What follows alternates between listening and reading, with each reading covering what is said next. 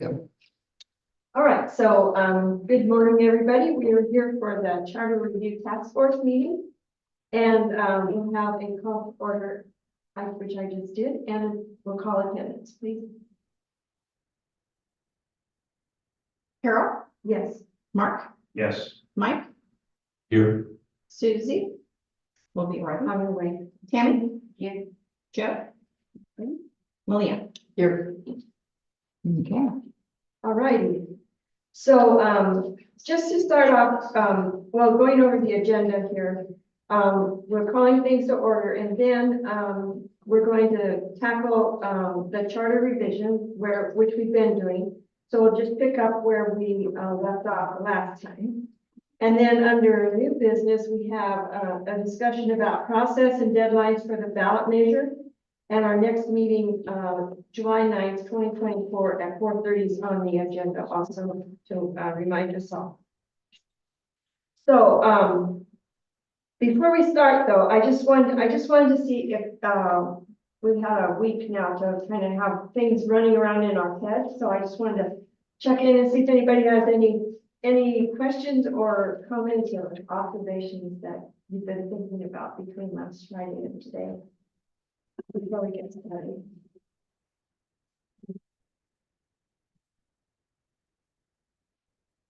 I think we're making good progress. Okay, all right. Well, so let's just jump right back in then. We are on page 9 of the model charter from the League of Oregon Cities. We are starting on section 7.9, which is filling vacancies. And the vacancies section of the existing Gold Hill Charter is on page 166 under chapter 7, section 33.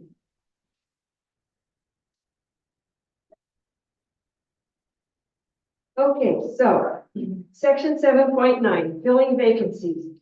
A mayor or council vacancy shall be filled by appointment by a majority of the remaining council members, notwithstanding the quorum requirement set forth in section 3.7, if at any time council membership is reduced to less than whatever, the remaining members may by majority action appoint additional members to raise the membership to whatever, as little as a single council member may constitute a majority for purposes of filling vacant council seats if all other council seats are vacant. The appointee's term of office runs from appointment until expiration of the term of office of the last person elected to that office. If a disability prevents a council member from attending council meetings or a member is absent from the city, a majority of the council may appoint a councilor pro tem. Okay, so a lot of this is the same as what is in our existing charter. We would have to fill in the blanks there. And then the disability piece is new. We don't have that in our current charter. So. I like how it clarifies though that the quorum can be one. Yes. Ours doesn't clarify. Doesn't. I remember there was times where it was kind of paralyzing. Going, we don't have a Right. quorum, so what do we do? This This takes care of it. Yeah.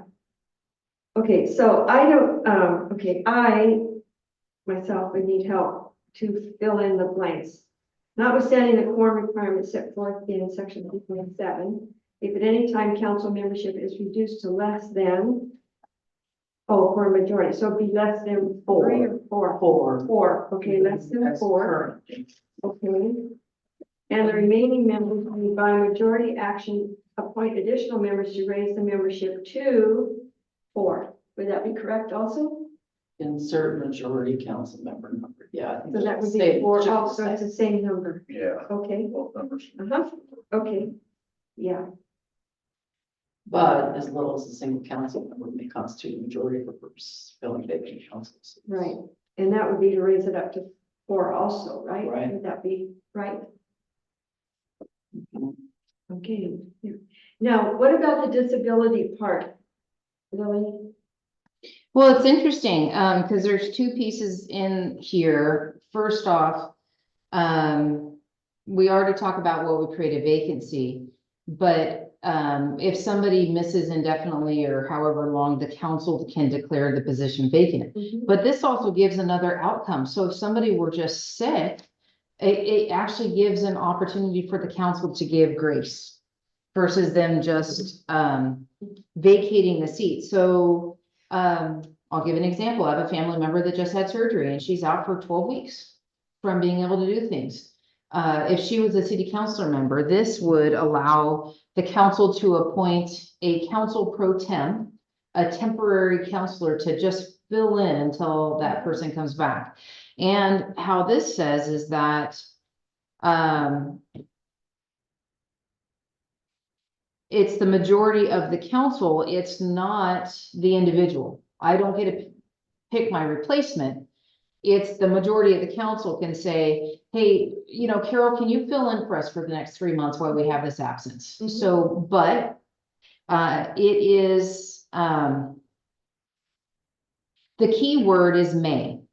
The majority of the council may appoint.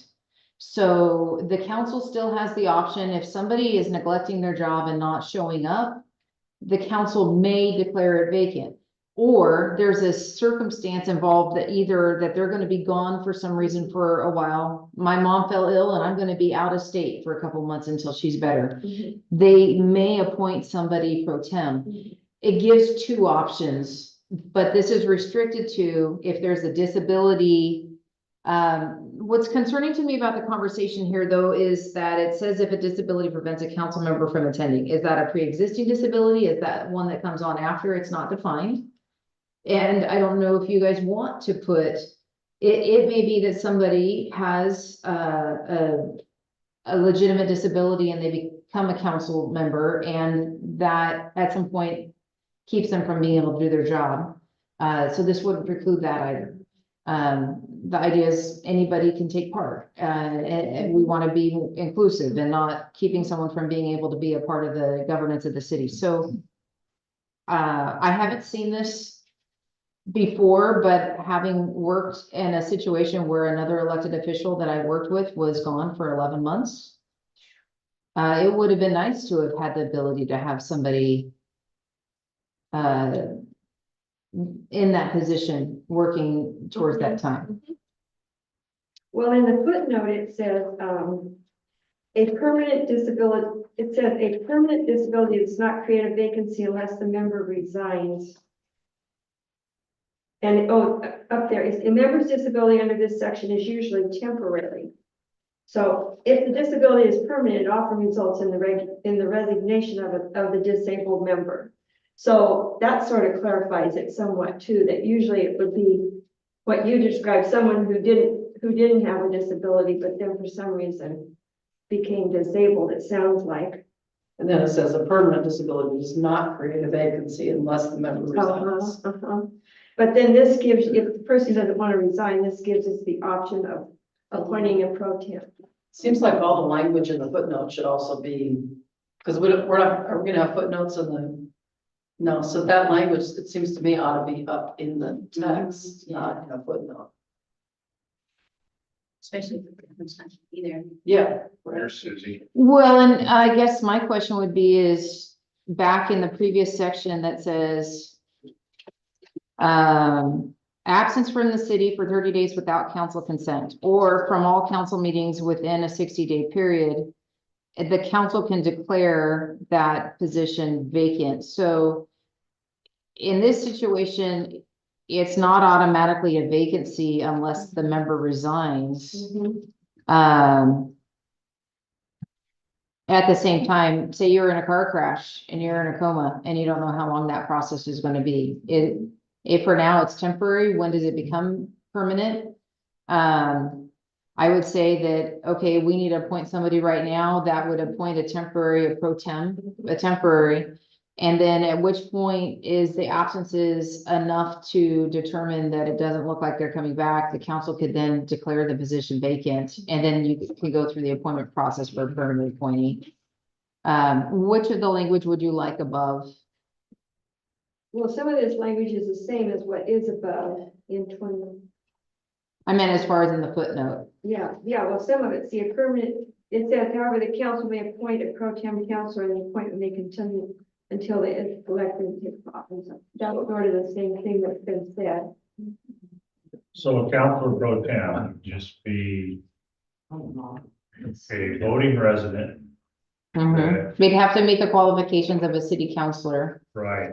That basically just volunteered to step up for, say, 3 months. Yeah, And, okay.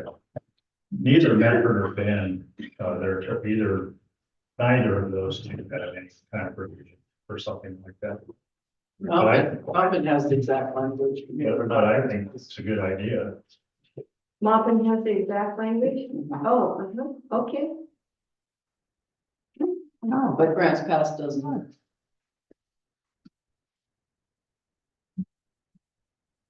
Well, I like it because I think it is inclusive and who knows, we don't need it right now, but when we do need it, it'll be nice to have, I think, so. Yeah. I agree. I just wonder if we should expand it to just copy the whole footnote to the end of the paragraph. Disability prevents So it also applies to or a member is absent from the city. It also gives you the option for that situation. Mhm. Or maybe taking it from the point of, the first two sentences are, it's kind of surmising, right, that it's Right. usually from, but if we took it from the point, permanent disability does not create a vacancy unless the member resigns. Right. And Yeah, the last two sentences. exactly. Oh, do those two. Eagle Point has a portion about disability. The appointee's term of office shall begin immediately upon appointment and shall continue throughout the unexpired term of the predecessor. During the temporary disability of any officer or during a member's absence temporarily from the city for any cause, the office may be filled pro tem in the manner provided for filling vacancies in office permanently. I kind of like that language because it covers what you want to have. The language there covers what we want to have in the part above. So could you just read that again and read it all slower for us, please? Pull it up on the screen. Yeah, let me pull it up so you can see it. Okay, thank you.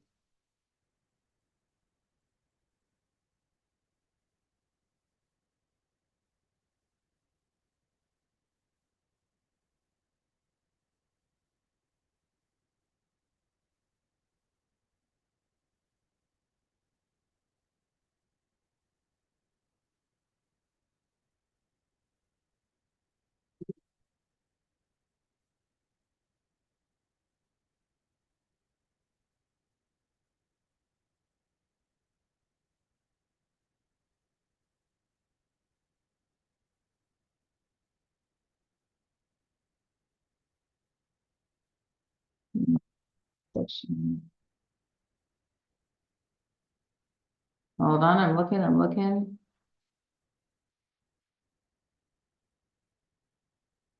Okay, section, Vacancy. there we go. So let me make sure this is showing on the other screen as well.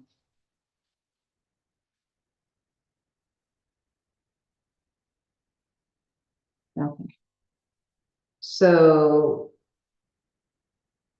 That's,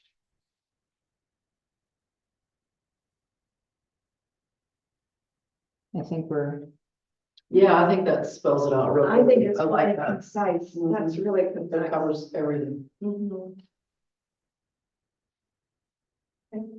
so, Except, I mean, we still want that whole language about what constitutes a majority or, Oh, yeah. we want that. So it would be, Yeah. yeah, it would just be that last sentence, taking the last sentence out of the model and putting that in. so let me know which portion. If the disability prevents a council member from attending council meetings or a member is absent from during the temporary disability of any officer during the member's absent temporary. I just think you take out, Yes, yeah. Mhm. And during the temporary disability of any office, because that lets us know it's temporary. Mhm. And disability of any officer or during member's absence temporarily from the city for any cause, the office may be filled pro tem in the manner provided for filling vacancies in office Oh, permanently. wait a minute. That means goes Well, that's back down, because go back down, or during a member's absence temporarily for any reason whatsoever, I can say I want to go to Mexico for 3 months, appointed pro tem for me. No, but that's not a disability. But it says or, during the temporary disability of an officer or during a member's absence temporarily from the city for any cause. But that's the key word there is may. And the language before, I'm gonna go back here and put back in what was taken out. If a disability prevents council member from attending council meetings or a member is absent from the city. So that was the language before that you're recommending to be replaced with during the temporary disability of an officer. The second sentence does incorporate the footnote. The first one, it was the original language in the model one, but this one does clearly say that it's a temporary disability versus a permanent disability. But we could say if a temporary disability prevents a council member from attending council meetings or a member we could just put temporary in that sentence that you have highlighted, and that would take care of, would that take care of the need to have, would that take care of the second sentence? I think don't they're both like the what- same. I don't like for any cause. I don't either. I like that it says meetings or a member is absent from the city. I like that language in the model one. So But I I, do think temporary is the key word that we have to get in here somewhere. okay, so Or is absent from the city due to disability? I don't know. About if you, that last sentence where it says during the temporary disability of the officer or during a member's absence temporarily from the city. The office may control him. Why don't we delete? I'm gonna just separate these out for a second so you can compare them. Mhm. So there you can see in both of the options. I took out the for any cause of the second one. It seemed like that was what was, so here's the second one from Eagle Point now here. Now, again, what I said before about a vacancy, the council still may declare the position vacant Mhm. if the person is absent without council permission. Mhm. Right. And, but if the council is given that blessing, yeah, we know you're gonna be gone, we know it's planned, they could appoint a pro tem. It gives the council options to be whole. Now they have two options. They have two options. They can get, make a pro tem, or they can, act to create a vacancy. And And if they give pro tem, probably that's giving them permission. I mean, if we're gonna appoint a pro tem, we're okay with Permission, being out of the right. city, and we're accommodating the disability. Okay, I'm just wondering, do we want this just to apply to disabilities? Or do we want it to apply to any absence? I would recommend against it. There are certain absences, for instance, an aging parent or an ill child. That's not the individual's disability, but it is a protected action. Yeah. In that if you had to care for a loved one and that meant you had to be absent from the city temporarily, that is protected in a different classification. Now, if I just took off and I was gone, I think that's where it falls into the other one, and the council didn't give the consent. Mhm. And the council doesn't have to give consent for a vacation. But we also live in an area where our population is such as that you do have retirees. Do you want to allow a council member to be gone for a couple months? And do you make that provision of they're gone, so we're appointing a pro tem? Or saying, you know what, you're gone so much, you need to resign. or we're declaring, you know, the council is the authority. Mhm. If it's in the charter, there's options for the council to take. But they don't have to take them. It's always- But they always say may in these circumstances, so it gives the option of the council is just not up a creek without a paddle. But the first language is from the model charter, the second one, was from Eagle Point, with the exception of I remove the for any cause. And actually, I like the way that's written right now. Mhm. I mean, I think that kind of covers it. I think so too. Okay, okay, so if you're okay with the Eagle Point, revision, during the temporary disability of any officer or during member's absence temporarily from the city, the office may be filled pro tem in the manner provided for filling vacancies in office permanently. Thumbs up. Okay, so we're okay with that part, okay? All right. All right, so now, okay, I'm going to bore you with reading this whole thing again, but anyway, I think it's important. So we're gonna vote on the whole thing now. Section 7.9, filling vacancies. A mayor or council vacancy shall be filled by appointment by a majority of the remaining council members.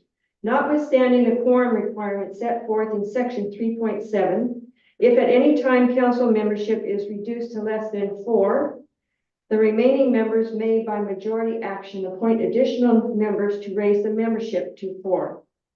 As little as a single council member may constitute a majority for purposes of filling vacant council seats, if all other council seats are vacant.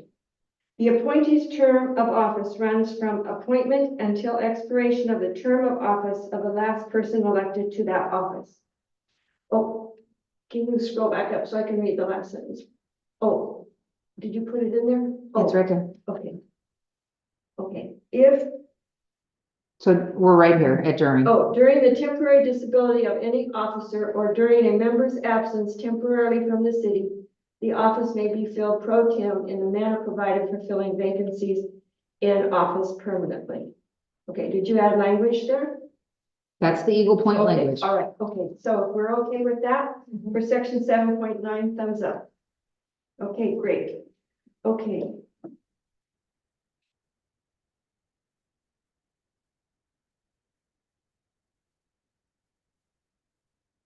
Okay, so that completes section 7 of our charter.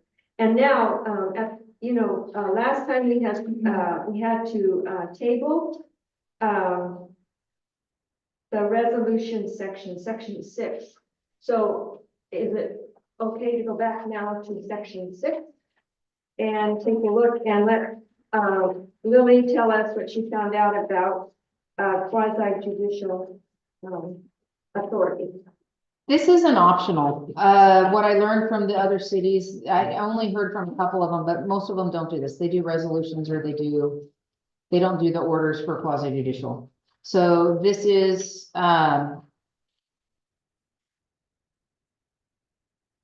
it's an option, but this section doesn't have to be there. But it is interesting that this was best practice recommended by the city, and we can create this process where you do an order saying that quasi judicial will be under an order.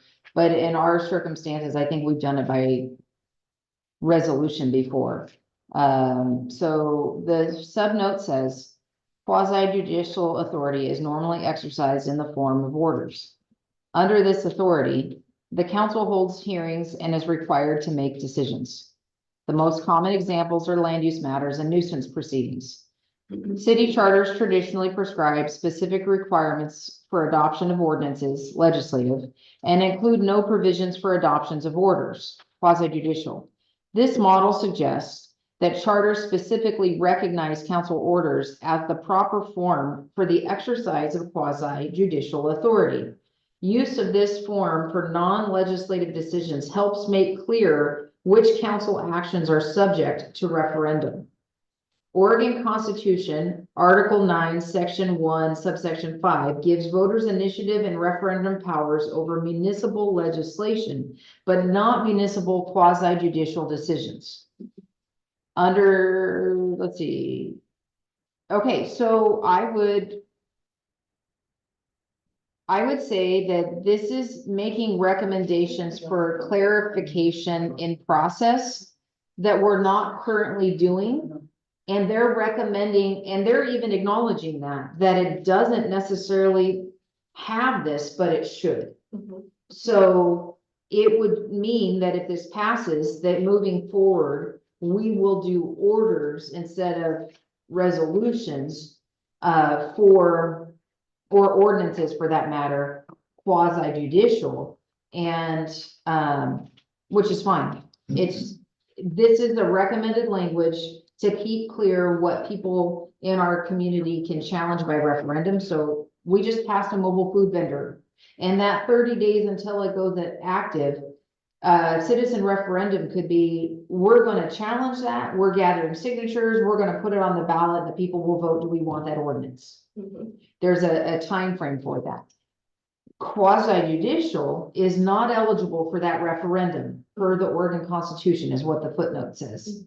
Mhm. So by doing orders one way, it distinguishes that ordinances are referendum and the citizens can override them, but orders for quasi judicial are not. And this recommendation is that we do two separate processes, so it's clear which ones citizens can take the ballot and which ones they cannot. Mhm. So it would be new for us to do this, but it's lawful. And they're giving an explanation of why they're recommending going this route. Well, and if it's around land use issues and nuisances, those are pretty big issues to tackle. So it seems like it might be good to have them as a quasi judicial finding.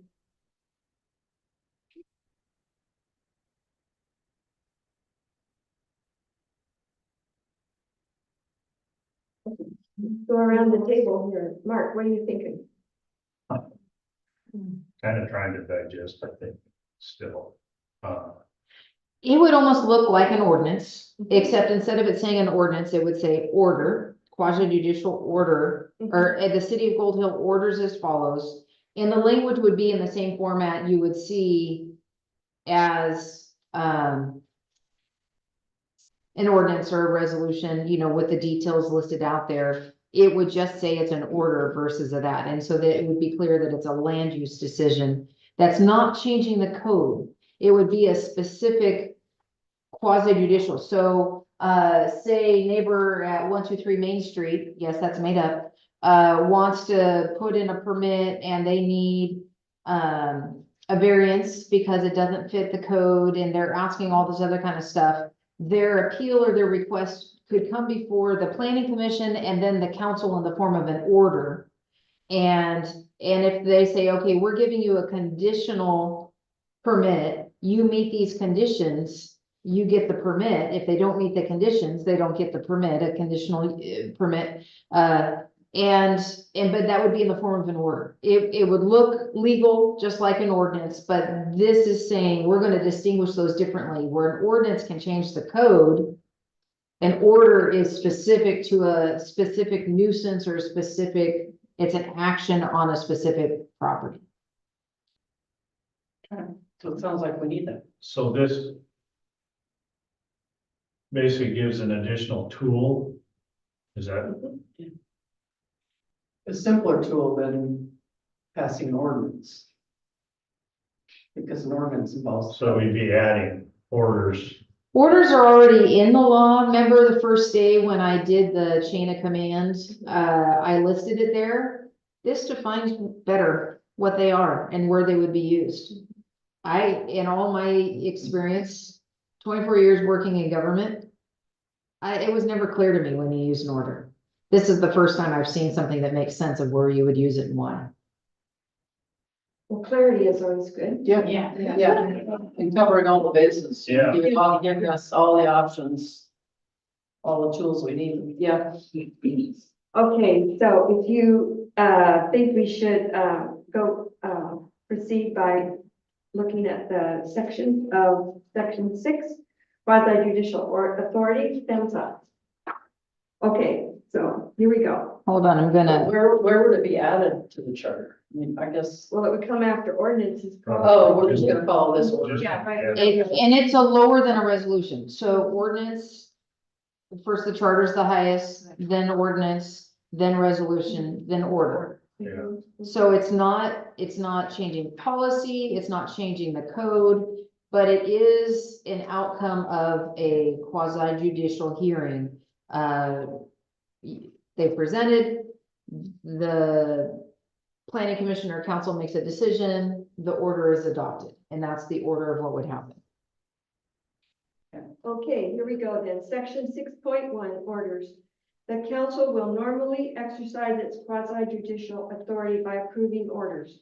The approving clause for orders may state the city of Gold Hill orders as follows. Okay, since this is new, if you think the language for section 6.1 is, okay, thumbs up. Okay, good. Okay, section 6.2. Approval of an order or any other council quasi judicial decision requires approval by the council at one meeting. Any discussion on that one? Okay, Mike likes it, if you like it, Mike. Okay, let's, does everybody know what it's saying? I'm just reading it. So, know, me too. The footnote does say has to be a majority of the council present. I guess that's always assumed unless you say otherwise. So Right. We don't really need to have that in there, but Right. yeah. I'm good with it. Okay, thumbs up if you're okay with section 6.2, the order of approval. Oh, A. Sorry, A. A. Okay, we're good, okay. Okay, this is, I think we need to do B and C under 6. yeah, right, okay, yeah, okay. You might as well read them all, I think. Oh, okay, all right. Okay, I'll read B and C and D. Okay, so under 6.2 then, any substantive amendment to an order must be read aloud or made available in writing to the public at the meeting before the council adopts the order. This is 6.2C. After approval of an order or other council quasi judicial decision, the vote of each member must be entered in the council minutes. 6.2D. After approval of an order, the city custodian of records must endorse it with the date of approval and the custodian's name and title. So this is all pretty much like the ordinance and the resolutions. It's the same process. Okay. Any discussion about B, C, or D? So the vote of each member entered in the council minutes, that's standard practice. We do that now, yes. I realize I was nodding my head and yet, in Zoom land, they only see the screen, so they would not have seen the head nodding. I just wondering, looking at B, if there's any substantive amendment, must be available to the public. Wondering about public comment. How would, Eh, what if somebody had Don't get in the weeds. okay. Don't get nervous. So that procedure, the procedure of public comment over big amendments is, you'd have to do that anyhow, or make it Yeah. available, that's already in a process of a hearing, separate than this just saying.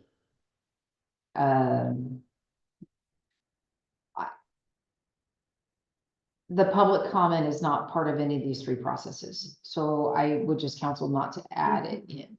Yeah, no, It is a part of quasi judicial hearings, and we have that in a separate place. right. Okay, not here. Okay. All right. Well, I guess my question is, if somebody's gonna have a public comment regarding an item that's listed there to be in our existing procedures, they would already have that opportunity. Correct, And they still will. Yeah. This doesn't preclude that. So, Correct, yeah. so okay, the specifics of how those things happen don't go into the charter. They'll Right. go into another form. But they would have an opportunity for public comment just because it's a public meeting. and- Sure.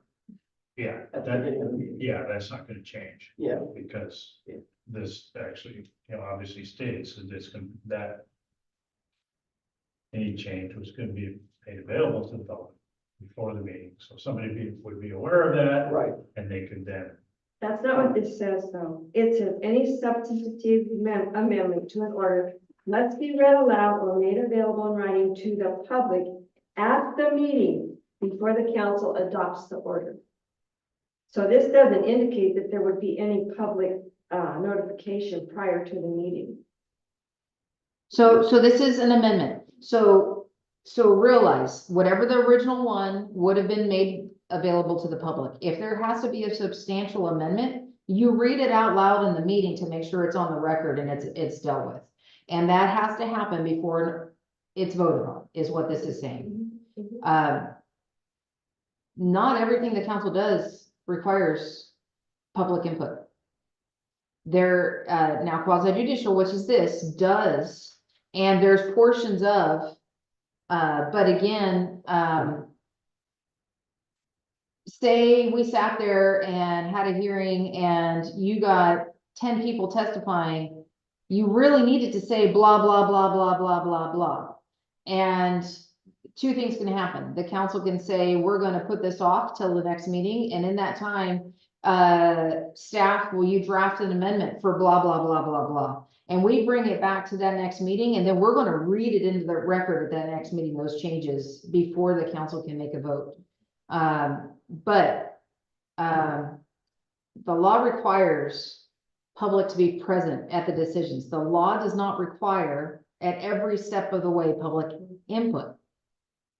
So there's different times that public input is required, but this is just saying that you can't publish one thing and then have a substantial amendment and not have it read in the record and made available to the public. So this is just for amendments.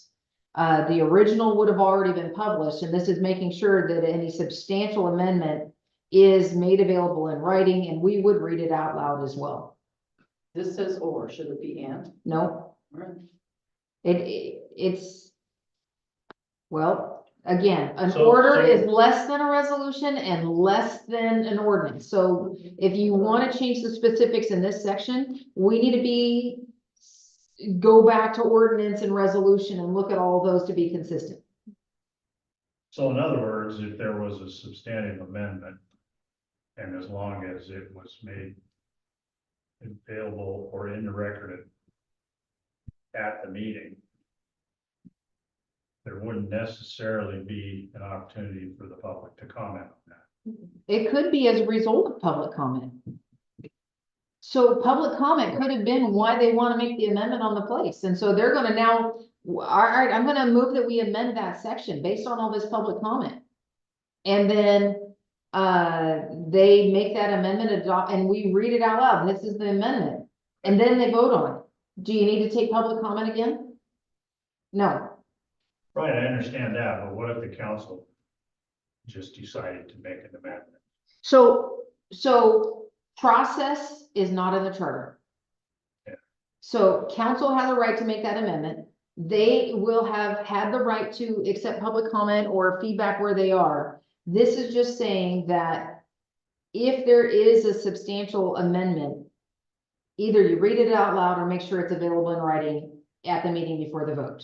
So it is kind of making sure the pieces that have to be, but as far as public input and public, where you have to accept public comment, that is in a separate piece of the law. Okay.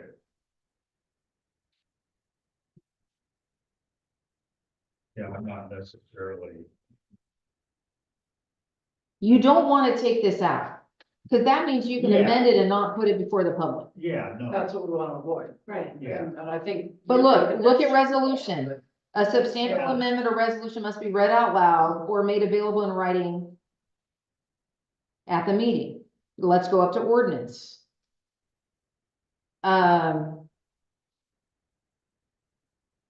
D, any substantial amendment to a proposed ordinance must be read out loud or made available in writing to the public before the council adopts the ordinance at the meeting. It's consistent language. Mhm. And this is a lower level of authority. Yes, it is quasi judicial, but this is consistent language in all three processes, and that's what you want in your city constitution. Okay. yeah, I don't have a problem with it. I just want, like, this clarification on, you know, Understanding the process, yeah. yeah, that's all. All right, here we go. This is section 3.2B. Any substantive amendment to an order must be read aloud or made available in writing to the public at the meeting before the council adopts the order. Thumbs up if you agree. All right. Okay, 3.2C and D. 6.2. Oh, I'm sorry. Yeah. Okay. Thank you. Okay, I'm going to read both of these now. After approval of an order or other council quasi judicial decision, the vote of each member must be entered in the council minutes. And 6.2D, after approval of an order, the city custodian of records must endorse it with the date of approval and the custodian's name and title. So if you agree with 6.2C and D, thumbs up. Okay, good.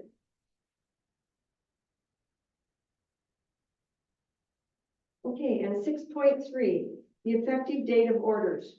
Orders and other quasi judicial decisions take effect on the date of final approval or on a later date provided in the order. Okay, discussion? I like it. There are gonna be some decisions that have to take place later. There's some that can take place that day. It will be defined by state law in those circumstances based on what type of hearing it is. All right, if you agree with the language in section 6.2, I'm sorry, 6.3, thumbs up. Okay, good. Okay, that takes care of section 6. Now we can hop over to section 8. Which is appointive officers. And this is page, well, it's page 161, I believe, in our old charter.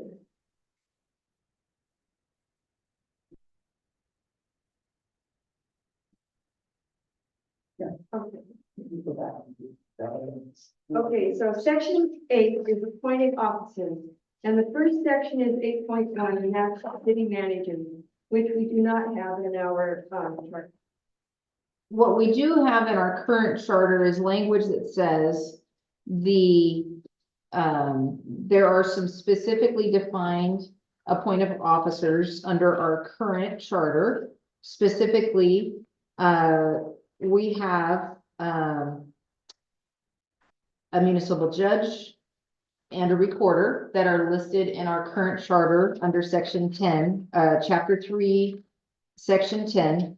And it says that, and such other officers as the council deems necessary.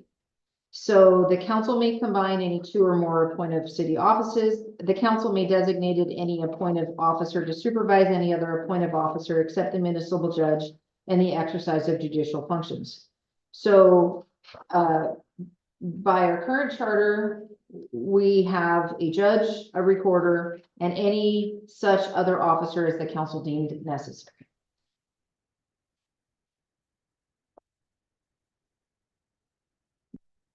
Okay, so then, but we do want to have a council city manager form of government, right? Yes. Yes. Yes, okay. So it does seem then that appropriate to have a section that addresses the city manager specifically, to me anyway. I don't know. Yep. It doesn't sound like that's absolutely necessary, but it does seem to me like if that's the form of government we're gonna have, that we would want to reflect that in our charter. Yes. Yeah. Yes, absolutely. Mhm. Okay, so, then we're going, then the municipal, let's look at this, okay, 8.1 is the city, 8.2 is the city attorney, 8.3 is the municipal court and judge. And, yeah, and then the city record, I wondered then, would we leave section 10 in the charter somehow so that we would still have a city recorder? And would that be represented in here, or do we not need to do that? So, I would recommend taking the section by section. Uh-huh. And we can look at each individual position as is. Some cities, all right, so traditionally, the recorder, and the recorder is still an essential part of every city. They are, every city has a recorder. Matter of fact, they may not have a city manager, city administrator, but they will have a recorder. They are, the foundation of every city has a recorder that is essential. Traditionally, they were essentially the city manager. So you will see functions in our charter that are assigned to our recorder that in updated charters, that falls under the manager, some of those things. But there are some pieces that are always the recorder. But what's different is some cities, the recorder is an officer. And in some cities, the recorder is hired by the manager. The duties of the recorder are still dictated very clearly. They have their own association, they have their own responsibilities. They're the ones who handle our election details. They handle the oversight of the minutes and some of those other documentation. So there's very specific things that the recorder is essentially the record keeper of the city. Mhm. And that responsibility and obligation is huge. Each city, this is where it's a good idea to look at all of our partners and what they do in that thing, because we're gonna have a recorder no matter what. Does the recorder stay an officer that answers directly to the council? Or does the recorder stay an essential function in the city and answer to the manager? Mhm. So I would say in each of these positions, it's worth looking at Mhm. who they answer to, where that process, and we can take it on at that time. I don't have a recommendation for you at this time. I'm just gonna let you know that we have to have a recorder. Okay, let me also point out that chapter 5, powers and duties of officers, is going to be probably an important section to be looking at.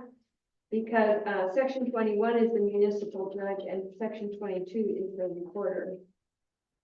Yeah, so there's some other pieces in our charter that will come into play as we go through this part. Okay. All righty. And actually, in section 3, we've done all section 10 is the only section in chapter 3 in our present charter that we haven't addressed. So we've done all the other parts of this section. We just haven't done section 10. So it is in play along with the other ones in section 5. Okay, now that that's clear as mud, we'll proceed. Okay, so I think what Lily said about looking at each of these individually, and then keeping in mind what additions we need to make when we get to the end, that will be a good way to proceed. Okay, so we're going to start with 8.1, which is the city manager. And 8.1A is the office of city manager is established as the administrative head of the city government. The city manager is responsible to the mayor and the council for the proper administration of all city business. The city manager will assist the mayor and council in the development of city policies and carry out policies established by ordinances and resolutions. Okay, comments? Discussion?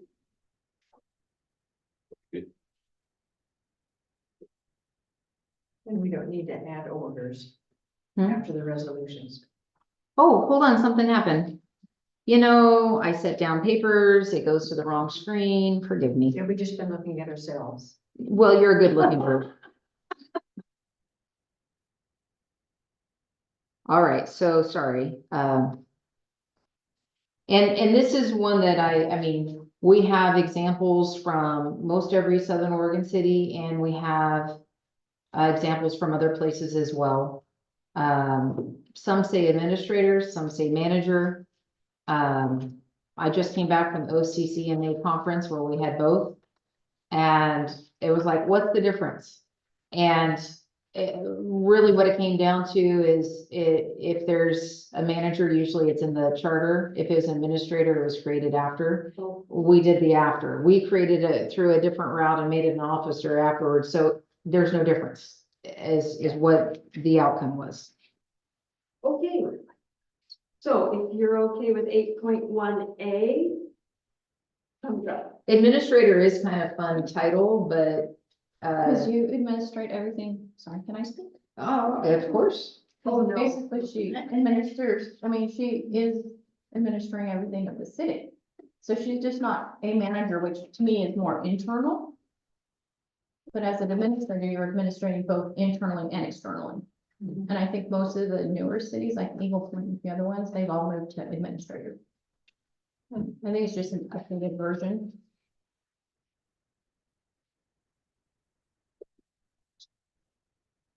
Okay, if you like section 8.1, city manager A, the office of city manager is established as the administrative head of the city government. The city manager is responsible to the mayor and council for the proper administration of all city business. The city manager will assist the mayor and council in the development of city policies and carry out policies established by ordinances and resolutions. There is a footnote. I was trying to 56. find it. Oh my gosh. I'm gonna have to look in the original paperwork because as I've been going, I've been deleting footnotes, so it changed the numbering. The one on That's why I the, was confused, because my. the one on the model, Yeah. What's that? the one on the model. Yeah, so on the model, so first 55 says, city manager exercises administrative authority delegated by the city charter and the city council. The manager and the council both exercise administrative authority. Only the council may exercise legislative authority. And then 56, which is at the end of that subsection A, let me go back up to it.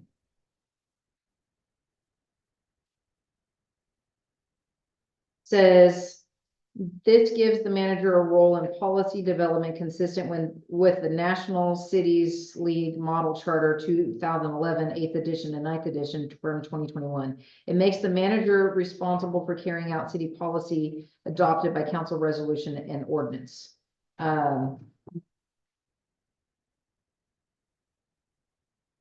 So I guess it's just saying where it came from. It's the National League of Cities had a model charter that League of Oregon Cities apparently borrowed from.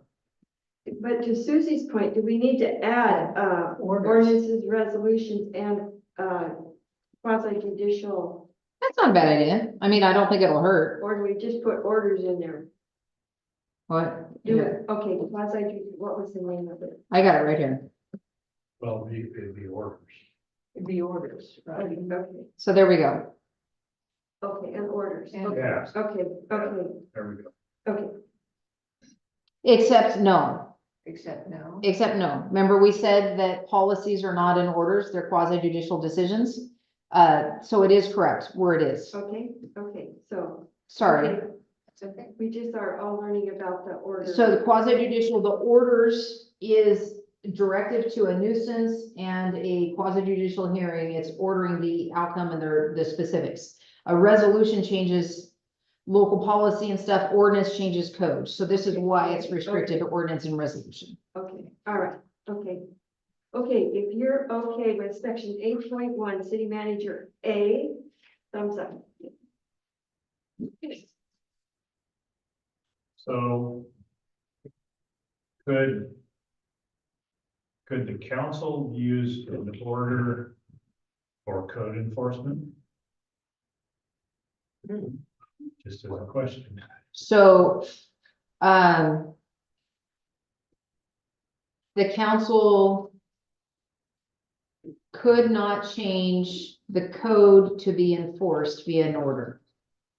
The council could order the city manager to take action on something. But what we just did in the previous section was limit orders to quasi judicial hearings and nuisance. So if there were a quasi judicial hearing on a nuisance property, which is a very specific state law process, that would be in order.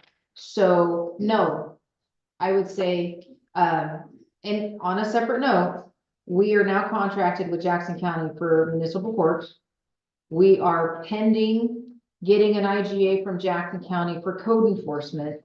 I've been waiting for months. I check in every other week and say, where are we? And I'm still waiting for them. We don't have the staff to do code enforcement nor the specific train. I could personally, I have the training to do that. I don't know that the council wants me doing code enforcement. It's got enough to do. Might be dangerous, besides that. Well, no, I mean, how we would manage it would be letters. Sure. We would say, this is a property, we'd like you to clean it up by such a date.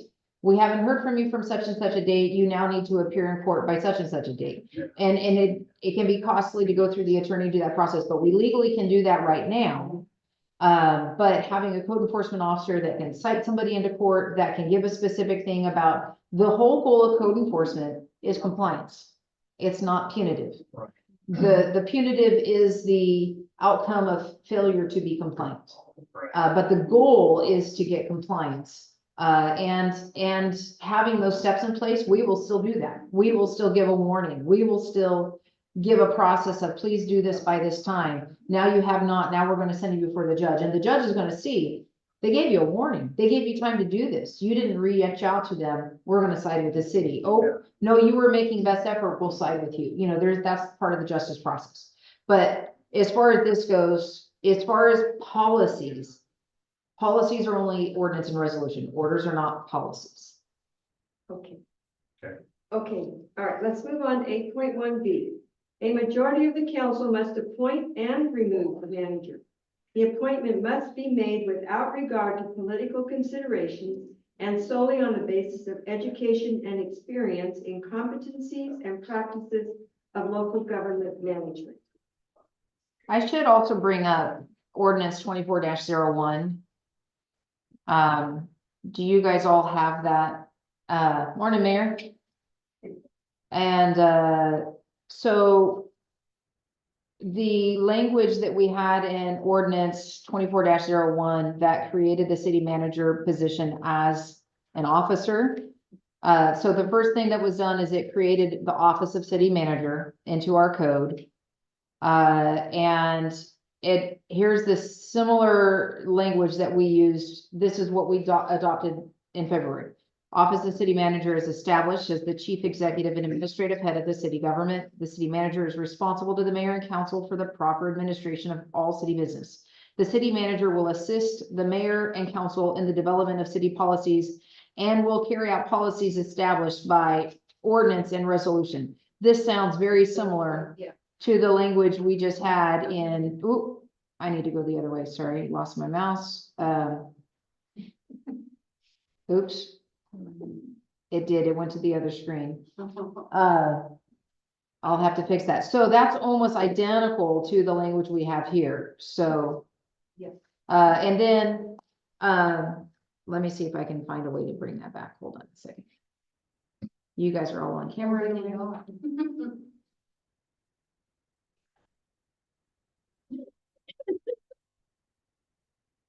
Oh, no, oh, here, I can fix that. I'm not get in school.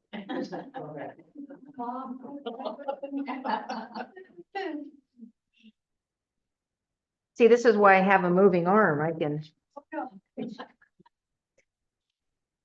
I might have messed with something though. We lost something. Hold on. I need to have coffee. Okay, do we want to take a quick break? 5 minute break.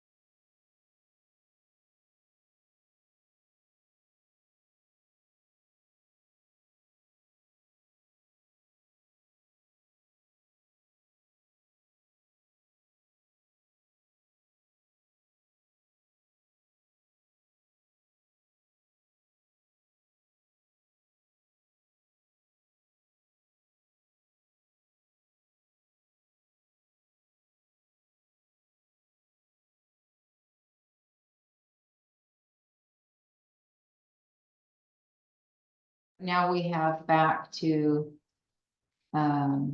mic is on.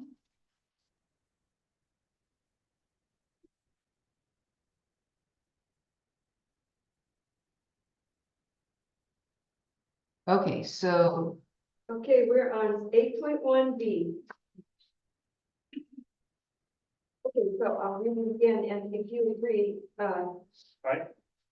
or you have a comment. Yeah, I have, I was looking at Medford's, it's similarly written, let me just read it.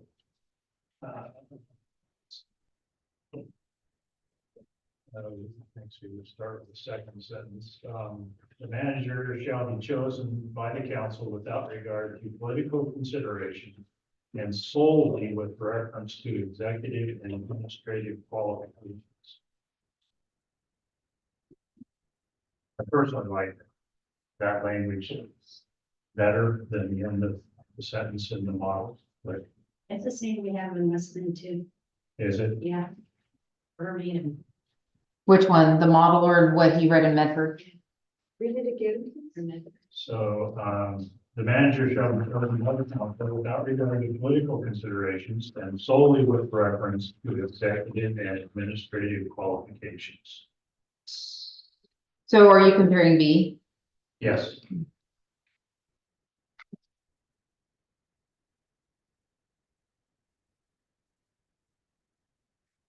So what did we pass? In our ordinance, we passed, majority of the mayor and councilors must appoint, may remove the city manager. Appointment must be made without regard to political considerations and solely based on education and experience with local government management. And that's a little different than what the model one says, appointment must be made without regard to political considerations and solely on the basis of education and experience in competencies and practices of local government management.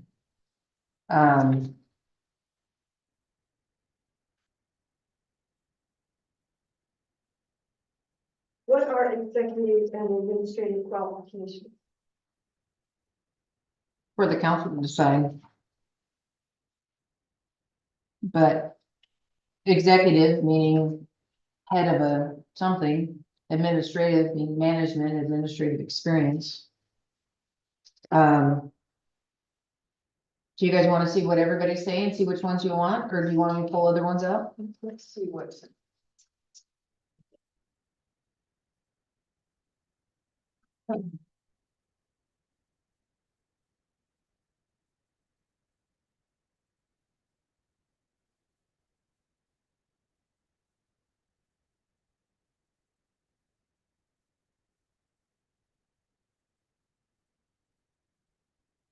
Legal point just says solely with reference to executive and administrative qualifications.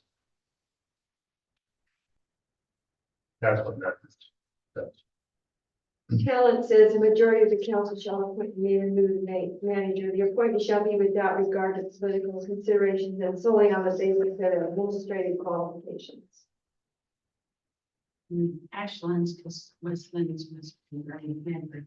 The appointment is pretty simple. The appointment must be made without regard to political considerations, solely based on education and experience with local government management. Yeah, that's what that point basically says also. Yeah, I mean, we can leave it too. I mean, if it's, Which language do you guys like? That's what we've been doing so far. Okay, let's find out. Let's vote on 8.1B. So if you agree with 8.1B, a majority of the council must appoint and may remove the manager. The appointment must be made without regard to political considerations and solely on the basis of education and experience in competencies and practices of local government management. If you like the language in 8.1B, thumbs up. Susie, I can't see your thumb. Thank you. Okay, we're keeping that. Okay, 8.1C. The manager need not reside in the city. correct, I agree.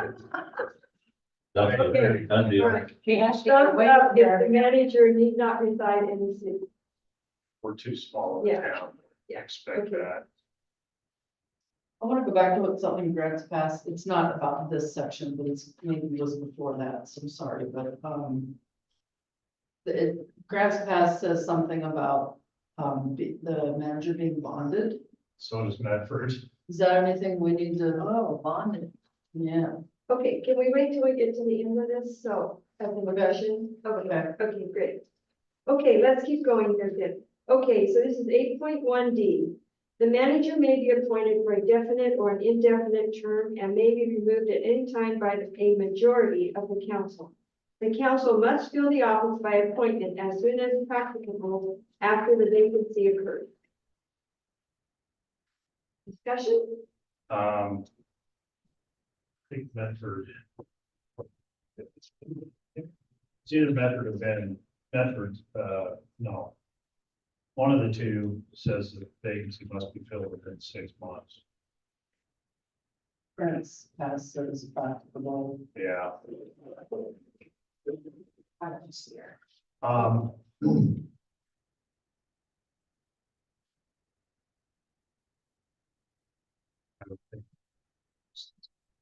I would think the wording, yeah, I would think, Practicable? yeah, I would Okay. think that's, All right, if you like the language in 8.1D, the manager may be appointed for a definite or an indefinite term and may be removed at any time by the majority of the council.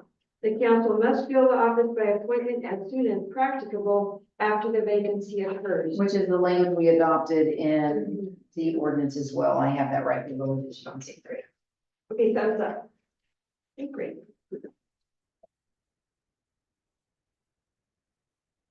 Okay, this is 8.1E, and I'm gonna read all 11 of the items under the manager must. question. Just to Malia's point about the city manager being bonded.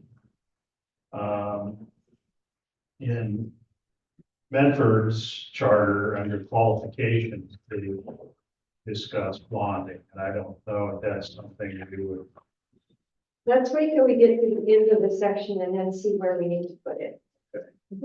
If we need. Yeah, if we need to put it. Okay. Okay, so I'm reading 8.2, 8.1E, and I'm reading 1 through 11. Okay, so here we go. The manager must attend all council meetings unless excused by the mayor or council. Make reports and recommendations to the mayor and council about the needs of the city. Administer and enforce all city ordinances, resolutions, franchises, leases, contracts, permits, and other city decisions. 4, appoint, supervise, and remove city employees. 5, organize city departments and administrative structure. 6, prepare and administer the annual city budget. 7, administer city utilities and property. 8, encourage and support regional and intergovernmental cooperation. 9, promote cooperation among the council, staff, and citizens in developing city policies and building a sense of community. 10, perform other duties as directed by the council. And 11, delegate duties but remain responsible for actions of all subordinates. Okay, any of those that need further discussion or you have questions about? Lily? I would just, I wanted to point out, there was a couple differences that we had in the ordinance that we passed in Okay. February. Uh-huh. And in the ordinance, let's see. The language of C in the ordinance, which was 3 here, administer and enforce all city ordinances, resolutions, franchises, leases, contracts, grants, permits, and other privileges granted by the city. So I don't know if we, Doesn't say grants, doesn't say grants up there. Doesn't say that up there. It does, it says it in C. Grants is right Oh, over we're there. looking at the down below. Yeah. Okay. Yeah. so the down below C is what the ordinance said in 24-01. The number 3 above is the, Model. model charter. Oh, okay. But what are privileges? I don't know. I think we should have grants up there. Yeah. Yeah, I think Grant should do this, but what about, what the privileges in That's- that? That's awfully broad and undefined. Wouldn't other city decisions be more in keeping with everything else that's listed there? Yeah. How about that? Uh-huh. Just added the word grants and leave it as other city decisions? Yeah, Then, one thing different that we did is, okay, D below, act as purchasing agent for all departments of the city. Mhm. And that's not above. You need that to give you that ability. I- Yeah. And Authority. purchasing agent. Plus it's funneled, it's not like. people. Mhm, mhm.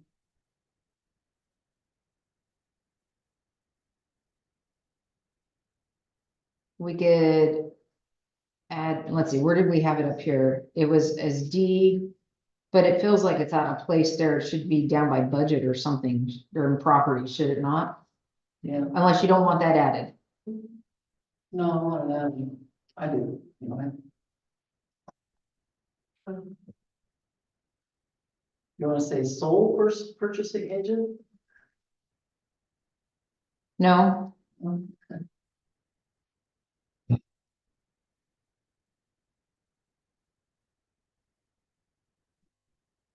Then we did E differently. This says appoint, supervise, and remove city employees. And it's the footnote. Note that the manager appoints, supervises, and removes city employees. The council appoints, supervises, and removes city officers. So that's the difference there. And appoints, supervise, remove city employees. And then we had the wording in ours, supervise, control, and discipline all department heads and other city employees. The language we got from the ordinance, we got from other codes or other charters around, we brought up other, I don't remember, was it Ashland or Talent? There was a couple other ones we were looking at when we were writing the language of the ordinance. So I just wanted to point out a couple of the differences. I don't know what you guys want the wording to be. I'm just saying that what we passed in the ordinance versus what the model charter, what language would you guys like? So the ordinance is down below, Correct. and then up above is the model. I like the part about, oh, you already have that up there, okay.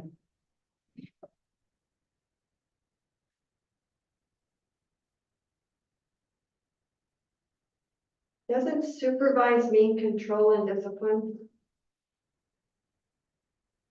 I don't think we are, so we were intentional with the language in the ordinance because the charter is what it is. In the ordinance, it established a city manager as an officer and appointed that officer as supervisor over the other officers. And this was giving supervise, control, discipline of basically all, but not hire, fire. So the difference is, at the top, it's appoint, supervise, remove city employees. So, and it's distinguishing city officers are from the mayor council, city employees are by the manager. So, for instance, you asked about recorder. So down the road, you'll have to determine, is the recorder an officer, is the recorder an employee? If the recorder is an employee, the manager hires the recorder. Mhm, If it's an officer, the council hires the recorder mhm. And that's. But doesn't, and fires. So okay, isn't appoint, hire, supervise, control and discipline and remove would be, well, I won't use the word, but let go. Yeah. You can say fire. So, I mean, it's yeah. fire. Appoint, supervise, remove, is you hire, you supervise, you fire. That's authority of the manager.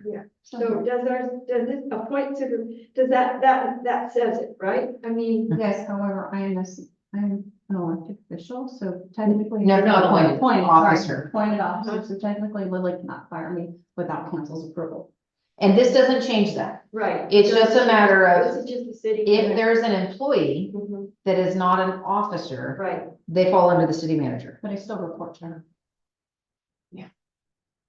because of the ordinance. Yeah. Well, even before. well, I do we have the department head? We currently don't, but under the portion of organized city departments and administrative structure, who knows what we would create down the road? Oh, So the language of 4 is appropriate. And what about transfer?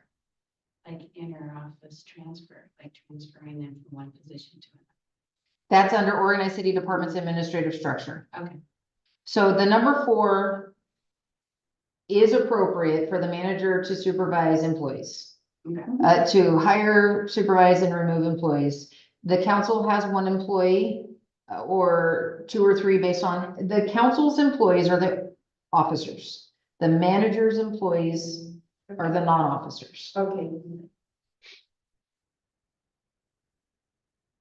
So Medford, under powers and, talking about powers and duties of the city manager.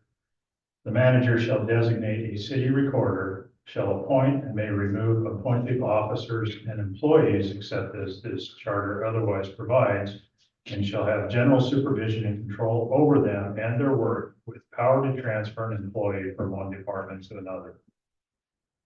Manager shall supervise the departments to the end of obtaining the utmost efficiency in each of them. The manager shall have no control, however, over the council or over the judicial activities of the municipal judge. That gives the manager a lot of authority. Yeah. Which I think is good, actually. I would recommend you all look at other charters and see if there's wording that you like under this section. Because it's the first time it's gonna be recommended as part of our charter, and so whatever you establish is what it's gonna be for the city, so Grants pass, gives the manager the power to designate a recorder. Yeah, that's what Medford does. That's the interest too. Uh,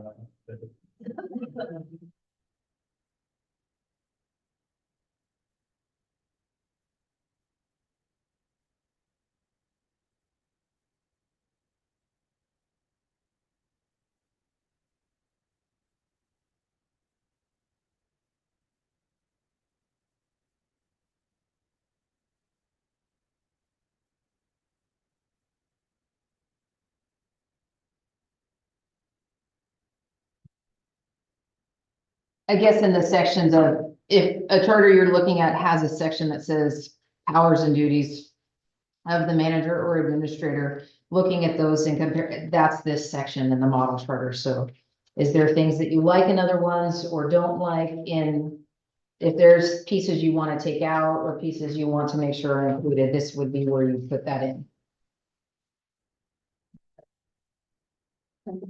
Same thing about powers and duties, well, duties. Seems to me the recorder should be employed.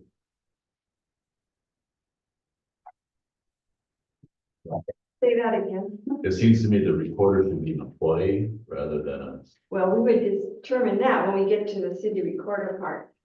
We Okay, would determine that, and, but this would, what we say here will determine, will determine who is supervising the recorder when we get to the part where we put in who, if she's an employee or an officer, correct? Correct. Yeah. And for instance, Eagle Point has some functions that are different than other ones. This is just the administrator. Supervise and direct operations of the city through appropriate department heads, provide policy and program guidance and interpretation to the departments of the city, and recommend policy changes and programs to the council. Compile and administer the budget, provide financial guidance to the council and other departments. Represent the city to other agencies, groups, and the media. B, ensure that all monies that come to the city by taxation or otherwise are managed under sound financial principles. C, countersign all orders on the city treasury. D, ensure that an accurate record is kept of the city's proceedings. E, ensure that all books, papers, records, and other documents connected with business of the council or which may be the property of the city are securely kept. F, perform other duties inherent to the position of city administrator or responsibilities necessitate and as directed by the council. G, attend all council meetings unless excused by the council or mayor. H, keep the council advised of the affairs and needs of the city. I, supervise city contracts, franchises, leases, and permits. J, see that the provisions of all ordinances are administered to the satisfaction of the council. K, hire and fire employees. So they have different wording in there, some of those things they said in Eagle Point are functions that we have listed under our city recorder and others. So again, I would just point back to what other charters do you have as far as under the powers and duties of the manager? Is there other things that you want listed in this section here? We currently have, let's see. I'm gonna take that out. So Ben, doesn't, give the city manager authority to appoint, the recorder, but what it does say is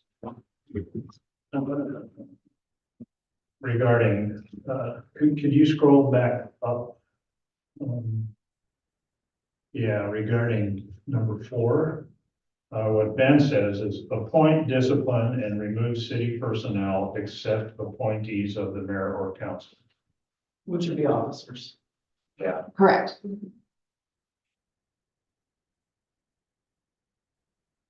Which to me is a little more descriptive. I mean, a little more. This assumes you know the difference, that you know the difference between employees and officers. True. Yeah, so, And we haven't even got to the other sections yet that will define those other positions and those other portions. Medford's is the only one that sounded, well, no, that's not true. Medford's is the only one I've heard you guys describe that sounds different, that they have the ability to actually appoint officers. That was different. Well, Grants Pass can appoint a recorder. But that, in that charter is saying the recorder's not an officer.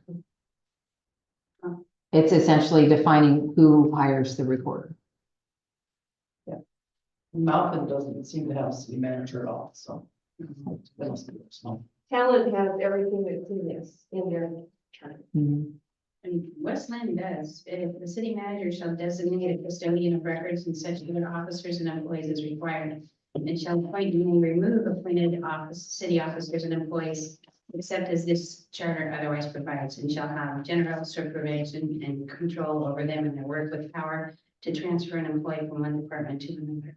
That's almost exactly what Medford says. Almost word for word.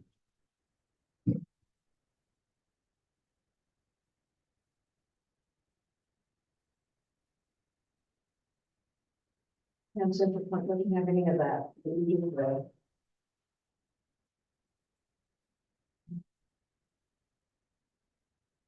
So if the manager designates a city recorder, the employee, I think so. It would be- It would be employed. and you're currently considered an employee, No, she's an officer. or you're an officer. She answers to the council right now. If she was an employee, she would answer to the city manager. Well, No, we have a hybrid. yeah, She's an officer who, via the charter, section 10, that says any other officer deemed necessary and you can appoint one to supervise another. Under ordinance 24-01, the city manager office was created and designated as the supervisor over the other officers except the municipal judge. The removal and appointment of an officer is the mayor with approval of the council. So I supervise the direct work and hire fire is mayor council.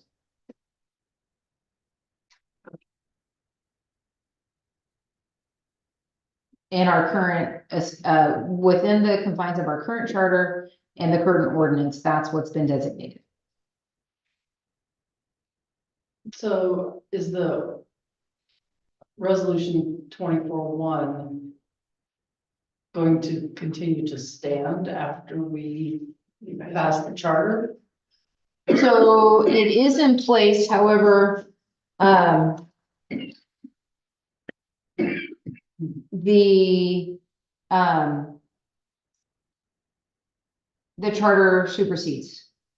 So whatever the voters vote, I mean, it's in place until it's either overturned by another ordinance or is overturned by the vote of the people in the charter.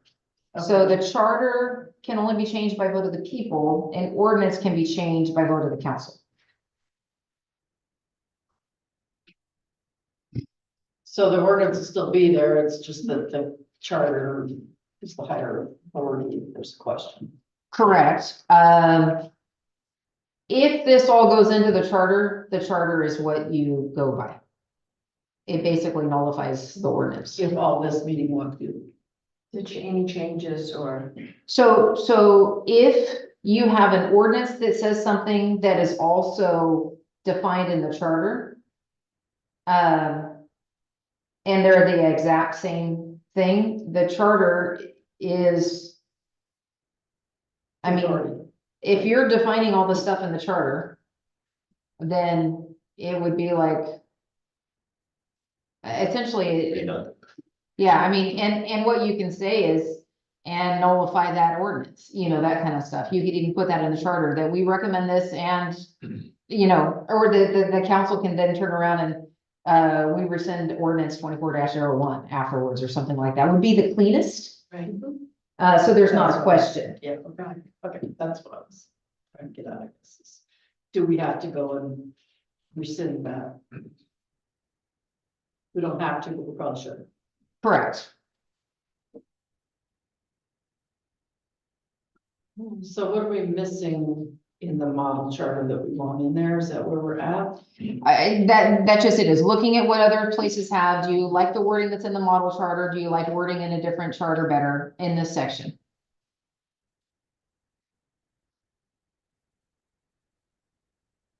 Okay, let's just go through these and see where we're at. So, we can, keep moving here. Okay, so I'm gonna read them again, one by one, and we'll do thumbs up after every one. And we should be able to go through these, fairly quick. Okay, all right, so the manager must, this is 8.1E. 1, attend all council meetings unless excused by the mayor of council. Thumbs up. Number 2, make reports and recommendations to the mayor and council about the needs of the city. Thumbs up. Regular reports, or I mean, that just make reports is pretty vague. And do you want to say monthly or? No. You do not want that specification in your charter. But Because you've been good. what if you only want to do it once a year? So here's the thing. How a city manager responds to their council is gonna be different for the council, it's gonna be different for the manager's relationship with that council. That changes through time. You want this to be broad. And then the specifics come down through resolution and ordinance on the specifics that you want, or the relationship with the council. I will tell you that when I met with every city councilor, I asked each one, how often do you want to meet? I had one who said, I don't want to meet. I had one that said, I want to meet every week. And everything in between. And so and at the conference this week, they said, there are some counselors that want to be contacted by text. There's some that want to be by email. There's some that want a phone call. You adjust to the needs of them, but you're giving the same information to everybody. So I've sent out texts to the whole council recently about our meeting changes. I've sent out emails to everybody about a grant opportunity. It's one of those things that I'm getting the information out to everybody, but you tailor it to the needs of the individual counselors. Yeah, I wasn't thinking of that level. I was thinking of like your city manager report that you give at city council. Yeah, and that's something that would be more appropriate in a resolution and rules or in a function of even the agenda on the council meetings is in a rule right now that can be changed by resolution. that should not be at this level in the charter. Okay, we're good. Thank you. Okay, number 2, E2, make reports and recommendations to the mayor and council about the needs of the city. Thumbs up. Okay, number 3, administer and enforce all city ordinances, resolutions, franchises, leases, contracts, grants, permits, and other city decisions. Thumbs up. Okay. Number 4, appoint, supervise, and remove city employees. Thumbs up. Yes, that was yes. Okay. 5, organize city departments and administrative structure. Thumbs up. Yes. Number 6, prepare and administer the annual city budget. Thumbs up. Yes. Okay, now we have number 7, act as the purchasing agent for all departments of the city. Thumbs up. Yes. That was an addition. Okay, so now 7 becomes 8. 8, administer city utilities and property. Thumbs up. 9, encourage and support regional and intergovernmental cooperation. Thumbs up, yes. Number 10, promote cooperation among the council, staff, and citizens in developing city policies and building a sense of community. Thumbs up, yes. 11, perform other duties as directed by the council. Thumbs up, yes. Number 12, delegate duties but remain responsible for actions of all subordinates. Thumbs up? Yes. No, that's not. Okay, that takes care of section 8.1E. All right. F. The manager has no authority over the council or other judicial functions of the municipal judge. Is that right? Do we need to say something here about appointees? I would, well, we don't have an appointee right now. If there's a section about the municipal court and judge, there's a section in there I would ask that we add about, There is a part about the municipal court and judge, it's 8.3. oh, this is, no, this language is appropriate. The manager has no authority over the council or over the judicial functions of the judge. You cannot coerce a judicial outcome. Right. That does not mean you don't work with them about what is necessary for function of the court. Or the record keeping of the court and stuff like that. That is something we have to coordinate. And so this just simply says in their judicial functions, which is then making judicial decisions, which is absolutely appropriate. Okay.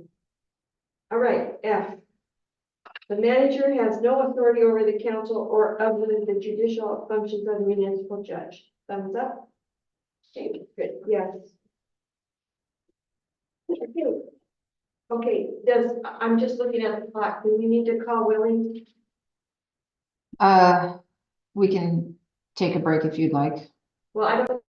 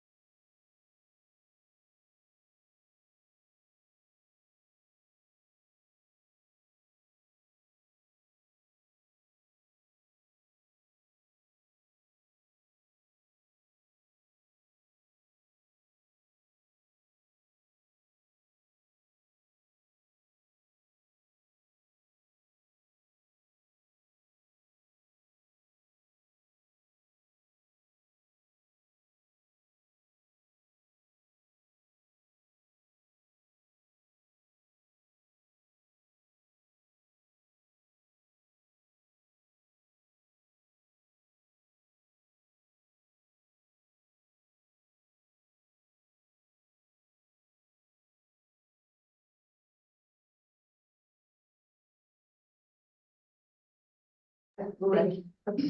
All right, so now we're on G. Okay, so, the manager and other employees designated by the council may sit at council meetings but have no vote. The manager may take part in all council discussions. Any discussion about that one? Okay, if you agree, thumbs up. Yes. H, when the manager is temporarily disabled from acting as a manager or when the office of the manager becomes vacant, the council must appoint a manager pro tem. The manager pro tem has the authority and duties of manager, except that a pro tem manager may appoint or remove employees only with the council approval. Okay. Comment? Interesting language. I mean, I don't know how you're gonna, How are you gonna appoint a manager if you just don't have any good candidates? So this is a function that is appropriate for the manager to say, this is who I'm leaving in charge in my absence. So this normally happens through, so if you've given the manager, you can't think of where we are today. You have to think about, this is the charter for the city moving forward to where we are, and you've given the manager authority to organize departments and functions. You might have department heads. So what you'll see in other cities is if the city manager takes a couple of weeks off, they're designating one of their department heads generally to fill in their seat while they're gone. So it could be the chief of police. It could be the finance director. It could be the planning department director. It could be whichever one. So for me, I would need to appoint. So if I'm absent, I would say today, if I made that decision, it would be D. D is going to sit in my place to fill in until I get back if I needed to be out for some reason and something needs to happen. So that, but the authority you designated to that city manager is they structure. So some cities have an assistant city manager. Some cities have a something, but this gives the manager the ability to get somebody ready for that. So if they're absent, somebody can sit in. who determines compensation? Would that be up to the That's not council? its charter decision. Compensation is not in the charter period. Right, but who would, I mean, I would think That- if somebody's appointed a manager pro tem, they're gonna expect. So that's, I'm gonna just ask that we not talk about that in this meeting. It's not appropriate to talk about compensation of employees in relation to the charter. Yeah. State law dictates, and that's something we would work through our HR person of, generally speaking, you would have a city policy of somebody working out of class. Yeah, okay, But all that is something that doesn't happen in the charter. sure. No, I didn't expect it to be put in the charter. Okay, I wasn't asking that. Oh. Okay, all right, okay, so any more discussion about H? Okay, when the manager, this is H, when the manager is temporarily disabled from acting as a manager, or when the office of a manager becomes vacant, the council must appoint a manager pro tem. The manager pro tem has the authority and duties of manager, except that a pro tem manager may appoint or remove employees only with council approval. Thumbs up. Okay, yes, yes. Letter I, Do no, we need to look at the,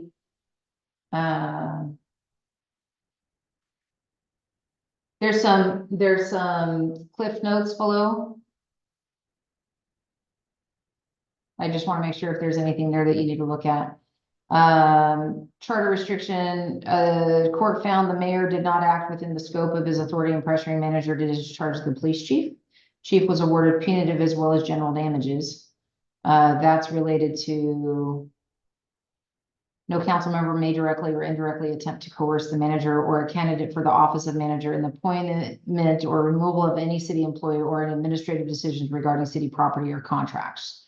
And the second part is violation of this prohibition is grounds for removal from office by a majority of the council after a public hearing. In council meetings, councilors may discuss or suggest anything with the manager related to city business. So, this does not affect the ability of a council member to obtain information from the manager or other city employees. Council members also have at least as much right to public records as other members of the public under Oregon public law. So those are the two footnotes regarding that section. What are the numbers of those footnotes? Well, on the original model 62 and number, 63, What are they? 62 and 63 at the bottom of page 12, on the original. 62 and 63. They are, I don't even have those numbers in my copy today. well, you have to go back to the original. Originals. The original model. Model chart. Original modern Yeah. chart. Oh, okay. Yeah, not, because those things have all been changed. As I've been deleting them, the numbers have updated. Okay.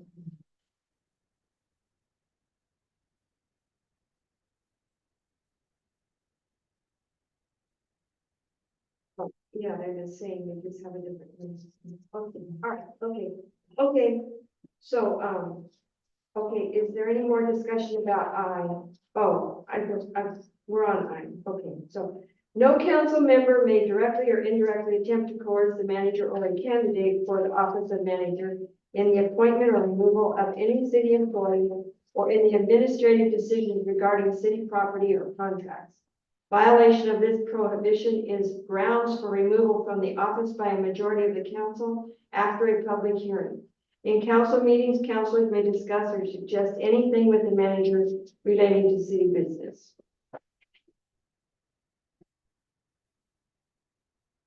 Discussion. Did we have that in our charter? I can't. No, you don't have a city manager, they're not sure. There's no thoughts. I think that's a good one to add. Yes, probably. For sure. Yeah. Yeah. Okay. Grants path is almost identical. Westland has subsection, nothing in this section shall be construed, however, as prohibiting the city council from fully and freely discussing with or suggesting to the city manager anything pertaining to city affairs or the best interests of the city. So you can make suggestions, but you can't coerce. Right. That's what Crestwell says. Yeah. Well, it gives a little freedom. Yeah, that's in grants pass too. Yeah, that's good language. That same language is in Grants Pass Mhm. and Crestwell, who had Crestwell? Susie, do you? Yeah, and same language in Crestwell.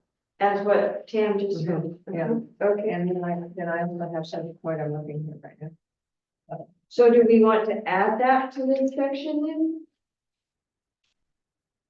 Yeah, nice, because it clarifies that the councilors do have the right to discuss stuff, you know. And what could be repercussions in that? And it kind of goes in with that, subtext that they have on page 62, 63, where it talks about. Much right to public records.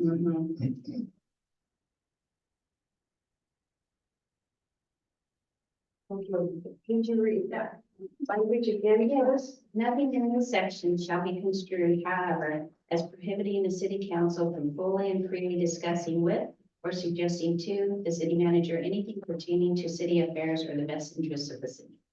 I read it. I can add it in, I just. Yeah. I could put it as fast as. Right there.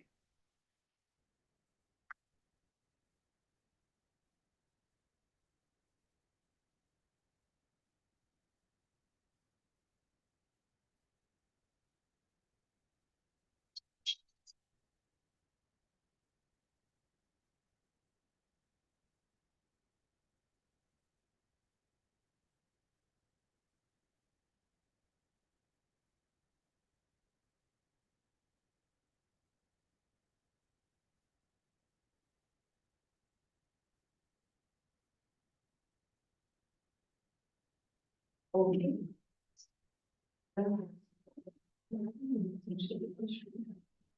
Bedford has similar language. But it's worded a little differently, but it says the same thing. All right, here we go. Let's vote on I.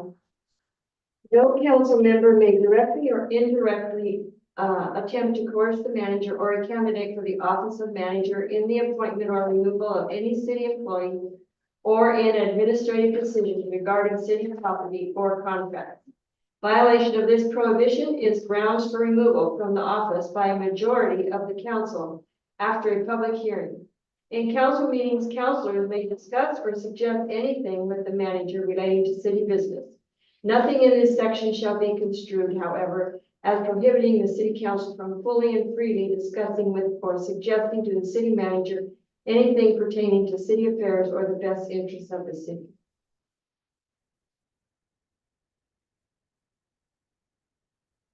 I'm done. As long as they're not coercing at the same time. So I want to be clear. Yeah. One thing to look at this language. Yes. No council member may coerce. This does not prohibit the council from fully and freely discussing or suggesting to the city manager. See the difference? One's the whole council, the other is council member. See I just want to point out the language difference. See, that's what I wanted to know. Yeah.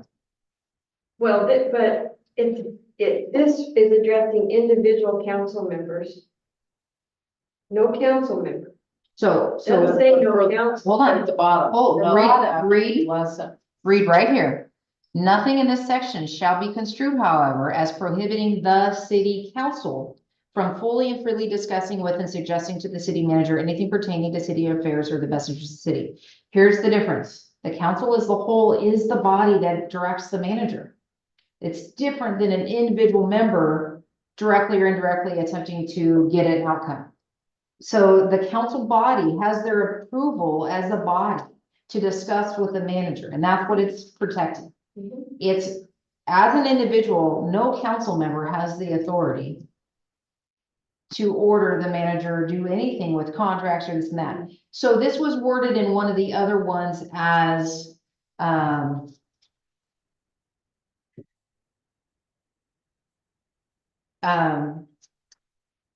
I thought it was anyhow, this just basically is saying member alone cannot coerce, but council can discuss. Right.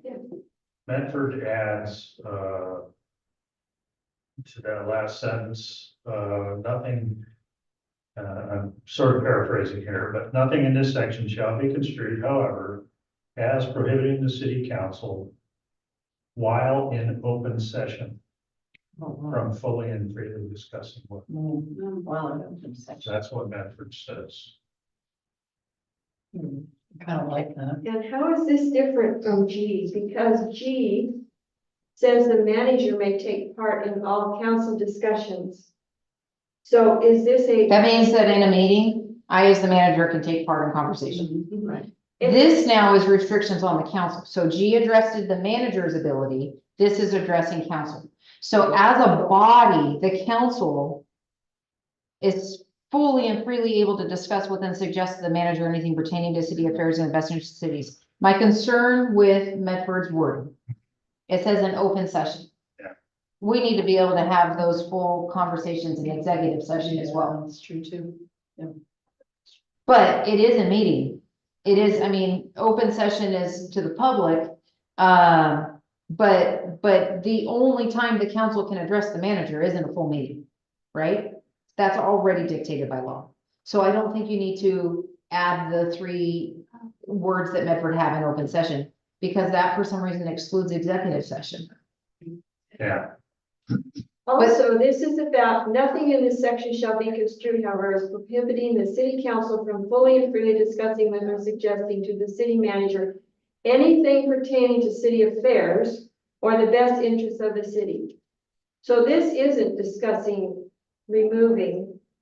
Can they discuss removing the city manager in a council meeting? That isn't what this says. No, so what this is saying is that no council member may directly or indirectly attempt to coerce the manager in the appointment or removal of the city employee or in administrative decisions regarding city property contracts.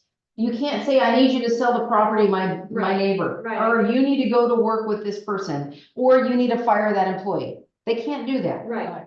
But in the whole as a council can discuss and should be able to fully and freely discuss anything pertaining to city affairs or the best interest of the city. But that means it's gonna be in a meeting. That's where that should be done, is in public. And so this is saying individual members can't do, but as a whole, the council can. Okay. So the So- whole council could say, you need to sell that piece of property. Or the whole council could say, you need to fire that individual. But see, I don't see this as being about, employee affairs. It says city affairs, So there's other state laws that involve employee affairs. okay, But this says they cannot interfere with appointment or removal of an employee. And administrative decisions regarding property and contracts. It's protecting the manager's autonomy to hire, fire, and engage in property and contracts freely of interference of an elected official. This is not saying the council cannot deal with normal city affairs or what's in the best interest of the city in a meeting. As a council, they can still engage in their normal council functions. If there's a property for sale, we're gonna do it through the book by going through executive session until we're ready to make a decision, and that decision happens in public meeting. And if there is an officer or a rule, that also happens in public meeting. So, this is, So, it is good language. yeah, The only difference is Medford had an open meeting, but I mean, we still have to follow the law of what's open and executive and all that other kind of right. stuff. If I remove the words while in open session, this is Medford's last sentence, which to me says the same thing, but it's a little shorter. Nothing contained herein, however, shall be construed as prohibiting the council from discussing with or suggesting to the city manager anything pertaining to city affairs.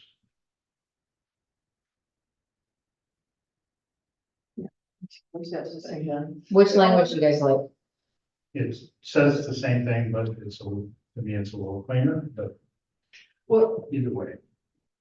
would it be more clear if we broke that into two pieces? Because one is really talking about council members, the other is talking about council. Well, it wants to make sure that it's protecting council function as a body. Yeah. So that's why it's listed the way it is. So no council member individually can come at the city manager and say, I want you to do this. But it's not saying, by saying that the council can't act as their governing body in a meeting.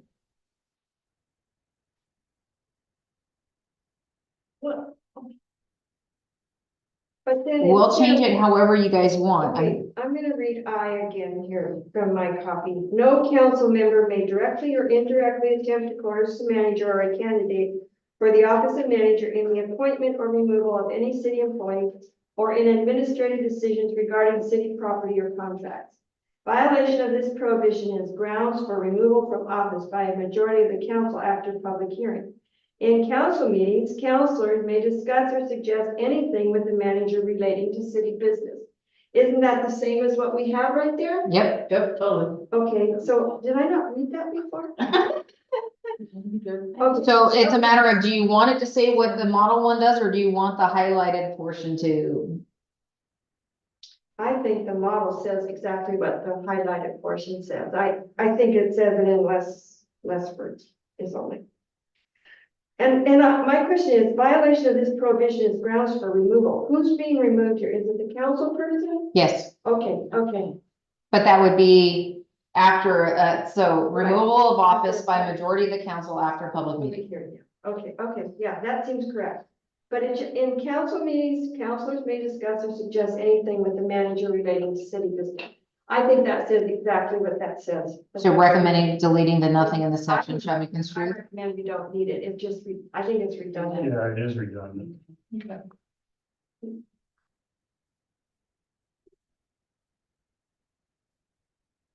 Okay, So we're back to the original to language. the original language.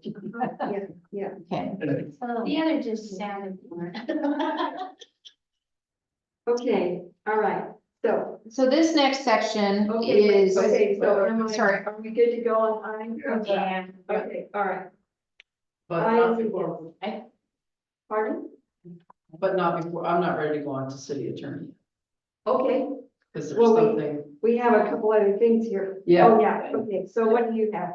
What else? do you have? I Oh, the have, bond issue. Grants Pass has basically a nepotism clause here. It says ineligible, number 7, ineligible persons, neither the manager's spouse nor any person related to the manager or manager's spouse by consanguinity or affinity within the 3rd degree may hold any appointed office or employment in the city. So this means. That person similar, Mhm. find it. I think we have that other clause where we said that the city councilor or mayor could not be employed, nor could their. But this says the manager cannot, and I think that's. Good a good policy. thing. Yeah, Is it a good policy? It's a good policy. Have we ever had that happen in the city? Yes. The manager or? Actually, I was the same. I think the Goddards weren't, wasn't one elected. Was one of was the mayor? Mary was a recorder, Mhm. Rick was in public works support. But And I then we thought have you, the one you read was about. Goddards. That's a mess. Oh, city manager, no? But, Read that again. oh yeah, but wasn't one of them a city manager? No, I don't think so. Where's that at? What are you talking about now? Number 7 here that I just read Mm-hmm. in the Grants Pass thing. Mm-hmm. And that was about the city manager can't be, Yeah, you can read it again. no, that's No. fine, because the other part was in section 7, and it was C on page, it's now on page 6. But it says neither the mayor nor a councillor, and this is under elections. Right. So that was pertaining to elections, so it seems appropriate to have that. For the city manager. The city manager.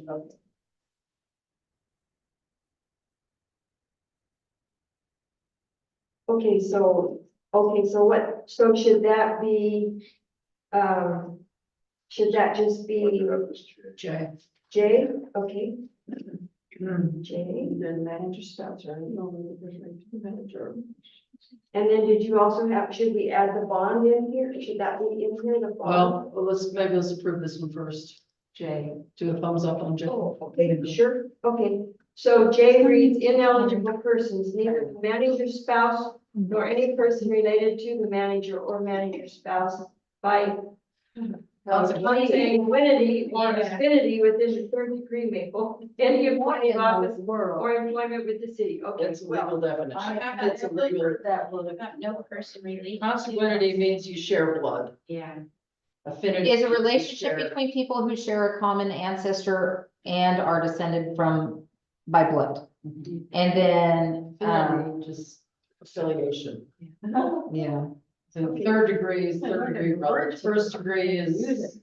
So interestingly, state ethics says to, it's like, it's up to your first cousin. So grandparent, parent, aunt, uncle, child, spouse, yes, and their grandparent, parent, child, to the first cousin.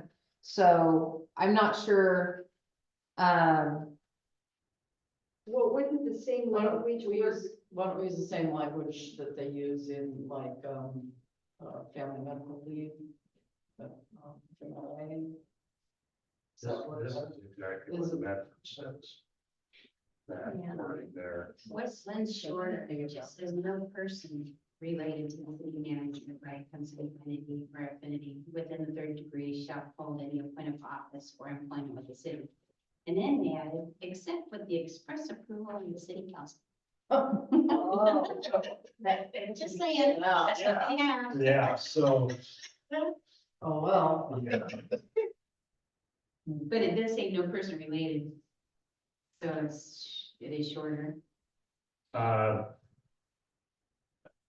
being nitpicky, but I don't think the word manager should be capitalized. It isn't in the rest of the document. that was the city's, I Yeah. copied exactly from the other. Just, Oh, Yeah. Homework, yeah. Better? Yeah. Mhm. Ours is better. This could be a vocabulary development opportunity. Yeah. Learn a word new, really. That's right. I learned two and one. Well, at least pronounce it. Can you pronounce it? Consanguinity.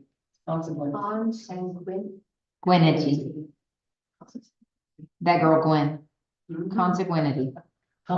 Okay, so if you like the wording in J, ineligible persons, neither the manager's spouse nor any person related to the manager or manager's spouse by consanguinity or affinity within the third degree may hold any appointed office or employed with the city. Okay, good. Okay. Okay, and then there was the bonding. And then the bond. Lily, you want to talk about that? Well, I'd be curious what the language is in the charters that have it. My contract, it's in my contract. But I'd be curious what the language of charters say. So you have a bond. Is that what you're saying in your contract? No? My contract says that the city has to cover me. I don't know that we actually went as far as getting a bond, but so that's why I want to hear what you guys' charters say. So grants pass says, it's under qualifications of the city manager. Do we have a section called qualifications? We did not. So they have a section under, the first section under city manager is qualifications. And it already, and it says, yeah, the administrative head and all that, like it's a lot of what is in A. Right there, but it says, before taking office, the city manager candidate shall be bonded in such amounts and with such surety as may be approved by the council. The premiums on such bonds shall be paid by the city. That's what Bedford says. Except it says, Bedford says before taking, office, the manager shall give a bond, et cetera, et cetera. The manager shall give a bond? Yeah, but it will be paid, the premiums will be paid by the city. So that's It shall interesting. be bond. Yeah. Mine says shall. I like the shall be bonded because generally it would be the city that would get the bond for the executive. My contract says the city will cover it if it's required. We didn't know if it's required or not. It was something I had added to the contract based on what other city manager contracts I saw.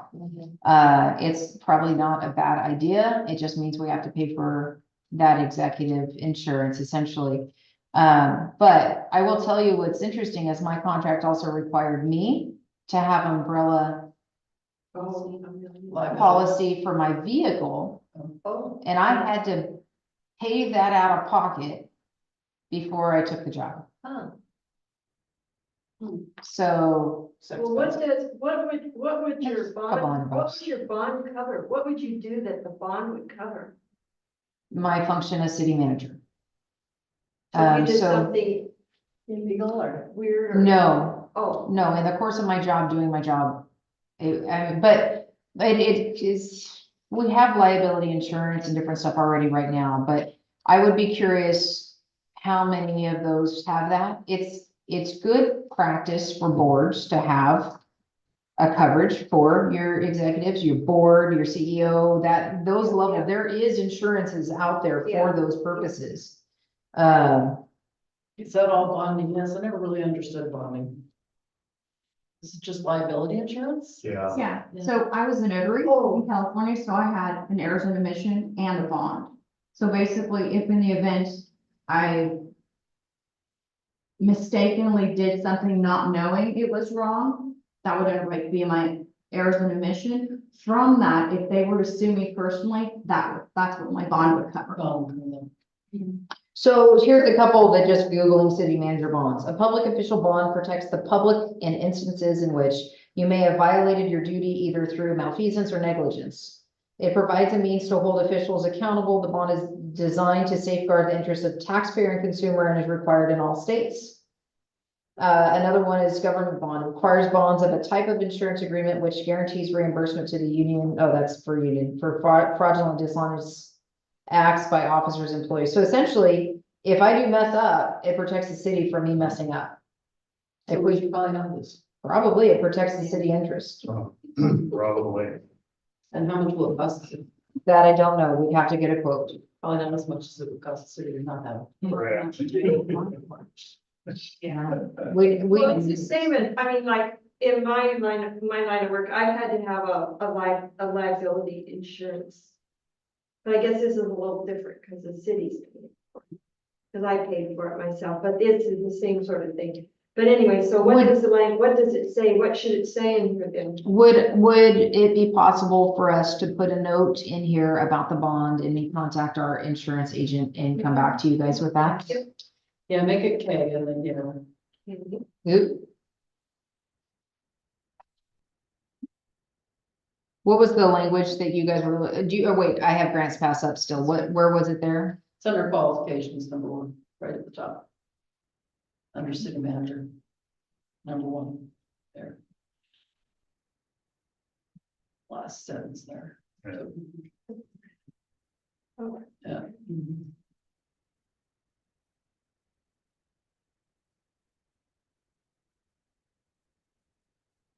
Our, our small nonprofit sailing club, we have directors, we have that insurance, and we have insurance for directors and officers. Can do has, Yeah, You almost also, have. yeah.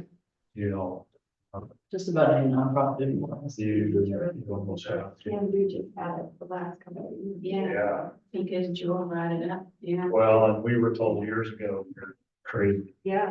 Have it, Don't have it. directors That- and officer. I was kind of scratched my head. Yeah. Yeah. Okay, so, K, we're gonna leave and come back. Okay, great, okay. So that means we can move on to.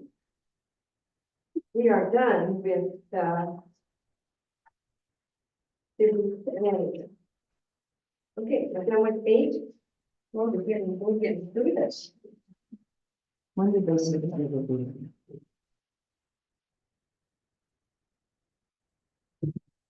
More popular?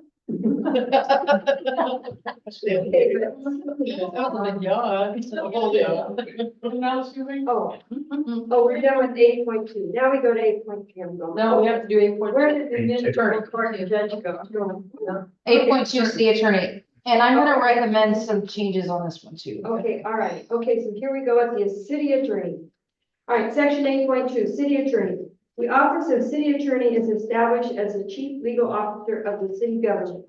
A majority of the council must appoint and may remove the attorney. The attorney may appoint, supervise, and may remove any employee to work in or for the city attorney's office. Right, this is not in our charter, is it? It's not, and here's the concern that I have. We don't have a city attorney. Right. We don't have an employee that's a city attorney. Grants pass language I like. Because it gives a little piece to both. It says, the city attorney shall be the chief legal officer of the city manager shall hire and or terminate the city attorney subject to the consent of the majority of the council currently holding office. Where we are is, I'm gonna have to contract with a different attorney for different purposes. I'm about to bring back to the council a different option as well, going with a firm that has lots of representation and depth, just because it takes so long to get a response. Oh, And so, I have seen where the administrator gets to hire the attorney and they work for the city. Then they have to be able to say no. I have seen it where they answer to the council, and then there's a problem. They're not working with. I just was talking to a city manager, says our attorney is an officer and they're not responding. They're not, department heads send them stuff, they don't respond. There's nothing I can do to hold them accountable. And I'm not gonna go before the city council in a public meeting and throw them under the bus. And they're frustrated that they're not getting responses in a timely fashion, and because they're an officer that answers only to the council, there's nothing they can do about that. So, and I'll give you an example. We had a situation where we had a city attorney of record. They were not responding. And then we had the annexation where city attorney, our contracted attorney represented both parties. So we had to be able to find another attorney so that we didn't have the conflict. So it really helps if, why I like grants passes is it requires the manager and the council to work together, but it does mean the manager has to be able to get the job done. Yes. And that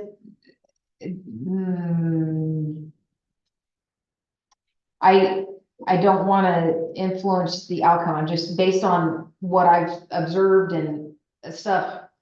That language was trying to make sure the council still had a piece, and yet the city can get the job done. But in our situation, we don't actually have a chief legal officer of the city because we don't have an employee. We have to contract. So, you know, the manager can contract for a city attorney based on the needs of the city. And, you know, and if that's gonna be this attorney here, this, and then with the consent, do you have to get the consent before, or can you contact somebody before? Logistically, good practice is to take it to the council. And would be, that's why the language of, shall hire or terminate city attorney subject to the consent of the majority of the council. But there is, I think what would do is we needed to have more, I'd have to take it to the council, and do I have to wait for a month before I get to a council meeting to make a decision? So that could be problematic too. So Malia, what is your thoughts as our elected council member? I'm confused. Yeah, I don't think we want to get into a situation where we have an officer that we have no control over, because. Talent doesn't have anything about a city attorney in their chart. Who doesn't? Talent. Yeah, Let's see about this. I think a lot of them don't. It just is the manager can hire an attorney as an employee. Well, when you Or say contract out. That, we certainly address that in the city manager part. I mean, Nothing in. a town this small is never gonna have An employee, an employee, city attorney. yeah. Don't we need to craft this language as to give the city manager the ability to contract with? We already have, because under the city manager, we said she can negotiate contracts, blah, blah, blah. So why wouldn't this fall under that? It didn't actually say negotiate contracts, did Yeah, it? he did. I thought it said, well, The screen's gone blank here. hold on, It said, "Administer report of the ordinance, resolutions, franchises, recent contracts, grants, permits, and other city decisions." it doesn't say negotiate. It says administer and enforce. So there's still a question of who signs what. That isn't established. And so that's, if they're in place, you administer and enforce. It does not say you negotiate the contracts. Oh, okay. That is still a concern of who does, because Does? there are contracts that the manager does need to do that. I think that's something that's not addressed in the city manager portion, and some cities deal with it at levels.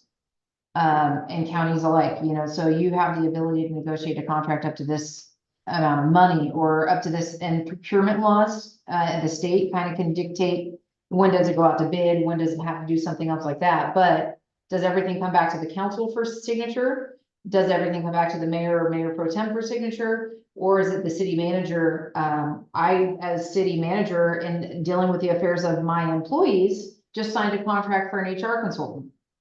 Because that's the administration of me running staff. But it is still a question of what authority does a manager have to sign, and which contracts. If it is, I would recommend this section be added to the city manager above instead of its own section. Mhm. And then,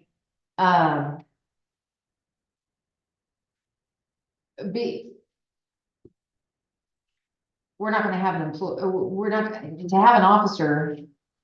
You're gonna be contracting with the law firm, Correct. so you need to be able to negotiate a contract. You need to be able to get answers to your questions in a timely fashion, and, right, and was the attorney who you were waiting for some time ago that he was on vacation or something, and then didn't get back to you? And There's a lot at Okay. play. okay, there we go. I'll just, I haven't taken this to council yet, but while I was at the conference this week, and I'm talking to several other managers and describing what I'm dealing with several things that are pending right now. And there were 2 law firms recommended to me, one in Eugene and one in Portland. that deal primarily with cities, and they have depth, so they have different attorneys that are experts in different areas, so you get the whole firm. Versus I have one attorney if I can reach or not, and I don't have anyone else to talk to, Right. Yes, so I or every topic that you deal with. think it sounds like a very good idea. So does anybody have a, charter that addresses the city attorney in different language? No. Cause I don't. Let's see. Grants passes does, Well, that's what I was just reading. Yeah, I have West Lynn, it's pretty short and sweet, but it says the office of city attorney is established as the chief legal officer of the city.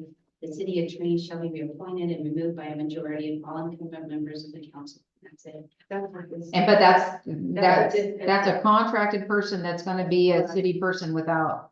Right. And that's Chris Wells, same thing. And that's the recommended, this is the recommended language, but it became complicated in Grants Pass, and that's why they changed their charter to what it is. Okay. Because the council felt What like, does Grants Council say? Because we're not seeing it on the screen. oh, I was waiting for, I can read it to you. here we go. It does say that the chief legal officer, but it's not hired, Screen's Oh. blank. wait a second, Screen is black. hold on. There we go. Better? Okay. That's Grants Pass. So that they are the chief legal officer of the city, but they shall hire and fire the city with the consent of the council. So the manager gets to hire and fire with the consent of the council. That's kind of versus it just being an officer to the council, but you said talent doesn't even address it. So that means the talent city manager just gets to hire the attorney. I think that's what we want to do. So we just, so I think we should just get rid of 8.2 in the model. Mhm. Just delete the whole thing and deal with it all under the city manager. Contracts. Yeah. Does that go under the manager must, section 8.1E? I would, no, it would go, how about HL, city manager.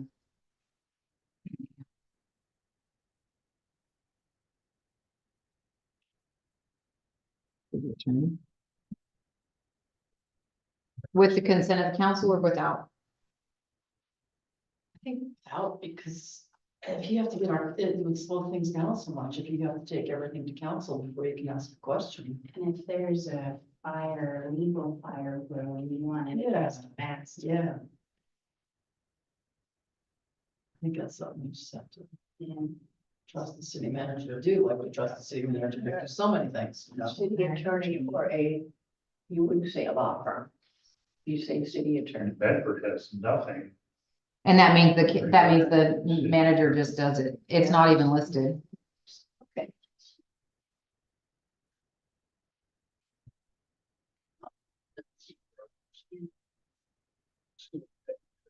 Oh.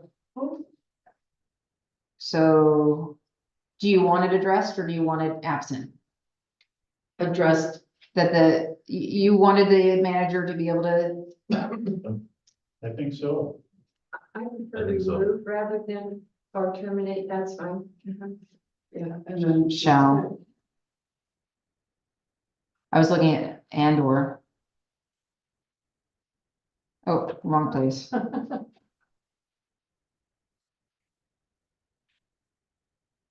And then just strike that whole section for. Okay, contract. You- Well, we can even, let's not limit it. City small city. attorney, oop, where'd it go? Whether employee or contracted. Okay, Service. all right, so if we do. Oh, that's good. Okay. At some point in the future, want to have a city attorney as Gives you- a concern. And so the people that you spoke to, some people use the law firms or whatever that, they This is gave you the a names law. for, and we're having. City manager's right to fire employees. You call. I already did. They're gonna respond if they are willing to even take us. Oh, Okay, then let's, Yeah. let's, keep going here. So, okay, so if you're for removing section 8.2 city attorney in the model contract, thumbs up. Okay. Yes. And then if you agree with the language in. Do you want it before or after the bond? Or where do you want it? I should ask. I don't think it matters. Okay, L is fine.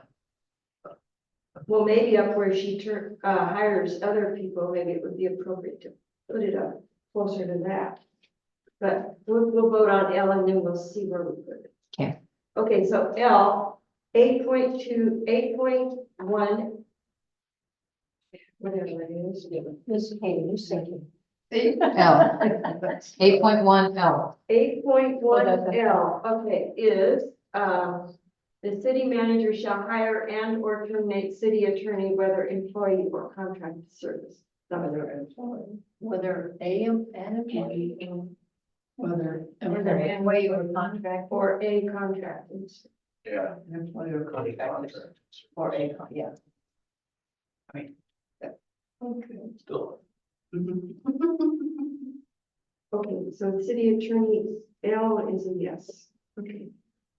Okay, now, do we think it should go somewhere else? Like, And obviously, if the city manager hires an attorney, obviously they're gonna make the council aware of who they fired. But I think, Right. you know, number 5 in that part, What? which part down here? I'm sorry. Under E? Mm, City manager must. Yeah, maybe put it after 4. You could put it as part of 4, appoint, supervise, and remove city employees. Oh, yeah, you could put it up under manager must, Appoint, supervise, and remove city employees. including city attorney. Yeah. Whether contracted or hired. Your call. okay, where are we putting it? Add to 4. Haven't.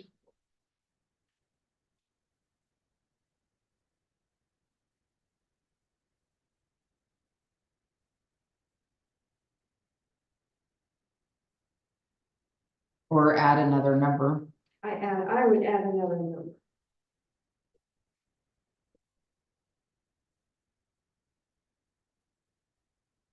That's fine.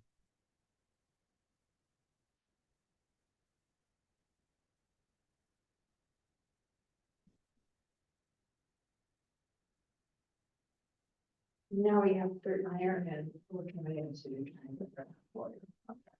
Yeah.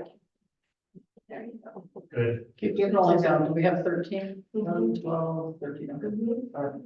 And that gives it its own little space where Mhm. it speaks to it. I like that too. Okay. Okay, all right. Okay, let's start with the municipal judge since we have a couple of minutes. So, okay, so section 8.3 municipal court and judge. Okay, this is page 163, section 21 of our current charter.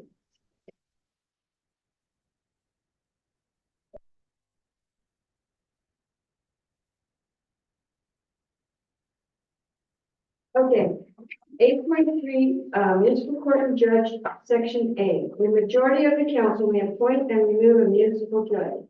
A municipal judge will hold court in the city at such place as the council directs. The court will be known as the municipal court. Okay, this is the same as. So we have,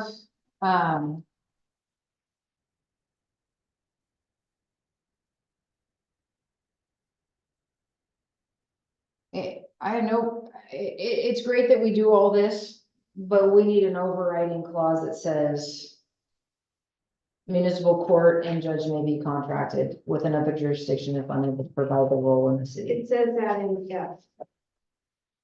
No, it does Oh, not. no, it doesn't. Okay, sorry, it doesn't. That was pro tem. Okay. The council may transfer some of all other functions. Oh, yeah. Or to an appropriate state court. And a state court is not the appropriate place either. I mean, either the item goes to a state court.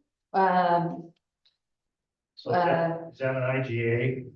I have an IGA with Jackson County That's Justice what that would Court. be for the, so. Yeah, so there's pieces to holding a court. You have to have the staff, you have to have the documentation, you have to hold it. I mean, I had somebody asking the other day for a marriage license from something that happened in the eighties. I'm like, what I learned is that judge the county stopped accepting documents from the judge of our court here because they did so many things wrong, including weddings. Weddings. Uh-oh. So some people aren't legally married. It's totally. Worse, he was doing annulments without authority to do so. Oh, wow. So anyhow, one of the things I was gonna bring to the council is our current. Let me just bring it up real quick, hold on.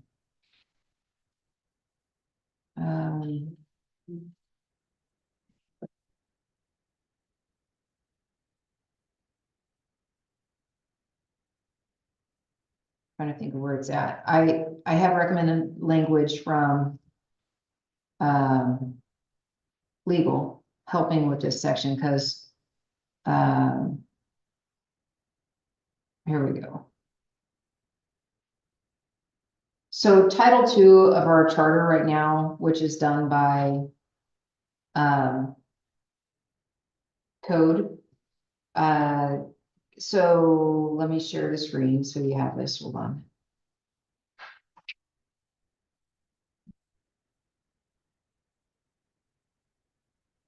Okay, so currently our code, which is not the charter, but our code gives the term of office and at election, what will happen with the municipal judge. And what I had run by our attorney to see if we could add to.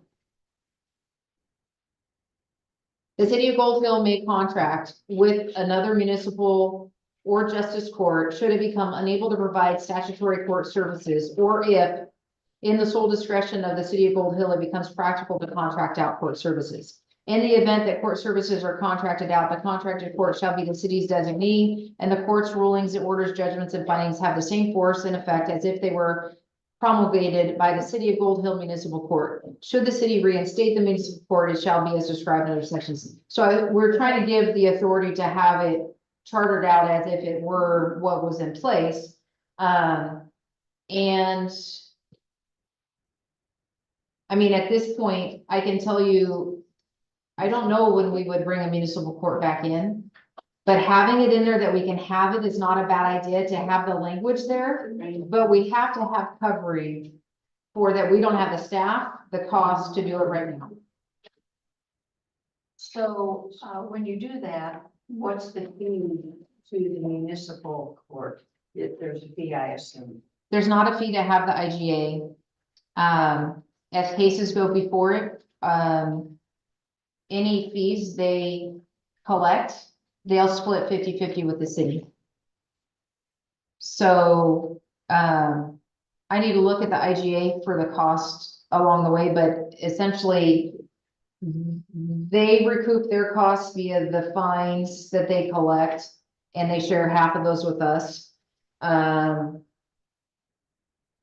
And let me see if I can find the other one to see if there's other fees involved. We would be paying any fees out of the general fund as it is right now.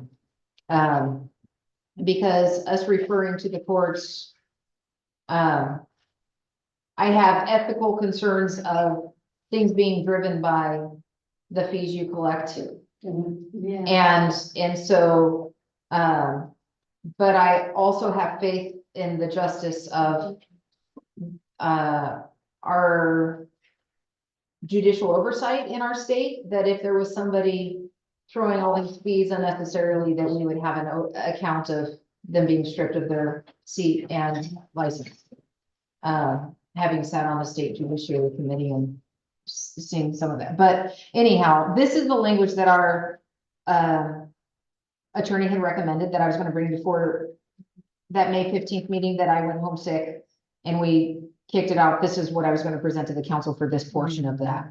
So language like this might be appropriate to put in the first section of this portion of the charter, and say, should we be able to bring one back, it will be as follows, and then the rest of the municipal thing be there. Or the other way, I mean, the way it is now, it's the other way around. Well, that's because the others already exist. We're creating a charter. Right, but Our current charter simply says, the municipal judge shall be the judicial officer of the city. He shall hold within the city a court known as the municipal court for the city of Gold Hill, Jackson County, Oregon. The court shall be open for the transaction of judicial business at times specified by the council, which is curious that we can say the times they can have court. All area within the city shall be within the territorial jurisdiction of the court. The municipal judge shall exercise original and exclusive jurisdiction of all offenses defined and made punishable by ordinances of the city, and all actions brought to recover or enforce forfeiture or penalties defined or authorized by ordinances of the city. He shall have authority to issue process for the arrest of any person accused of any offense against the ordinances of the city, to commit any such person to jail or admit him to bail pending trial, to issue subpoenas, to compel witnesses to appear and testify in court on the trial of any cause before him, and to compel obedience to such subpoenas, to issue any process necessary to carry into effect the judgment of the court, and to punish witnesses and others for contempt of court. When not governed by ordinances of this charter, all proceedings in the municipal court for the violation of a city ordinance shall be governed by the applicable general laws of the state governing justices of the peace and justice courts. We have the covering kind of under this justice court line at the very end right now for the IGA that I have. But then we passed an ordinance that went before the, as well, and that put these terms of office and time of election stuff. So this piece here about contracting out, I would like to be a part of the language that's because for the cover of, or we need something that says, or justice court or something else in there. The future and. Well, go And ahead. spreading cost. I agree with that, but I think G says what you want. G sort of said, we probably need to change G to what you have up there, what you were going to propose to the council.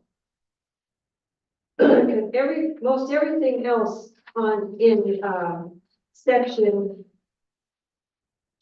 E, that you just went through, all those things you read in that section 21 are covered under, most of them under E here.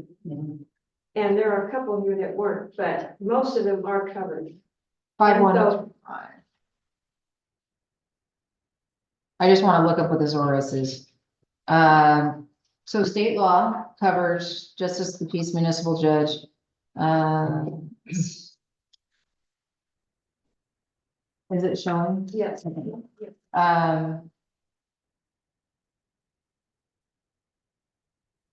Justice of the peace, let's see. This is allowing a justice, okay, let's see.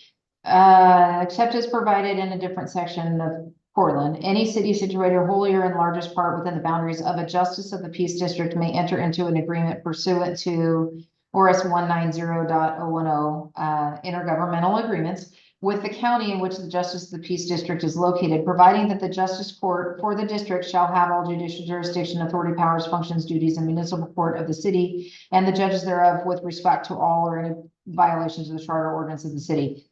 State law already allows me to enter into the IGA with Jackson County. But what's interesting about this is it's just listed, the council may transfer some or all functions of the municipal court to an appropriate state court. It seems like we need to change the word state to some other court. That was my feeling as well.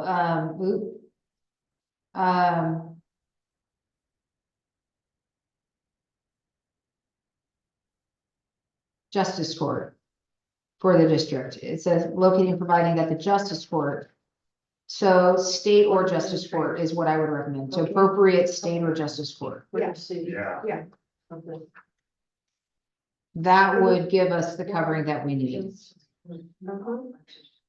And you don't need all that language regarding IGAs, do you? No, because it referenced the state ORS. All right, I got a better idea. Let's go back here and go, 51035 Oh, I didn't see that. pursuant to Okay, Oregon revised statute 51035.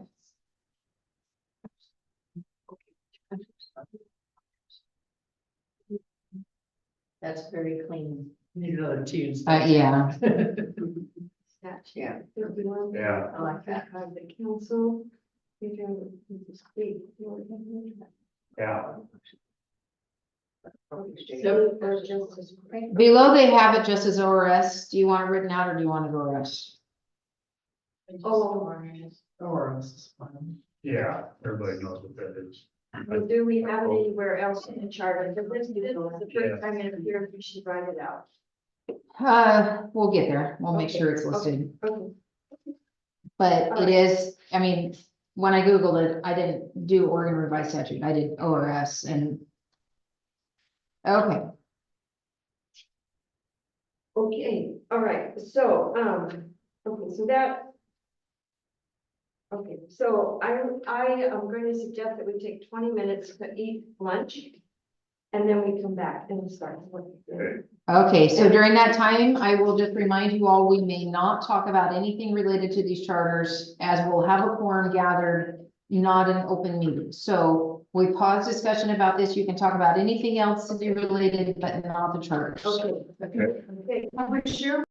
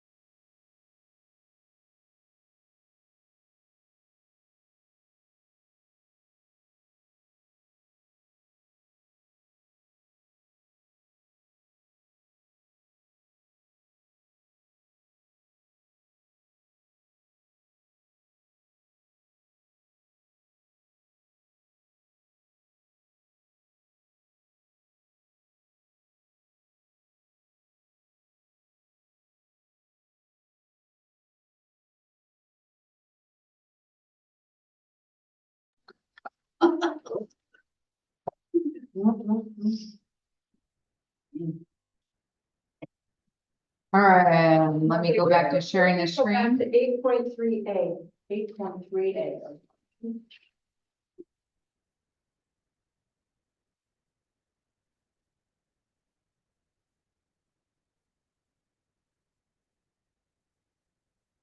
Okay, 8.3A. A majority of the council may appoint and remove a municipal judge. A municipal judge will hold court in the city at such places as the council directs. The court will be known as a municipal court. Okay, all of these items here, until we get to the very end where we talked about we can do it different. These are all if we had a court, so we're preparing for the future. Okay, so any discussion on 8.3A?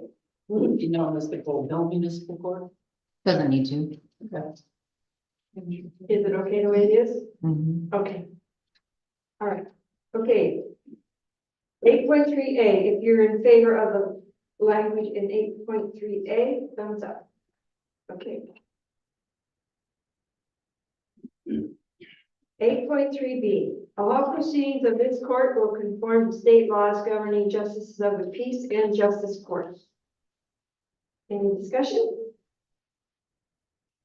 Okay, thumbs up if you agree. Sounds pretty straightforward. Yeah, it does, yeah.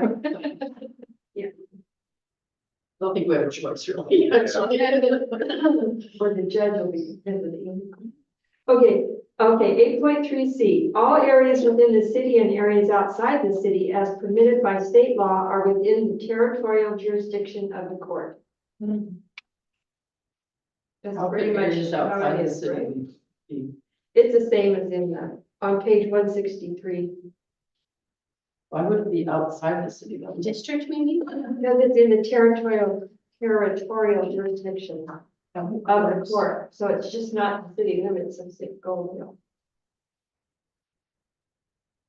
Okay, if you're in. Landman Park, for Yeah, instance. yeah. Oh, Now, is when, we had justice of the peace, is that the municipal court?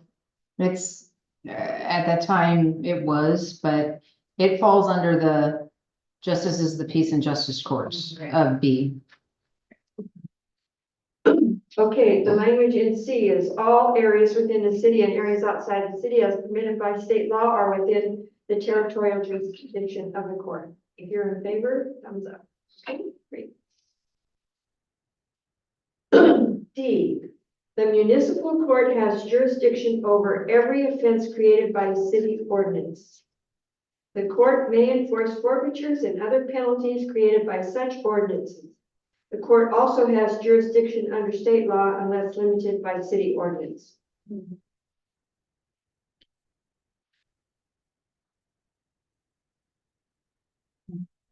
so they don't have jurisdiction over felonies or. Right, or drugs. That's by state law. There's nothing we can do. I mean, Right. this language is pretty much, we don't want to touch much of it. Yeah, right. Okay, so if you agree with the language in 8.3D, thumbs up. All right. Okay, now E, 8.3E is the municipal judge may render judgments and impose sanctions on persons and property. I'm going to read all of these. Okay, number 2, order the arrest of anyone accused of an offense against the city. 3, commit to jail or admit to bail anyone accused of a city offense. Number 4, issue and compel obedience to subpoenas. Number 5, compel witnesses to appear and testify and jurors to serve for trials before the court. Number 6, penalize contempt of court. Number 7, issue processes necessary to enforce judgments and orders of the court. Number 8, issue search warrants, and number 9, perform other judicial and quasi-judicial functions assigned by ordinance. Okay. In my review of all 9 of these things, I found that number 1, I didn't find it necessarily in our charter. It is. Where is it? This is that whole big section I read. Yeah, I know, but where does it say that? Section 21, municipal, chapter 5, section 21. I read it a few minutes ago, had a lot of these things in it I already. know it does, but I didn't find this particular one. I didn't find number one, render judgments and impose sanctions on persons and property. Oh, I but didn't- laws changed. This was 1968. Okay, all So, right. I'm just telling you what I found. Got I found number 2 was in there.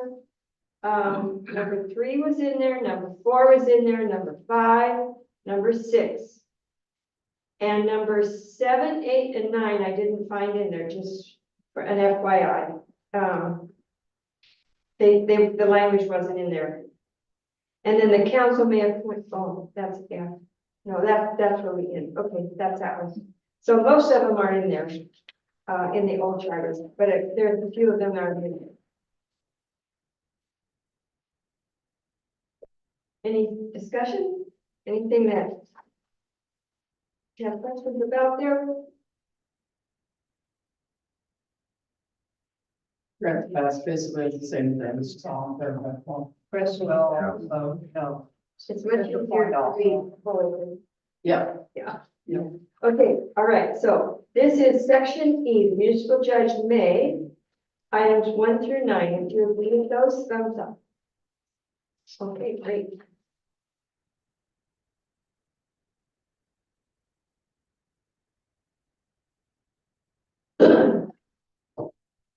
Okay, this is, letter F. The council may appoint and may remove municipal judges pro tem.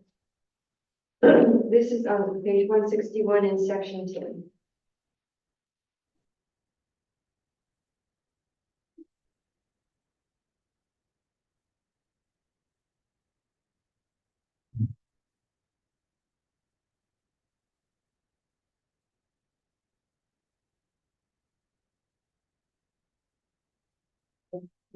Pro tem, right. I guess Correct. additional office. Each of these offices shall be open and may be used by the council.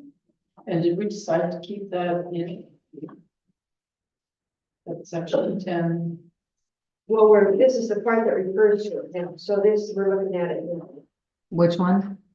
F, letter F, the council may appoint and may remove municipal judges pro tem. That's appropriate. then we're looking at chapter 3 of the charter, current charter. Section, That's section 10. So I don't know, this might represent that in So, our roundabout way. It what- doesn't say pro tem in there. Well, if we don't have an election, or you would fill just the same as a vacant council, you can have a council pro tem if it's a temporary, or a mayor pro tem is the council president as previously designated by the council vote. In this circumstance, if we don't have a municipal judge for some purpose, the council could appoint a pro tem. Our elected municipal judge who resigned is a pro tem of the Jackson County Justice Court. A municipal pro tem there. We have an elected judge charter there for the Justice Court, but one of the pro tems is who was the Gold Hill elected one. All of this, though, comes down to G. Right, which you're gonna, Mhm. Yeah. But,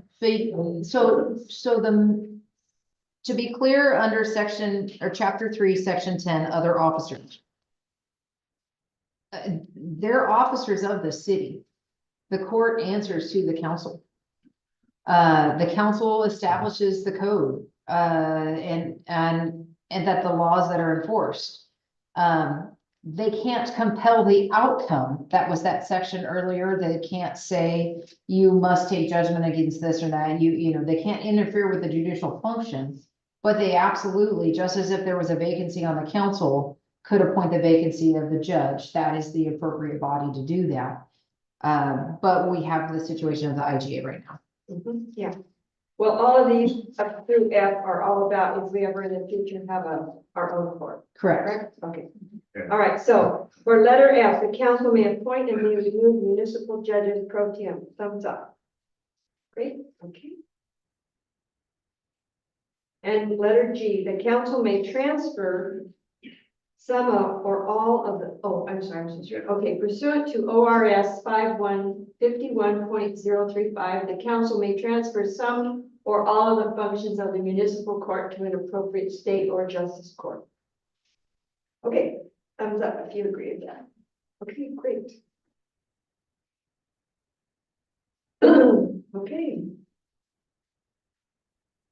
A question, Lily, regarding that G and pursuant to Florida 51035. Is there a chance that that The number could statute number change, could ever change in the future? probably. We could just take it out. The council may transfer somewhere else, because that's already in that state law. I mean, it's not a big deal. I'm just curious. well, could we just say pursuant to Oregon revised statutes? And not put a number in there? That one down. Pretty much everything is pursuant to ORS. Right. It is. I mean, if you can I- put one place. I don't think it's necessary, or they would have put it. Oh, Right. so we're gonna take that out. Huh? Is that what you did? Yeah. Okay, all right. It's back to the original. The only thing I changed is or justice court. I think the justice court is a state court, but I want to be clear that we're not doing a state circuit court. Yeah, okay. Okay, all right. But I mean, that's what we had kind of, is that looking what you were wanting, Mark? Yeah, just again, out of the question of could that ORS number ever change? And what Yes. we'd be referring to. And then we'd have to change the charter to get an updated, yeah, versus this way, we don't have to. Right. Okay, so now, in this part, we also, okay, these are appointed officers, right? So would this be the appropriate place to address the city recorder? Talking about under personnel, section 9, or It does not look to be. Then, okay, then where do we put them? Where do we put the city recorder? This model charter would appear that the recorder is an employee, Oh, that they're not designated, okay. but I'm looking to see if there's more.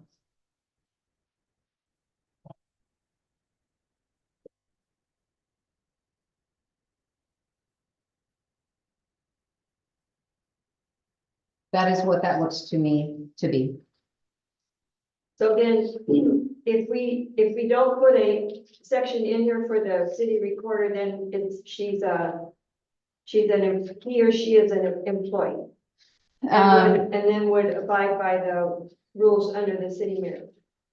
Correct. Uh-huh. And then there are, I mean, you all have other charters in front of you, so I would say let's look at what our other places have. No matter what, the duties of a city recorder are defined by law and, or through ordinance or something else like that. And there's employment law in place, even for officers, even for employees, that we will follow strictly. It's partly why we work with CIS Pre-Loss. We have the contract with RVCOG, for HR consulting right now. And making sure that there's due process for all employees and that everything is done right. It's actually, I think there's more protections for the recorder as an employee than as an officer, unless you specifically put in there that process, because right now, as the manager can be removed at any time, an officer can too, and it simply be you put it on an agenda or somebody makes a motion and it's done. So I would recommend, let's look at what some of these other charters do and have listed for recorder. Either way, one thing our charter is lacking right now is job descriptions. And it'd be really nice to have some protections in place of what the duties are. And, I'd be really curious what some other charters have in there, because either way, it's an essential function of the city. And if it's not listed in the format of the charter, we need to make sure that we have an appropriate job description to provide those details. And even those cities that didn't have it as an officer, they had specific stuff in there about, they still mentioned the recorder. It wasn't an absent title.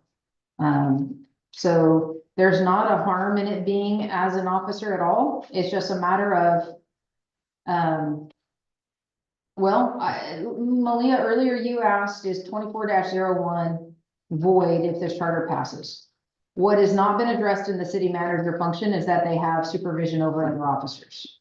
So that would go, I mean, potentially would go away. So if you don't designate who is, I mean, if they're an officer, they technically answer directly to the council. And it's the same as the that we talked about with the attorney, is the only accountability for an officer is the council. Unless it's specifically designated somewhere else. And so you guys will have to look at what some other options are in there, what wording, if it's an officer, if it's an employee, I think you guys should address it through language and look at what some other charters are saying to do that. Grants Pass doesn't talk about it all. And it was not. They did under the manager portion in Grants Pass. You mentioned it earlier. Under the manager portion, it mentions the recorder. It did. Actually, goes into 15,000. Simple point doesn't mention. Let's pull up Ashland's. What section is it?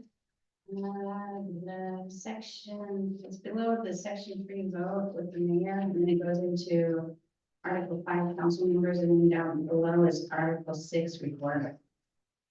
And then it talks about powers and duties. I wish they put a page number in. So Ashland's recorder is elected. And then it goes to the next Yeah. page to. The recorder is elected? Yeah. So that's unique. That's, Yeah. It's true in a lot of large. cities. so if a recorder is an elected position, they do not answer to the mayor or council either. They answer to the voters. Okay. So you see that a lot in county government. You have an elected treasurer, or elected clerk, elected sheriff, elected assessor. They do not answer to the county commissioners. The county commissioners set the budget for those offices. So in Ashland's circumstance, the recorder is elected. They don't answer to anybody but the voters. And their designation of the work is very specific there. If there's a vacancy, the council appoints the vacancy. And the mayor can appoint but they actually have that the recorder is elected, but as a clerk that holds the title of clerk. So that's a whole nother level of if you want to go the route that Ashland does, you are creating another elected position, and that can totally be done in the charter. You can do that. So it looks like we've seen that there can be a city recorder elected, a city recorder appointed as an officer, and a city recorder hired as an employee. Those are the three options we've seen. Some of this we could mooch though, like even if we go with like the hiring with the city manager. We could mooch some of the verbiage for the powers and duties and put that in with the recorder, depending on if we're doing elected or if we're doing hiring. But since we don't have that in our charter.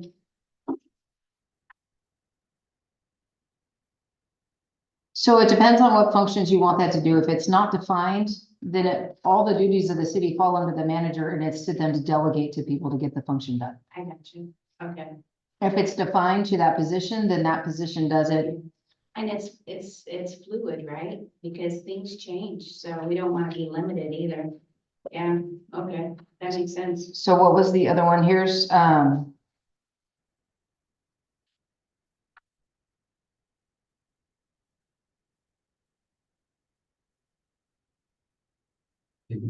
Metro just says the manager shall designate a city recorder, shall appoint, may remove appointed city officers and employees, except as his charter otherwise provides. so the model charter only provides for the judge to be an officer and the manager to be the officer. If you'd like to do something else, we can stick with what our current charter is. We can look at language from another charter as a different option. I've seen benefit for a town this size, that being an elected position. No. Well, what do we do in section 22 on safety? Because if in the event she requests me to cut a check that's above what we have, I don't have the authority to say no. She could say you're fired. No, you would still have protections for being ordered to do something illegal and against the law. You absolutely would have protections against that. And what protection would that be? The Not to same, say she would, sorry. no, but so what is the protection? If I got fired today, what is my protection? Court, just the same as anything else. There's due process in the state of Oregon for all employees through the courts and through BOLI, Bureau of Labor and Industry, and through the Government Ethics Commission. There's example was given this week at OCCMA, that a city councilor went and testified before the planning commission and was involved in the planning commission as a public comment. And then when that decision came before the council and they said, has anybody had any ex parte contact or any contact? Nope. Has anybody maybe had contact with the planning commission and taking part of? Nope. They continued. They did not disclose. That's now a government ethics commission. Yeah. The opportunity was there is due process. So there is, well, quite frankly, it's already under the other portion that the manager is the purchasing agent. The budget is established by the manager. Any malfeasance, that's where that bond comes into play if there's something that's done wrong. There is provision in Oregon law usually that if, when I was in law enforcement, there was provisions in the policies of insubordination is usually something, but what if you're given an unlawful order and you still do the right thing and you get fired? You then turn around and you sue the city and you can have compensation and you get your job back because you stood up for what was right. And the courts or a mediator or something like that, that is what normal process is in Oregon. And I would say that as an officer or not, I will conversely say there's all the money in the world, it's budgeted, and the city manager orders a check to be done and they say no. What is the outcome to be done if you can't get it done? Just take it to the council? So, and that's what, I mean, either way, I believe that state law covers an employee protection. You can do it either way. You can have it as an officer and they answer directly to the council. You can have it as that elected official, they answer directly to the citizens and nobody else.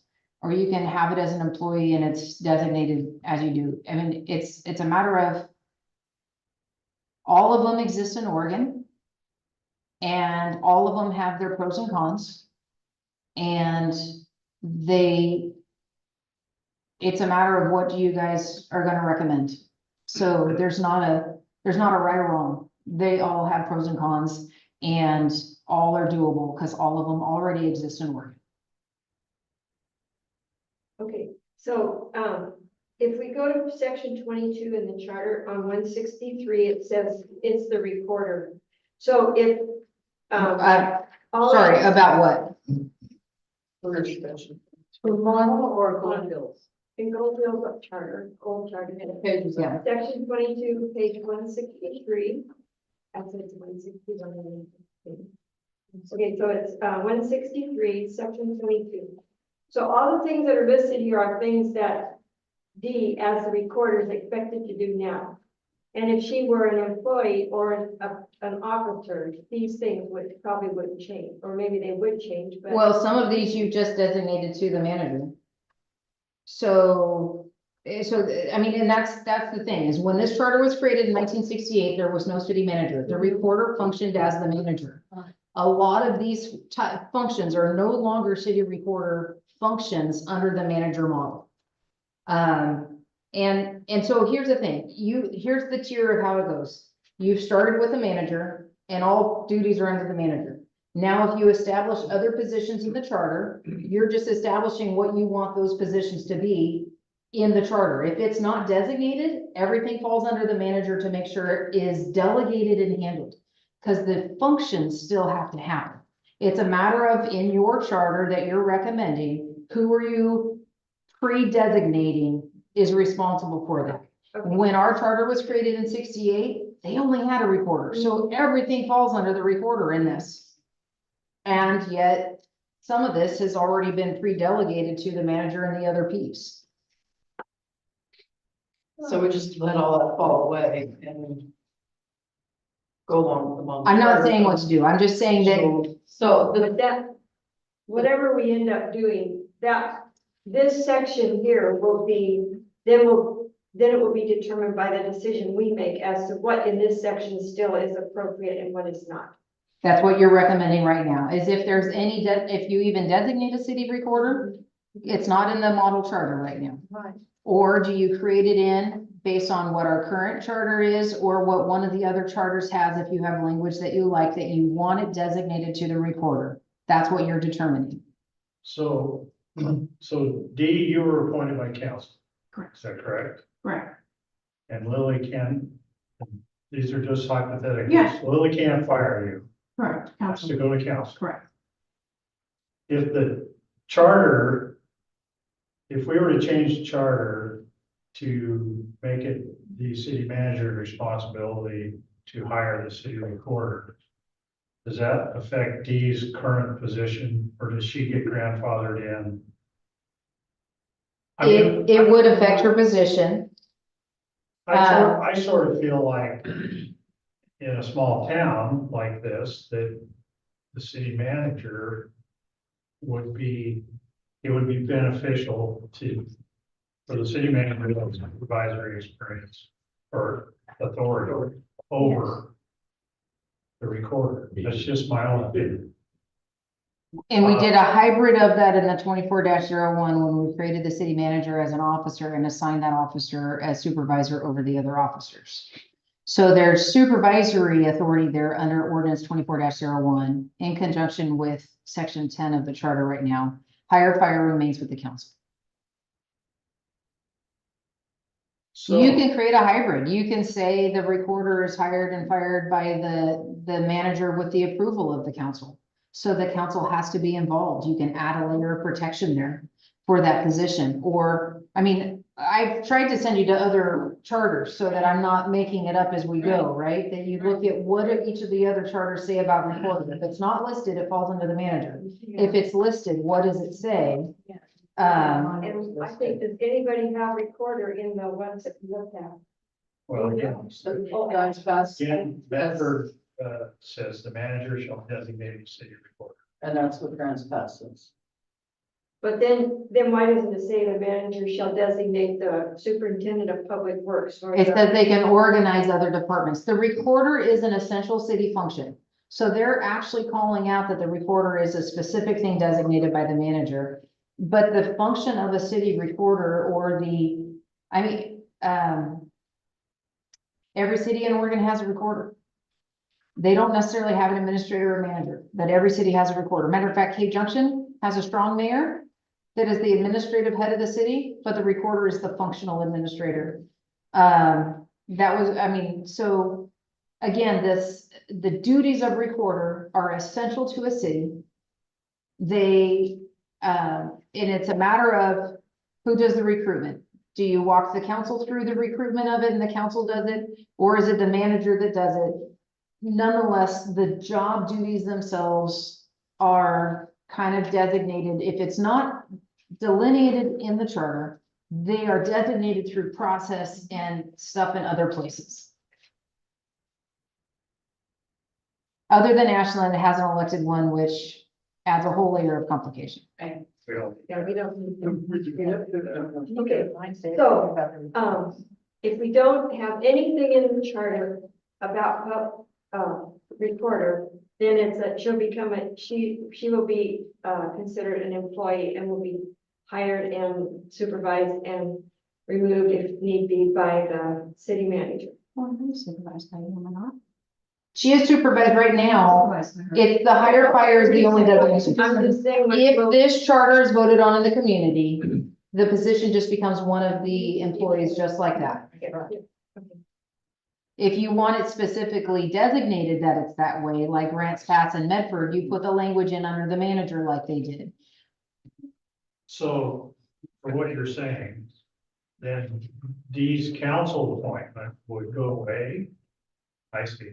Okay. So nobody's losing their job. I'm gonna no, start with that. Yeah, Yeah. certainly, no, and I just, again, I just think, the reason and this is, let's look at the hypothetical in another town. What if the recorder is hired and fired by the council? The city manager is having problems with the recorder, but can't do anything about it because of, and I just. That happens. I just think in a smaller town, if you're gonna have a city manager as the administrator of everything, I think they should. So conversely, That's my opinion. opposite It's got nothing argument. to do with D or whatsoever. It's, because someday D's not gonna be here Mhm. and we're gonna have a city manager that could be put in that situation. But let me give you the argument for the why. Okay, And first I will say that's the same argument that that city that this week was having with the attorney. They're frustrated that they answer the mayor and they're not gonna go in the public and disparage the person. And they're figuring out, how do I work with this person that doesn't answer to me, but is essential to my job? yeah, So, yes, there can be those times that someone's not doing that. And if they're an officer, that's what it is. They answer to that group and it can be interesting that you have to do everything in a public meeting. right. Just the same as the council wants to fire me, they're gonna have to do that in a public meeting. Today, if there were to be action for D not to work here, it would be in a public meeting. And so that is that process. But the reason why they do it that way is because then there's accountability of, you can't just be pressured into do, like Dee was trying to say. Now, in this circumstance, the finance side is coming out of the reporter and under the manager already. So that is all, but maybe I say, I'm gonna order you to do this about those minutes or that thing or this and that. If she's in absolute disagreement as an officer, she has a right to do that. And the only outcome would be take it to the council and the council can decide. Right. If it's an employee, it's like, no, I'm giving you a direct order, you need to do this. So the idea of if they're separately elected, or if they are a separate officer, is that you are giving them such a layer of protection against anybody else influencing their job. And that's why they do that. Yeah. So you guys get to make that call on where you'd like to go. Susie, where would you like to go before you leave? Would you like to have the recorder under the city manager? That's what I was Or would you gonna say, like- I'm leaving in just a few minutes. Yes, I want the city recorder under the manager, city manager. The cleanest way I should let you all weigh in on that. Yes, I will. Okay, so Mike, what is your preference? That's on record, so we're recorded, so don't ask her where she's going. Mike, what do you prefer? I The said, recording like, center? Or- Yeah, I want, the record to be employee. Okay, under the manager. Right. Malia, under the manager? Yes. Under the manager? Yes. Under the manager, and I'm for under the manager also. Okay, so my recommendation was probably look at Medford or Grants Pass and borrow that language, so it is specifically mentioned. So maybe pull up. So we're going back to, so we're gonna have an M, right? Yeah. Or no, it will be an Or L we're gonna again. have 14. We're gonna have 14, right? On mine's page 11. I don't- Okay, yeah. We're gonna have. So I'm gonna add it up here. Have a 14. So if you have Medford or Grants Pass or whatever, It says the manager shall designate a city recorder, comma, shall appoint and may remove appointed city officers and employees, except as this charter otherwise provides, and shall have general supervision and control over them and their work with power to transfer an employee from one department to another. and Grants Pass says, Section 18 for Medford.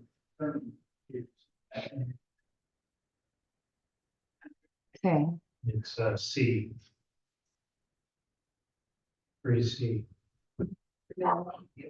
Thank you. Okay, so, and then grants pass, you've all seen this one, or do you need to see it more?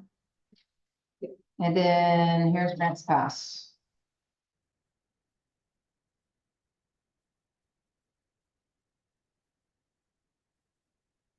Very similar, Mhm. very similar to Medford. In fact, it's almost word for word.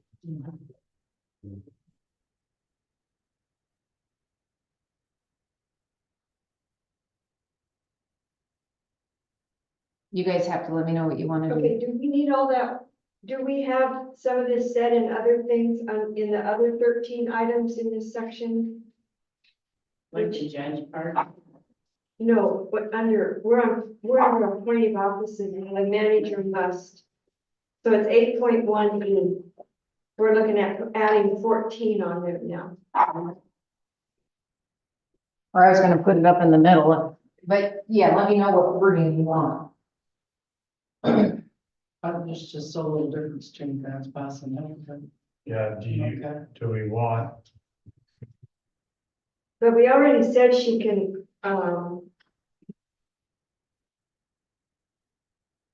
appoint, supervise, and remove city employees. Which We already- is Pardon? 4. Right, number 4. So do we have to say that again in all this verbiage that you just read about the city recorder? Aren't we just wanting to make sure we understand that the city recorder is that the manager shall designate a city recorder? Do we need to say more than that?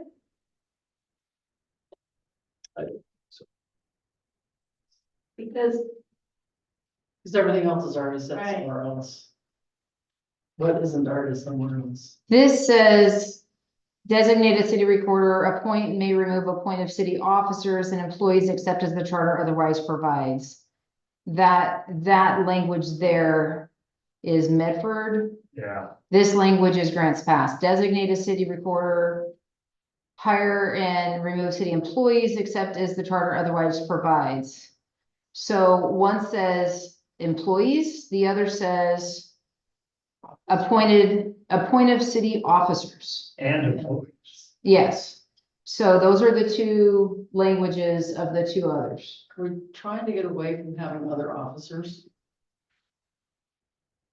well, we don't know what other officers we need right now, but we might need somebody down the road, and then if we don't have that in there, Okay. we won't be able to have other officers. I did not see a provision in the model charter for the council to create additional officers.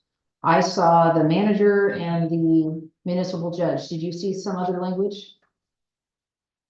I didn't either in the model charter.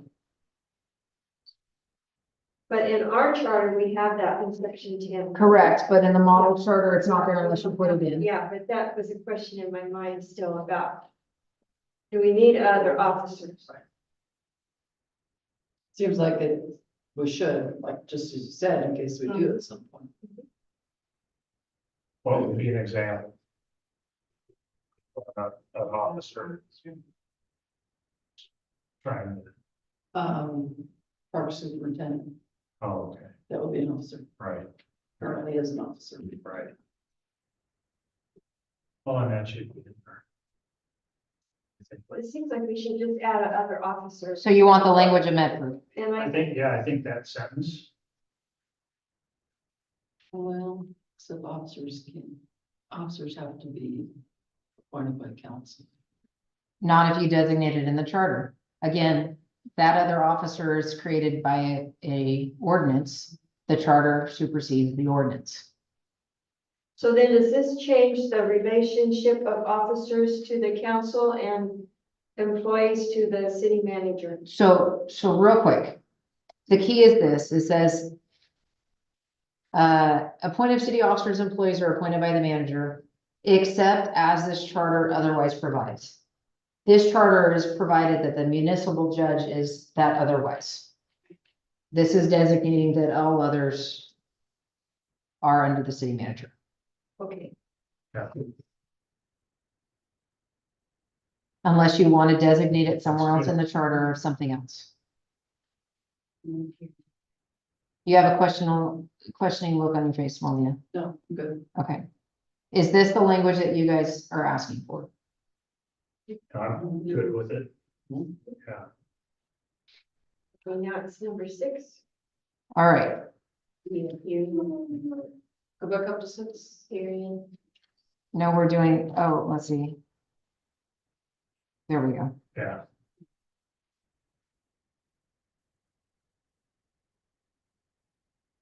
So we just don't need all the rest of that in grants pass or whatever, because it's already. There we go. Yeah. Do we need the second? Do you word? need 4? Let's see, what I, see the, in this version that you have right now, the model one outlines everything in a single line. Medford and Grants Pass put them all in a paragraph. So you have to determine what is the wording they have. We already said shall supervise departments that end up obtaining most efficiency. Over here, we have organized city departments and administrative structure.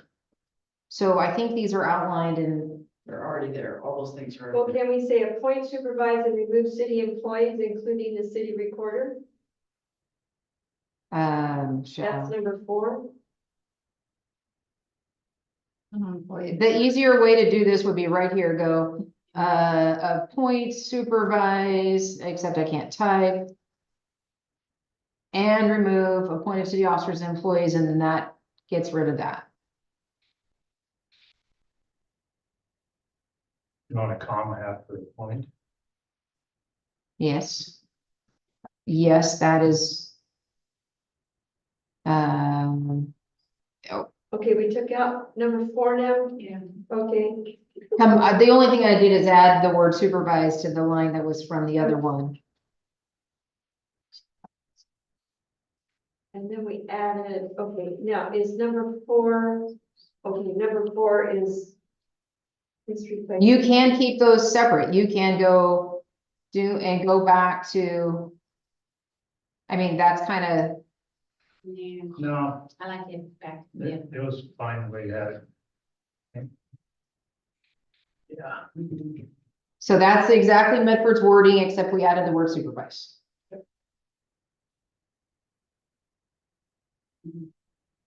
Like it. Okay, I think that's clean. Okay. We're going on to back to where we were. We are. Okay, I think we're done then with the, 8 point, whatever, 8. The appointing of officers. Okay, Okay. All right, now we're moving on to number 9, personnel. Okay, I believe this is section of, 2, page 161. I think, so it's been a while to the compensation, where is the compensation? Maybe that's it.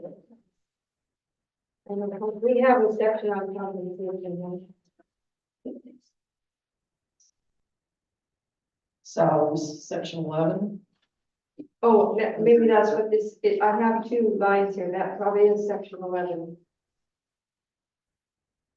Yeah. Yeah, salaries, okay. So it's on page 161, section 11. Okay, compensation, 9.1. The council must authorize the compensation of city officers and employees as part of its approval of the annual city budget. This says, in our charter, it says, salaries, the compensation for the services of each city officer and employee shall be the amount fixed by the council. Is that different or Not some really. way to be saying? Sounds, If it's in the budget, it's probably gonna be okay by the council, right? So. Do we go with the model language? I think tying to the budget is pretty important, so I like it, model language. yeah. Lily, do you have any thoughts on 9.1? I think we just did this. I put pay raises, into the budget.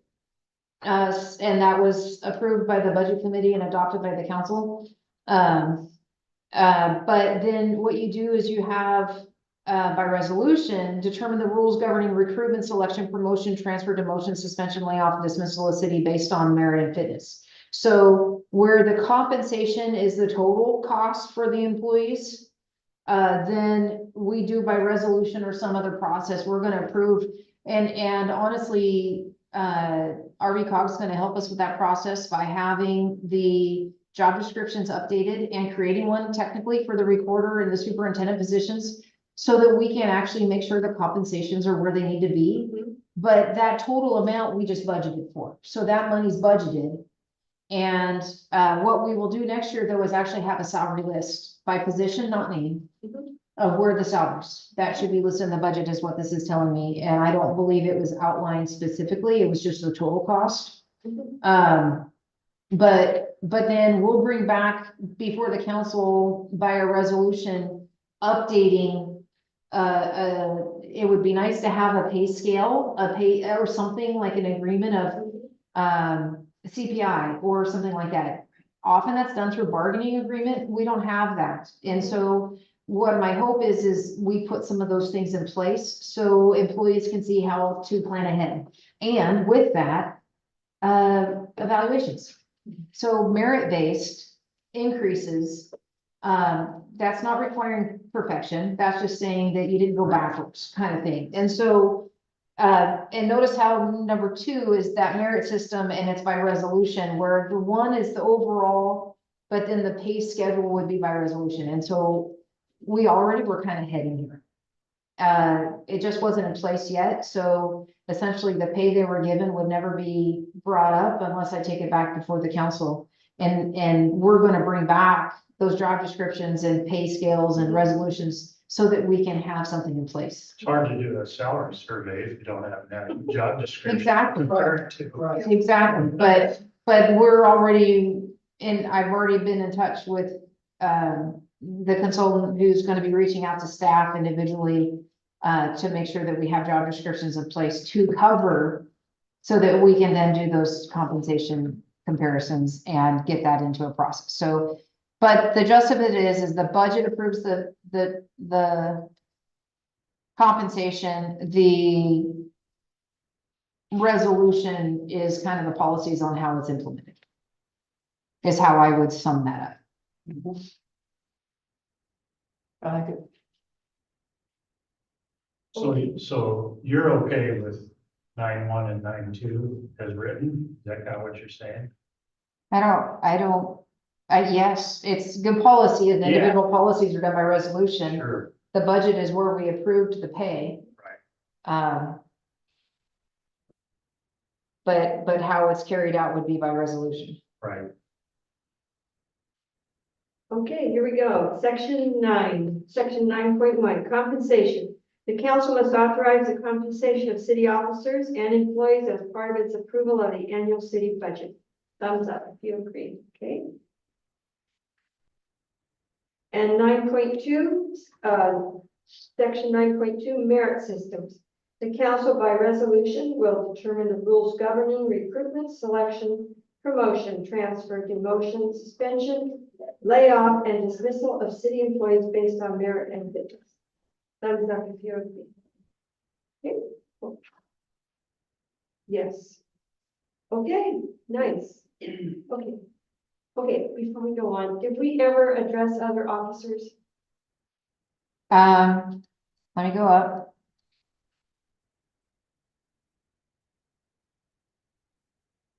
There's just 2 listed in the model charter, the city manager and the judge. It doesn't list any other capacity for, so where it was addressed in now is under city manager. Under 5 is appointed city officers, except otherwise provided in the charter. So Okay, so, there is no others other than the judge and the city manager. okay. But it says remove appointed city officers, otherwise, than those otherwise listed in the charter. But so does that give us the power to have other appointed officers?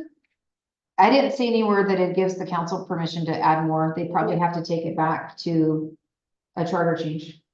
So would we put that something in there about other officers then? So what does Medford have? We took that line from Medford. Let's go to Medford. So So in this situation, the mayor is an officer. As the presiding officer of the city council. So see how its powers and duties of officers is under the charter there.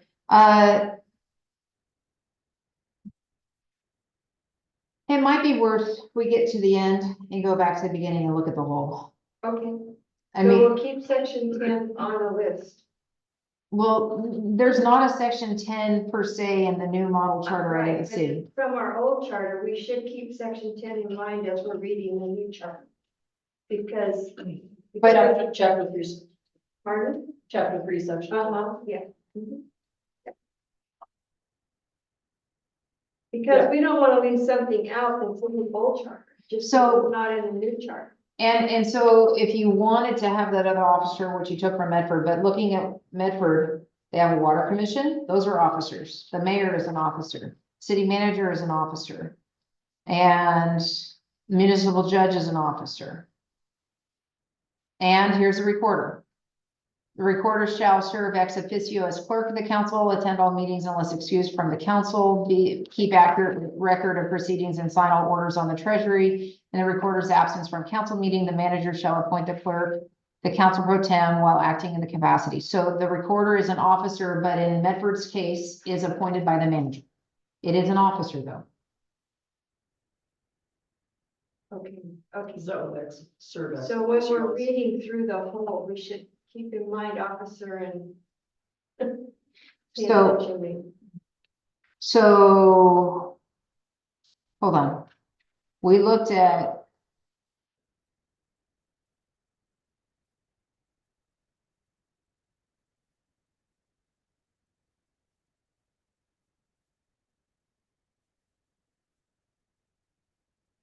So interestingly, mayor, when it has the section power and duties of officers, both Medford and Grants Pass, the mayor is an officer. Then the manager. And Grants Pass, the next one is Medford is judge. And then Grants Pass, they designated the attorney. Medford did the water commission. Medford also listed the recorder, but the recorder in the Medford one is listed as an officer. And has signs all orders of the treasury, so still the check signer, which would be consistent with our resolution as well. But that the manager, going back to manager.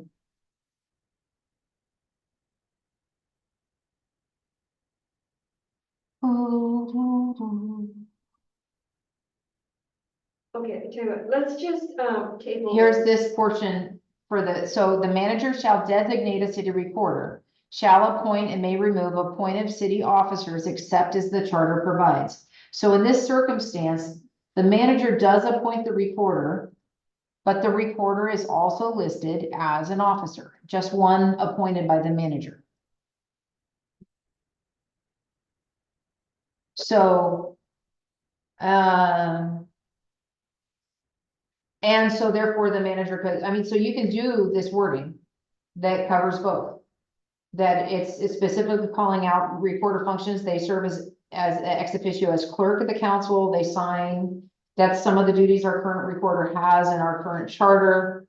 But it says the manager shall appoint a clerk of council pro tem.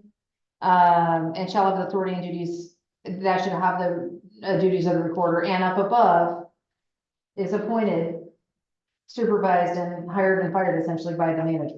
So this is a hybrid. It's an officer, but appointed by the manager. Is that meet you guys' needs, is what you were asking earlier, or do you want it to not be an officer? Can you be an officer and an employee? This says appointed officer, but the manager appoints it. I think we're all pretty clear, we wanted it to be employed, not an officer. Okay, then it seems to me that the language in the model charter would be to go to take out a point of city officers. And so that it's just employees. mhm. Mhm, mhm. And then somewhere else in the charter, say the council can create other officers.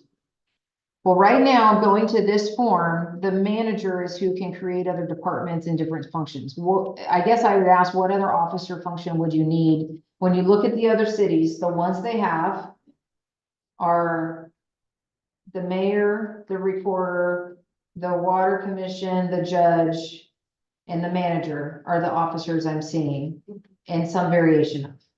So maybe at some point we decide we want to appoint a water commissioner. I'm just saying, do we want to have an allowance for changes in the future? If it's not designated right now, any additional officer would go to the vote of the people that it becomes an officer. That's pretty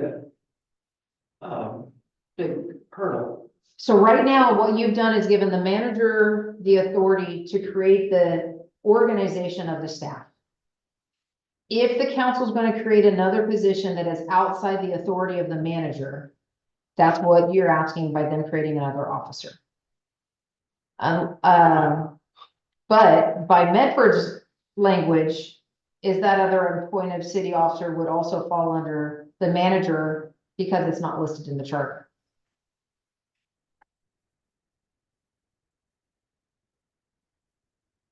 Okay, what I think is we should finish up our work. And then we should, we're gonna have another meeting, I think, right? So do we need to decide this today, or could we, when we come back together, we could have thought about this a little more and then we could make it. Let's absolutely get through the rest of it, and I think then it's a good idea to look at the whole, once we've got through it, right? So I'm being confused here. What's the difference between, okay, we're gonna give city manager the authority to hire the recorder as an employee. Mhm. What's the difference between calling them an employee and calling them an officer? So What's? appointed officers are those ones designated by charter, Right. and the function of Meaning you have to have those positions. those positions and the function designated by the charter. So in this case, Right, the function of the recorder, oh, in Medford, I'm looking at the wrong one. Medford's functions of the recorder are in the charter, but the hiring and firing and supervising and appointment of it is by the manager. Right. So what you did is, by making it an officer in this charter in Medford, they designated the functions of the recorder in stone that Yeah. cannot be changed. Right. It protected the function of what, but it gave to the manager the who. Does that make sense? yeah, manager, municipal judge, recorder, those are officers. Correct, but Right. manager and judge are listed here. The Correct. recorder's functions are listed there. Right, but hired by the man. There you go. That's how Medford did it. Got it. Okay. Thank you, Dee. So, I want 31st meeting. Okay, so, okay, so the way we have it done. You would do the hiring, the supervising and the removal. And then somewhere else is gonna be determined what the Functions are. functions are. And the functions wouldn't be in here. This protects the functions, the way it's written here. Correct. Medford's protects the functions. Mhm. Grants passes didn't have that, but it also doesn't designate it as an officer. So Medford has, remember, we chose the language of other designated officer. And it gave the officer of recorder to the manager, but it protected the function of the recorder in the charter. Grants past didn't do that. It gave the hire fire of the position as an employee. The designation is not listed in the charter. if we create a job description for the recorder, would we? And we don't put it as an officer in the charter.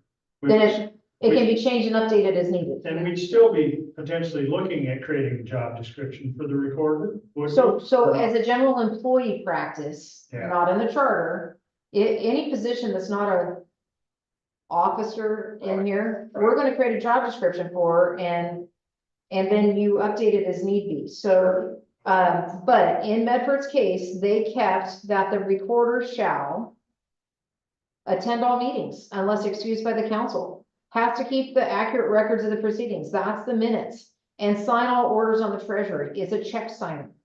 Those are protected functions in the Medford Charter for the recorder.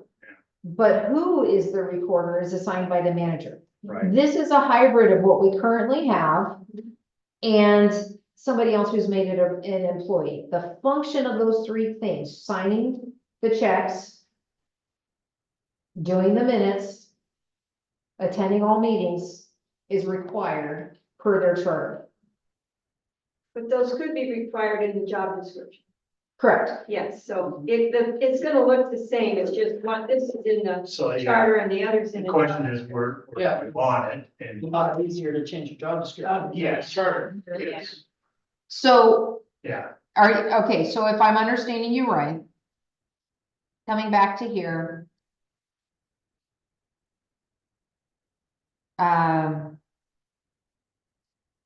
Shall designate city recorder, appoint, supervise, and may remove all employees. I mean, if you wanted appointed city officers, except as otherwise designated, the only other one in the current model charter is the judge, which this manager has no authority over, just the council does. right, The only authority so the language we put in 5 is because they have the protected function of the recorder. And I kind of like it actually, because it's the function of signing the treasury is a very important one that Dee takes very seriously.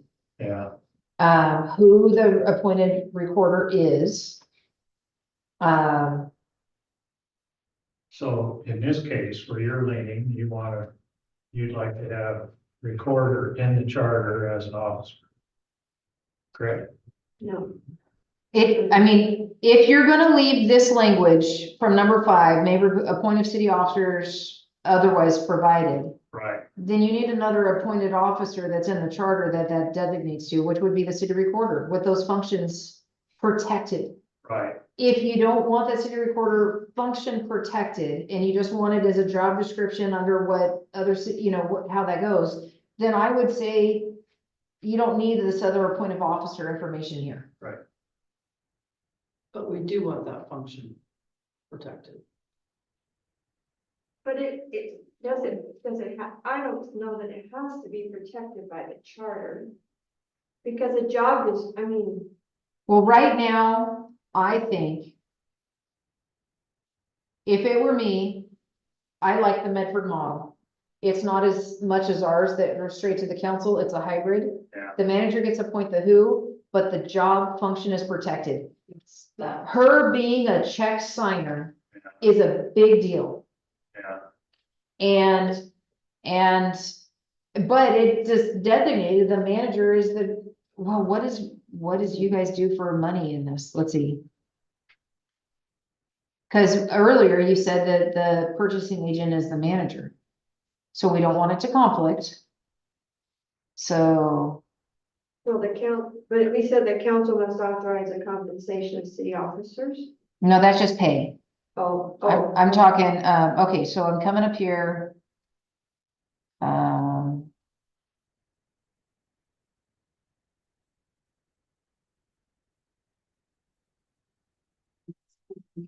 Check with anybody, like a secretary in an office, or you can check.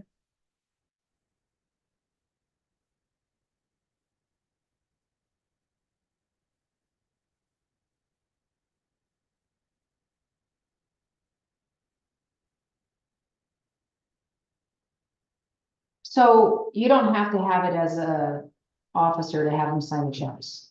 Because city manager doesn't sign the checks and grants pass. It's the finance department. It's the city through policy designates who the check signers are. We have that resolution that designates who the check signers are. It doesn't have to be I'm just thinking through the list there, but I do think that if you are going to have the language of may remove appointed city officers and employees otherwise in the charter. Right now, it's just the manager and the judge. It doesn't make sense to have that language unless there's more, and you can't have more unless you actually put it in the charter or put it back to the voters later. So you think we should just take that out and say, and supervise and may remove employees except. Or have the recorder as a position. Be employed. But we shall designate city recorder shall appoint, supervise, and may remove employees. I'm not against putting the recorder as an officer in the charter. No, and so I'm gonna come back up here.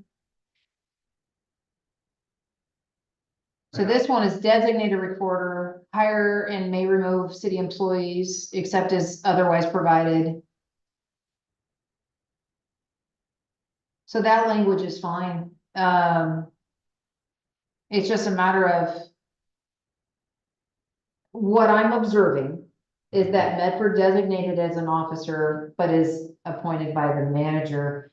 Those three functions, attending the meetings, taking the minutes, signing the treasury, are designated by charter and protected. And I think we want that.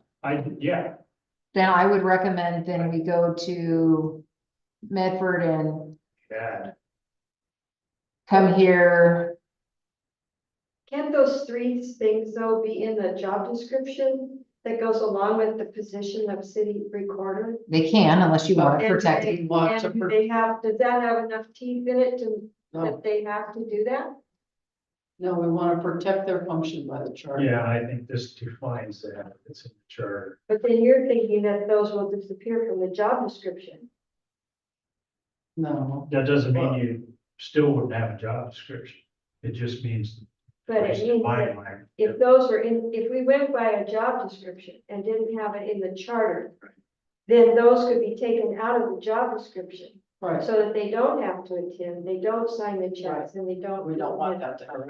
And you don't want that to happen, so you, but you think that it will disappear from the job It description. could, it'd be easy, it'd be easy to remove. Yeah. It's a lot easier to move it there than from charter, so. It's, Another layer. it's, I don't know. But, okay, so now remember, a lot of these charters don't have the city recorder in them. So I'm wondering what the job descriptions look like for the city recorder in those cities that don't have them in the charter. I mean, there's a lot of them all over the state, Mhm, that do all those functions. mhm. And it really is coming down to, do you guys recommend that this wording, those functions be protected by charter? That the what they do is protected. To this, if it's not listed, it will be a job description. That you pull from across the state and get you a job description and you see the function. If you want any of those things protected by charter, you will list it here. My feeling is over all these years, the way things have gotten blurred as to how things are done around here. If we can put something in stone in the charter that clearly defines someone's responsibilities. So let me counter what you just said. Our charter was created in 1968 and all those functions of the recorder are in stone already. And we've had all those issues all those years with something that's in the charter, Okay, including with illegal activity out of that office. That having it in the charter has not protected that well, behavior. that's true. It is actually That meant, doesn't mean you do the right thing. I'm gonna even push further. It's an officer that the only ones that could hold accountable was the council, and where's the accountability been? Mhm. You now have a professional manager that will have oversight and be able to look at what's going on. If it's an officer that's not answering the manager, everything has to go through that public process, and that's what you've had since 1968 in Bolton. Yes, So it is a protected officer right now. Since 1968. Yeah. With the functions detailed. And Medford has some of those functions still protected. And that's what you see on your screen right now. So if it's not in here, if it is just that it's designated by the manager, those functions will be developed by resolution before the council. The positions will come before and we'll see job descriptions that get approved by the council.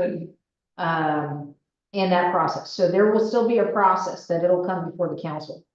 As they approve we'll bring to them resolutions with job descriptions and it'll be approved by the council. would language like this make it easier for you or any other future manager? It means that there's no flexibility in that language. Right. That person is always that. The what is always that. Right. If it's not listed.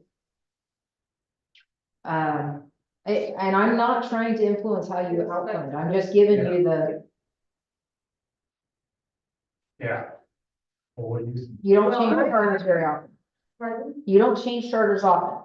So whatever Right, language you right. have in there is the language you live with, and then the rest of it you carry out by ordinances and resolutions. So does Moffett have? Do they have any? Nothing. Nothing? Most grants pass. Forget. I got grants Grants pass. I've pass. been looking at theirs, but yeah. This one's grants pass. Here you go. Ben doesn't have.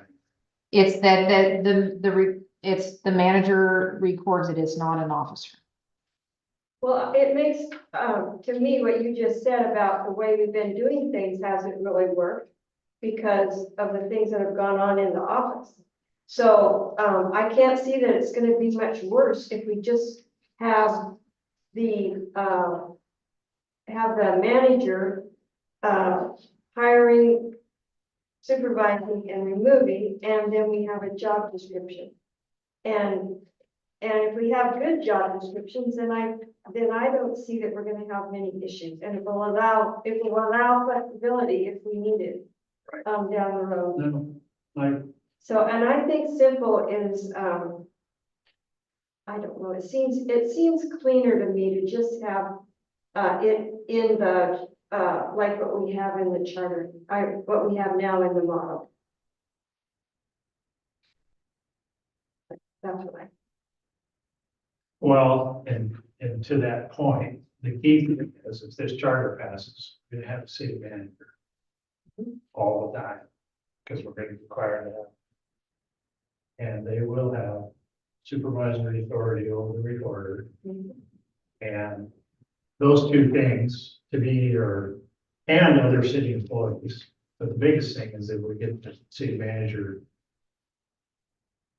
position permanent in the charter, and then that supervisory, I think that's gonna fix a lot of things in the long run down the road. Yeah. Well, and I mean, look, So I'm only not, two out of, how many did we look at? We had about, what, 10 or 12 cities that we looked at, and only two. And then here's, election, right? So 3 out of the 12, let's say, Even Have some comment. reference in the charter. yeah, And the rest of them don't. So it just seems to me like, if we got into the 24th century, we would not have a reporter as an officer in our, Am I hearing consensus? I'm, But That's then what we does said. that not It's not any affect different. those functions? the functions have to happen no matter what, it's a matter of the who. I know, but does that, So like in the city of Grants Pass, it's not the recorder that signs checks. It's the finance director and a designee. And so depending on how big the city gets down the road, who is the one that does those things? So does the manager reorganize and assign department heads and functions through the council process, through the budget committee, through that thing, through resolutions? Or is it that no matter what the city does, it's going to be that position? That's what you're essentially answering by, if you put it as an officer with these functions, it will always be that position no matter what. okay.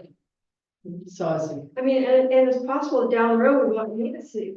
I mean, I'm not saying that we don't need a city recorder. I'm saying in the future, it might be that we don't need a city recorder. In which case, So as cities You know- get bigger, those functions spread to other people. And we might have a financial director. yeah.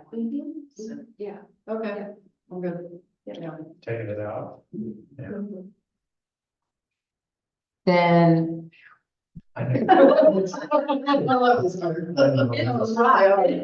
But Plus the whole thing. Well, we're trying to come up with a document that will hopefully last for Yeah, 25 or 30 yeah, years. Yeah.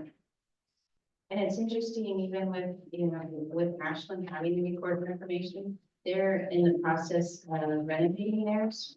So Lily had to ask the manager for a copy. Oh, But they had a big nix on part of the order of duties, so that must have been an issue that they were taking out of. the charter. So it's kind of interesting. Okay, so I want to point out this line. Is that,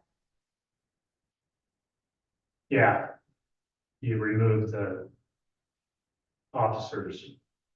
Shall designate a city recorder as an employee, does that need to be? I wouldn't, I would just, Okay, all right. It's given that Yeah. it's an employee. Mhm. Does that have a apostrophe? No, that's part of the owner. My eyes are there. No, No, it was supposed to be a semicolon. yeah. well, I moved it to that. What it was before was nothing. It was this It's before. my eyesight.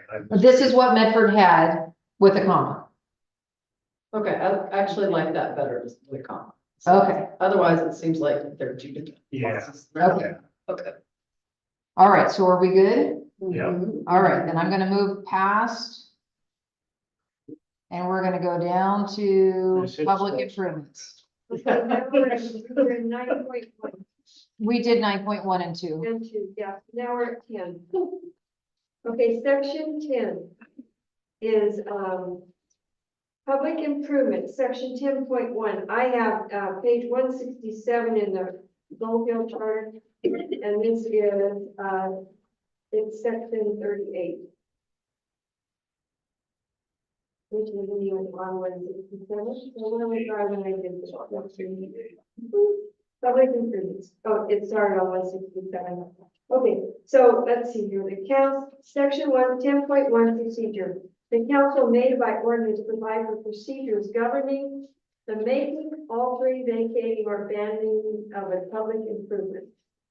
A proposed public improvement may be suspended for 6 months upon remonstrance by owners of the real property to be specially assessed for the improvement. The number of owners necessary to suspend the action will be determined by ordinance. Okay, can you put this in English? Yeah, please. Okay, so what does that mean, Lily? What is a public improvement? A public improvement is, let's look up the statute. And I'll pull that up for you, 2233887, let's see. 35. You proceed. Did I do that right? City 2233887. motor vehicle parking. Here we go. Okay, so here is, chapter 223 of the ORS deals with, local improvements and works. So it's about bonds and doing public improvements, so real property. Condemnation. Okay, owner of a land is unknown, the land may be assessed to an unknown owner, unknown owners. No final assessment shall be made. It's about real property. It's about, I mean, in your real estate stuff, do you know? Let's see, making local assessments, governing body of a local government may prescribe by ordinance or resolution the procedure to be followed in making estimated assessments or final assessments for benefits from a local improvement upon the lots that have been benefited by all or part of the local improvement to the extent of the charter of the local government does not prescribe the method of procedure. In addition, in any case where the charter of the local government specified a method of procedure that does not comply or inconsistent with this requirement of the Oregon Constitution, governing body of the local government may prescribe by ordinance or resolution the procedure that shall comply and be consistent with the requirements of the Oregon Constitution. Local improvements are gonna be like, if we needed to expand the water sewer system, if we need to create a reservoir, if we need to expand City Hall, do some major renovation to the park or our sewer, water, not sewer, water, stormwater improvements. Those are local improvements. Or it could be also that if there's a renewal district or some overlay of tax assessment, that they hold that money to do other improvements to the roadways and stuff like that. So that's local improvements. I don't know enough about this section to give you advice, other than I would say that it's probably, because it references state law, it's probably a good one to have in there, and it's just one of those I don't know. Well, Could look at section 38, which says improvements in, Our on current- page 168, section 38. Because the first line in there is the same as the first line here, the council may by ordinance provide for procedures. The procedure for making, altering, vacating, or abandoning a public improvement shall be governed by general ordinance or to the extent not so governed by the applicable general laws of the state. And then it talks about, It's almost identical language of our current one yeah, as far as the 60 days. I'm gonna just say it's probably something that needs to be in the charter without really knowing the why. it just seems like our existing charter is Outdated on details. big. And I'm gonna say the condemnation one. Yeah, yeah, it's kind of like the elections thing. There's a lot more information here that needs to be now, it seems. it's vacation of certain public properties as well. So what's this 271080? So anything that we would do related to it, if we ever have to go through vacating a property or any of that thing, the attorneys are gonna lead us through the process. And this is referencing that the state law and these process of local assessments for local improvements means that there has to be a local ordinance. So we have to have a provision in our charter that we're going down that process, even if we haven't done it. Yeah, Okay, so if we're okay with section 10.1 procedure, the council may by ordinance provide for procedures governing the making, altering, vacating, or abandoning of a public improvement. A proposed public improvement may be suspended for 6 months upon remonstrance by owners of the real property to be specially assessed for the improvement. The number of owners necessary to suspend the action will be determined by ordinance. If you agree with that language, then thumbs up. that cleans up an awful A lot. What's in our system. Okay, and 10.2, special assessments. The procedure for levying, collecting, and enforcing special assessments for public improvements or other services charged against real property will be governed by ordinance. Okay, I think this is section 39 on page 168. Word for word. Yeah, so it's the same. So thumbs up if you approve section 10. Yes. Okay.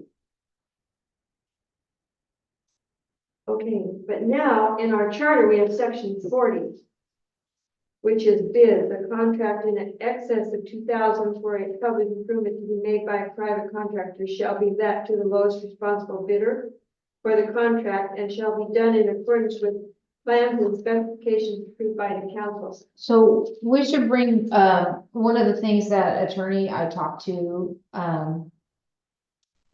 we need to bring an ordinance before the council to update our procurement laws. State laws have changed and ours are outdated. I would recommend leaving anything that has specific numbers out, Okay, because that can be done by ordinance. If it's not in the charter, it can be done by ordinance, and that's really the appropriate place for that to be done. For instance, debt not to exceed 18,000. A debt limit should not be set by charter. So we've violated our charter, obviously, Many times. many Correct. times So, over. so just the same as, there's two places where you try not to have specific numbers. Ordinances, certainly not your charter, but ordinances either. You put it into place in ordinance and then you say this will be amended by resolution. Then you bring your schedule of fees before by resolution, so you can change those annually as you need to do what they need to be. But so the language of debt here and all that kind of stuff would be what I would recommend. okay. Yeah. All right, that's all of, that's section 10. Now we go to section 11. Miscellaneous provisions, which is chapter 10 on 168 for the charter. And the first one is section 11.1 debt. City indebtedness may not exceed debt limits imposed by state law. A charter amendment is not required to authorize city indebtedness. Okay. debt limit, in our charter, it says, except by consent of the voters, the city's voluntary floating indebtedness shall not exceed it. Well, that's just what you're saying, not to have the specific numbers, right? Nor it's in bonded indebtedness 15,000 income tax for purposes of calculating limitation. Okay, so, The funny part of this is if you read the last sentence, yeah. if you exceed the debt limit that the city officials, and employees who created the debt limit are liable for the excess, it's like. Uh-oh. Yeah, right. Wow. Who would go after something like that? It's like, whoa. Yeah, like sat in one of those chairs. Like that. Okay, so, do we go with 11.1? Yes. City indebtedness may not exceed debt limits imposed by state law. A charter amendment is not required to authorize city indebtedness. That's simple. Thumbs up. Yeah. 11.2, ordinance continuation. Okay, all ordinances consistent with this charter enforced when it takes effect remain in effect until amended or appealed. It's almost word for word. And then that means that all of them that are inconsistent will be changed. Is that Are, correct? are irrelevant. Oh, and that's what the next thing says. Okay, let's do 11.2 then. Okay, ordinance continuation. All ordinances consistent with this charter enforced when it takes effect remain in effect until amended or repealed. Thumbs up. Yep. Okay. And then section 11.3 is repeal. Okay, repeal. All charter provisions adopted before this charter takes effect are repealed. Mhm. Okay. Is that the right? Yes. Okay, okay. It's just, All right. but you got it. So thumbs up if you like 11.3. Yep, okay. And then 11.4 is severability. The terms of this charter are severable. If any provision is held invalid by a court, the invalidity does not affect any other part of the charter. I thought we already had addressed that somewhere at the beginning of this whole thing, but I couldn't find it again, so, Well, we're gonna start back at the beginning when we're done, so. okay, Yeah. okay. So, So section 11.4, thumbs up.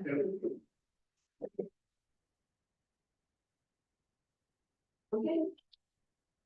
And ta-da. takes Is effect that, when it's section, there's one more. on the waters. 11.5, time of effect. This charter takes effect on. Tomorrow. January Whenever it's 2025. Yeah, okay, so that one's it. Okay, No, yeah. now. Is that it, Lily, when we get to 11.5, we are essentially done? So did you saw the severability of 11.4?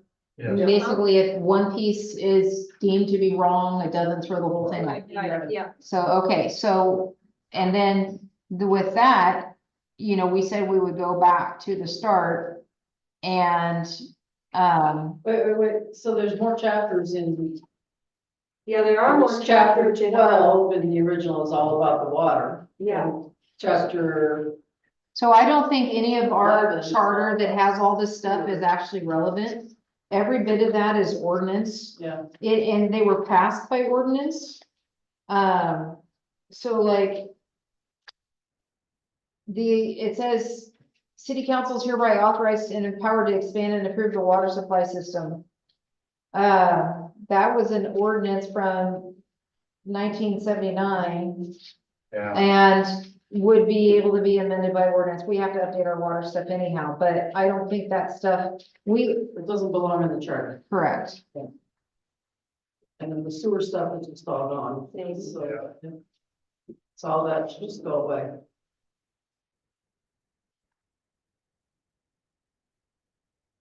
Wow.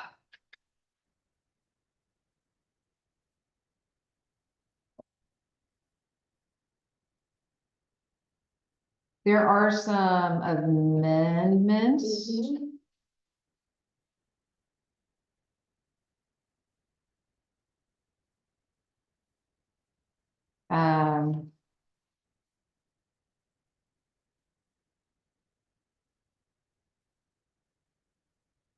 let's see, appendix.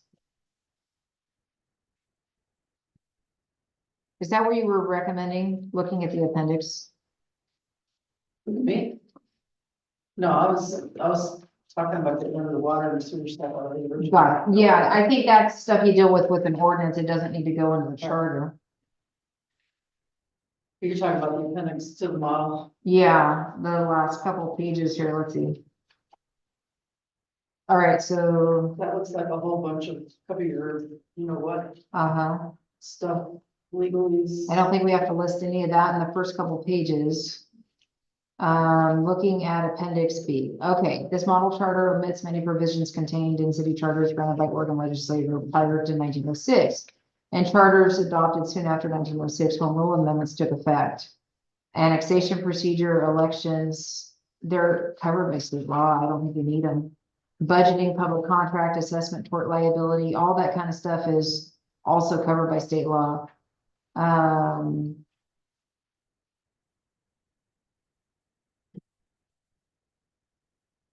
So none of this is anything, this is just, you know. It's just information, and looking at it, I think we're actually okay to not.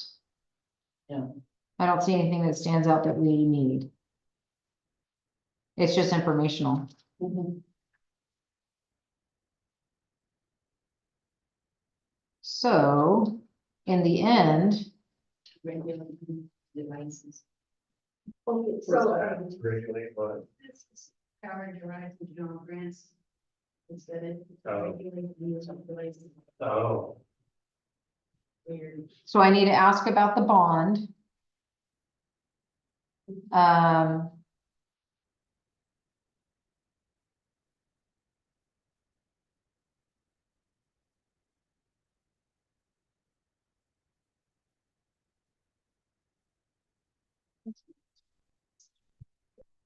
so, Very general. your phone, yeah. Yeah. So we had some sections that were still yellow that we were gonna go back to about the mayor. mhm. Um, Okay, my question is, okay, we have new business, which is process and deadlines for the ballot measure. So how much time do you want to have, for that discussion? so, there's a deadline in August. I believe the August 2nd, or the first meeting in August will get us there, but I'd like to try to get it to the council. An informational probably by the second meeting in July. So I think it'd be nice to clean this up and put it in a format that would essentially starting on page 5 through 14, which is the charter pages. Show you guys that cleaned up version, but the areas we haven't addressed yet, we highlighted. So, you mentioned just, did we address that already? So we highlighted section 2.2. If we want to look at that in the mayor section, then we come to consensus, then we've actually come to consensus on the whole thing now. We don't have to repeat that part. Then we can just go into timelines. Oh, that's where I saw it. Okay, I see this. Okay, yeah, okay. Okay, well, here's what I'm thinking. I'm thinking that we have another meeting scheduled on July the 9th. And so what, and that's a 3-hour meeting from 4:30 to 7:30. So I'm wondering if we could finish up here today and then on the 9th, we could do the review of go back through and review it and we could look it over ourselves between now and then come with, some thoughts, having been given to it. And then that would allow, and then that essentially could be our last meeting. Get through that with timelines. And then that would give you enough, would that give you enough time to take it to the council and then get it on into the ballot, meet the deadline in August? I'm sure gonna try. That's one of the Or things does that I it- put do we before need that, the the turnout. Wants to meet before then Or do because. we need to move the 9th up? No, I think, Because the next city council is July 2nd, next Oh, Tuesday anyway, yeah, so there's yeah. some So time. the 9th is the next time that we could meet. Well, let's look at the calendar. Is Fridays better for y'all? Or is, Oh, Friday, yeah, Friday would be better for me, but I'm coming home from Atlanta, but I will be here in time for 4:30, so. That would work for me, but if we could move it to Friday, but then, does that work for you? Cause that gives you less time. I have to look. I think there's just a couple sections left that we could look at today, see if we have consensus, and then I can send out a clean version to everybody that we can bring back at that next meeting. Okay. So looking at the calendar. Eventually.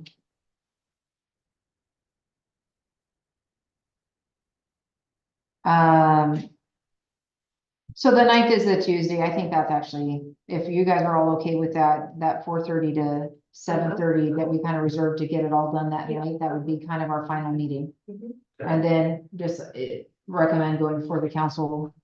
And what I would do is schedule a council meeting probably on the 16th. If the mayor is in agreement to call a meeting that night, and we would present it at the 16th to the council.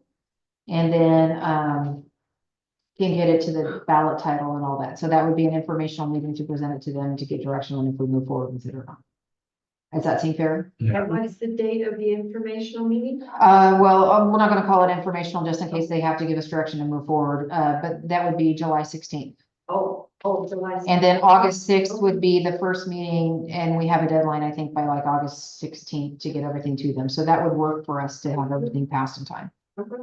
So because of today and all the effort that you guys made, we're able to keep to the calendar of getting this stuff through. Do you want to hit the couple things that were still undecided? Yep.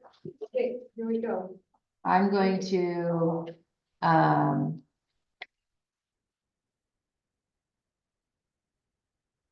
okay, so originally the model charter, we would need to go to the model charter, section 2 powers, section 2.1 powers, and then section 2.2 construction. The original charter language said, the charter will be liberally construed so that the city may exercise fully all powers possible under this charter and under the United States and Oregon law. The powers of the city under this charter shall be construed liberally in favor of the city, and the specific mention of particular powers in this charter shall not be construed as limiting in any way the general power granted in this article. This charter's interpretation shall be examined in its entirety. So that was the language we had under section 2.2. Under the recommendation of, there was some talk about changing it. And where we had left is not complete. Right here on the board is where we had left. In this charter, no mention of a particular power shall be construed to be exclusive or to restrict the scope of the powers which the city would have if the particular power were not mentioned. The charter shall be liberally construed to the end that the city may have all powers necessary or convenient for the conduct of its municipal affairs, including all powers that cities may assume pursuant to the state laws and the municipal home rule provisions of the state constitution.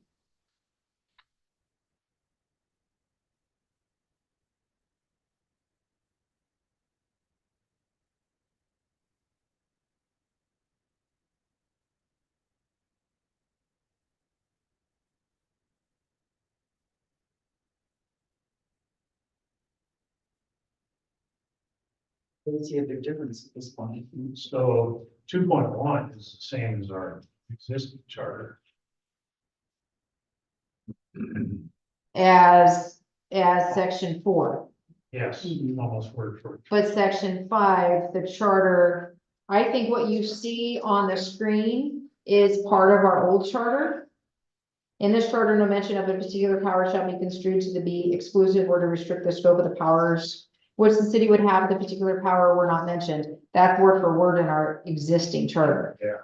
Charter shall be liberally construed to the end that the city may have all powers necessary and convenient for so all we did was Yeah, we put the existing charter language in there versus what the model charter language said. Right, So that seems okay. Okay, I gotta say though, I like the language of the model charter that says the charter's interpretation shall be examined in its entirety. That means you can't just take one section out of context. It has to be viewed in, how does that fit with the rest of the charter? can we add that sentence? Well, let me find this for you real quick.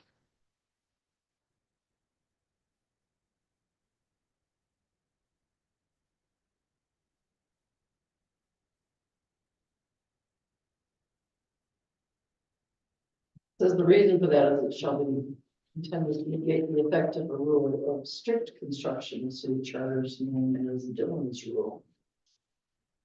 So they had specific language in here to protect from a court case that had happened or a rule, right? So so this is the, up here now is the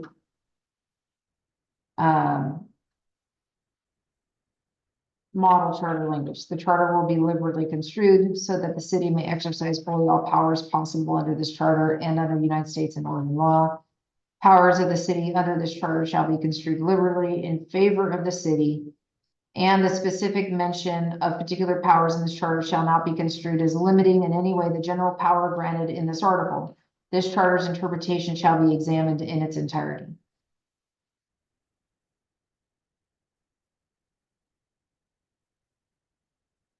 So 10 below you said was, this requirement that the charter be liberally construed is intended to negate the effect of a rule of strict construction of city charters known as Dillon's rule.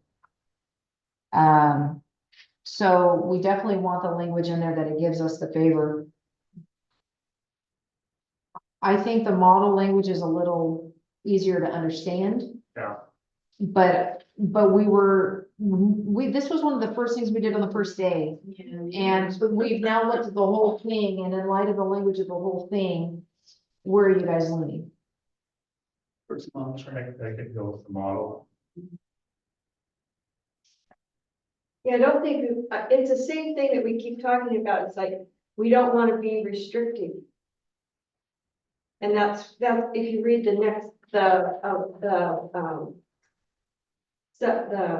whatever that's called, number 11 there, what are those called? Footnote.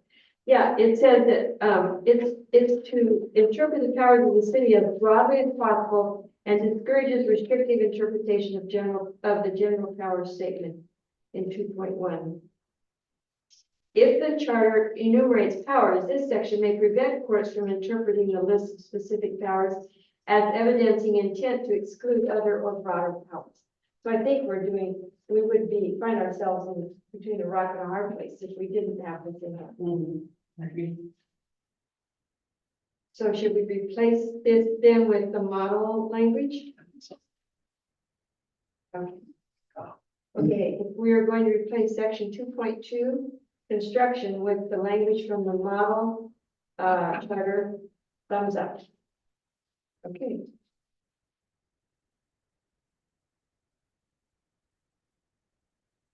Will you check it for me up there? I'm rum. Charter be liberally construed so that the city may exercise fully all powers possible in this charter. The powers Yeah. of the powers of the city. I'm sure. And as you said, it's mentioned. Yeah, looks good. Yep. Okay, so then the next section that was still under question that we kind of paused on was the man. Mhm. Under section 3.2 in the model charter, or excuse me, 3.3, Mhm. there were the mayor presides over and facilitates council meetings, preserves order. enforces council rules and determines the order of business under council rules. The mayor is a voting member of the council and has no veto authority. Was the original model language. And then had, with the consent of the council, the mayor appoints members of commissions and committees established by ordinance and resolution. The mayor must sign all records of council decisions. C, the mayor serves as the political head of the city government, but shall have no administrative duties. So the things that we changed, I'm gonna take that out of there so it's clear. It was the must sign all records of council decision. I think that's pretty, I had a note saying, do we need a timeline there? oh, is that what that was? That's the note I have. Okay, hold on just a moment for me.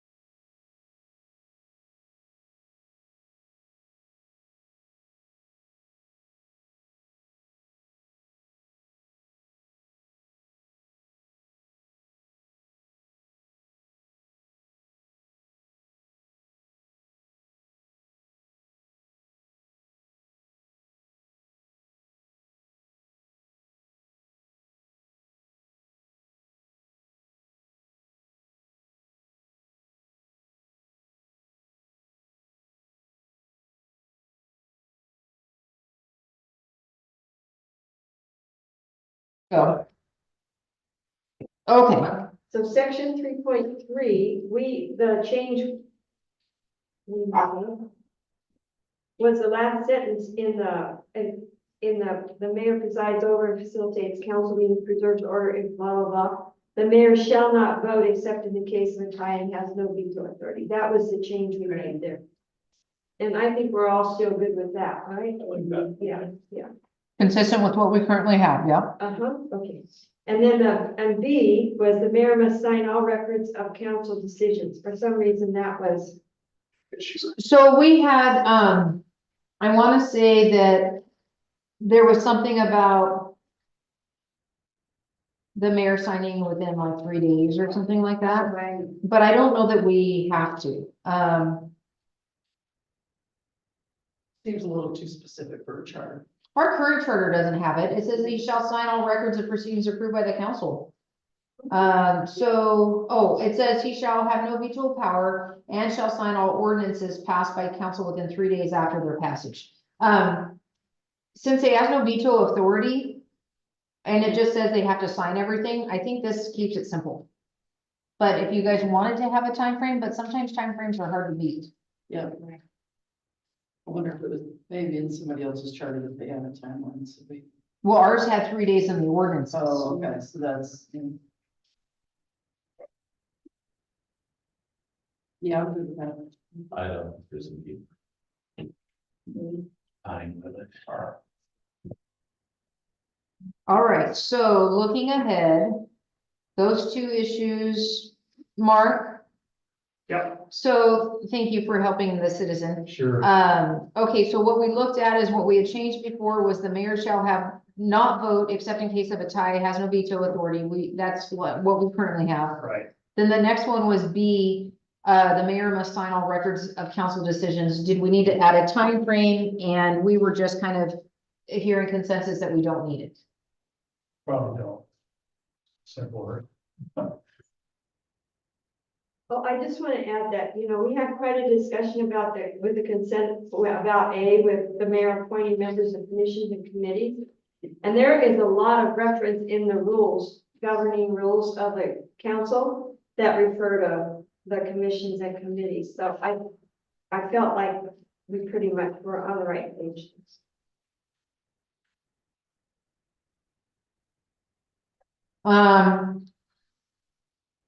Yeah, so the language that we have right now looks like it's what the model charter recommended, except for not voting, except in event of a tie and no veto. Right, right. All right, we good there? So I'm just looking if there's any other sections that had color on them for us to revisit. Well, you didn't color them in the revision that you sent out just recently. Because when I went through what you sent out, I found, oh, here they are right here. I found, I colored them in, so if you want to color them in now, because I found there were, what we did last time, they weren't colored in yellow, the changes. So the only thing I was coloring yellow was the things we didn't have consensus on and we're gonna revisit, Oh, not the changes, but. okay, then that's the answer to that, okay, okay. So this whole section 6 was yellow at the start of today, but we reached consensus, so it's no longer yellow. So going through, I do not see any area that has not been addressed with consensus. So with your blessing, I will clean up, oh, with the exception of the bond. Which you were gonna look into, right? Yeah, prices.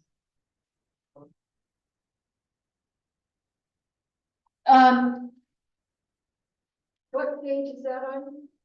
The bond, Yeah, it wasn't in the model charter at all. It oh, was, that's right. But it was something that people saw in other ones. So it looks to me that this is something that the manager gets bonded, but the city pays the bill to cover, to protect the city. And then the amount would be, the council gets to determine the amount that the city manager has to be bonded. Try to stay away. Come on. That's why it's not listed. It's just the amount, and so it says, city manager candidate shall be bonded in such amounts and with such surety as may be approved by the council. Premiums of such bonds shall be paid by the city. This to me looks like it's something that you guys would have a manager. If you required the manager to be bonded to protect the city from a bad decision of the manager, but you would pay for it. Right.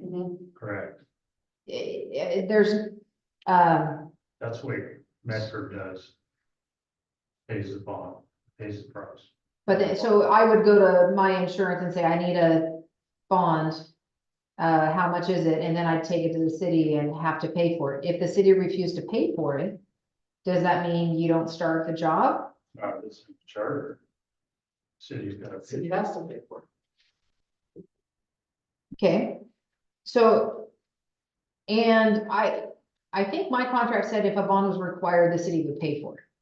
So this is a matter of, do you want it in the charter that a bond is required? It wasn't in every charter. You can do it by contract that you want to have it, or you can have it required that the city tries to protect itself from any incoming city manager by having a bond. I think it should be there because as things turn over, people might forget or not realize that the manager should have a bond. Yeah. And that would be a dangerous position to be in. But the city needs all of the protection. Yeah, Yeah. I think if you don't put it there, it's easy to overlook it. All right, so do you guys all want it there? Yeah. Okay, then here's what's the protection. The council may approve the amount. So there's flexibility on how much it needs to be.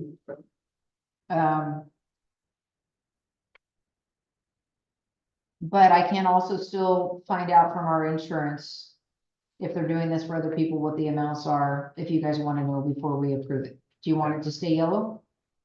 Or do you want it to be white because we like it? So we're saying we might not want it there if it's really expensive. Is saying we shouldn't approve it until we know how much it's gonna cost the city. Is that what you're saying? Well, but if the city can set the amount. So let's say. Well, no, the bond, the insurance agent is gonna set the premiums. No, No. no, I'm the saying amount of coverage. The amount of Oh, okay. coverage. So if the council says I see what you're saying, like Yeah, a million like, well, dollar bond, 2 million. 500,000 is a lot cheaper than $1 million, so let's Right. do 500,000. Right. If the council can set the amount, When I was a notary, I had to have a $10,000 bond, but I mean, that's just it, is like, Right. and my employer paid it. But, But you know, a standard umbrella policy is $1 million. I mean, that's just for Joe Blow, you know, E&O insurance for me, so. Well, we have, this, our homeowners and stuff, car insurance, we have a $2 million umbrella policy, with State Farm, it's $320 a year. Right. It's not really that much, if you consider it. We're looking at a whole city, yeah.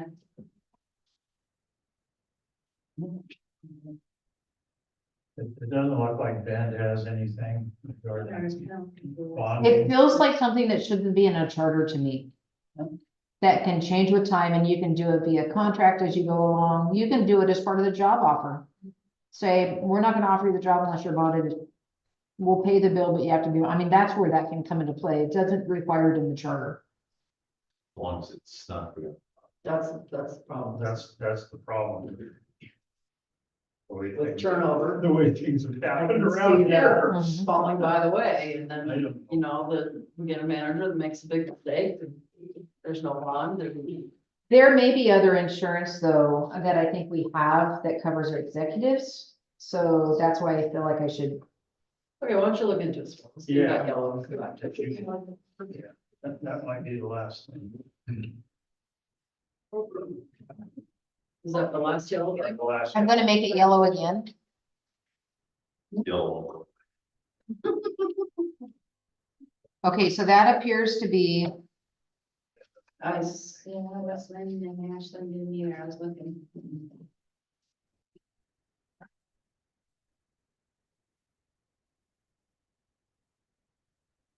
It might not be there in larger cities because they have, you know, legal people, they're gonna have that, Right. you know, but we don't, so. but see, that's why I said it's in my contract already. Well, I know, but it might not be, you know, I can just see it not being a. So I guess question, Going forward. who drew up the contract? My contract was drawn up by the consultant that was recruiting me, Okay, and I asked for it to be added. oh, I see. So I could see that getting lost down the road. But it also wasn't required and isn't. Okay, so now you will see. I will want to probably just work on the, where does it all fall into flow? Yeah, So I'll email this out.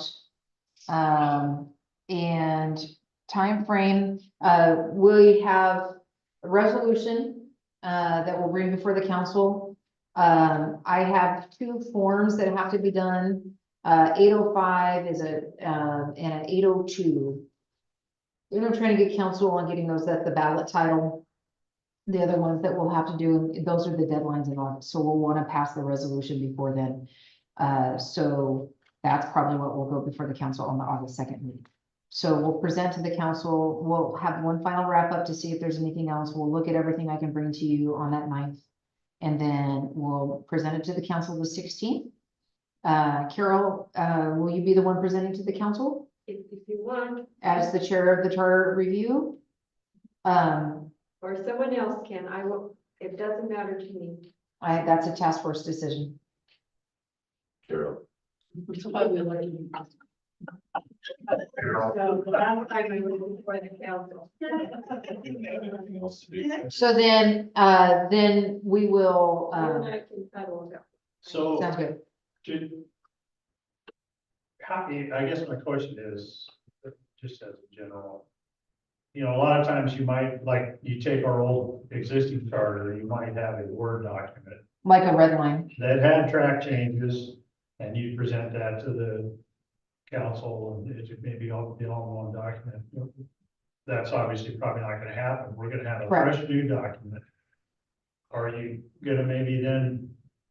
Compare sections to sections. Potentially do a PowerPoint presentation maybe that just hits the bullet points of the main things that we've changed? Or how would you, By the council meeting? Yeah, I mean, how would you, I'm just out of curiosity, how would you present that? Instead of just throwing this document out to them and say, here it is.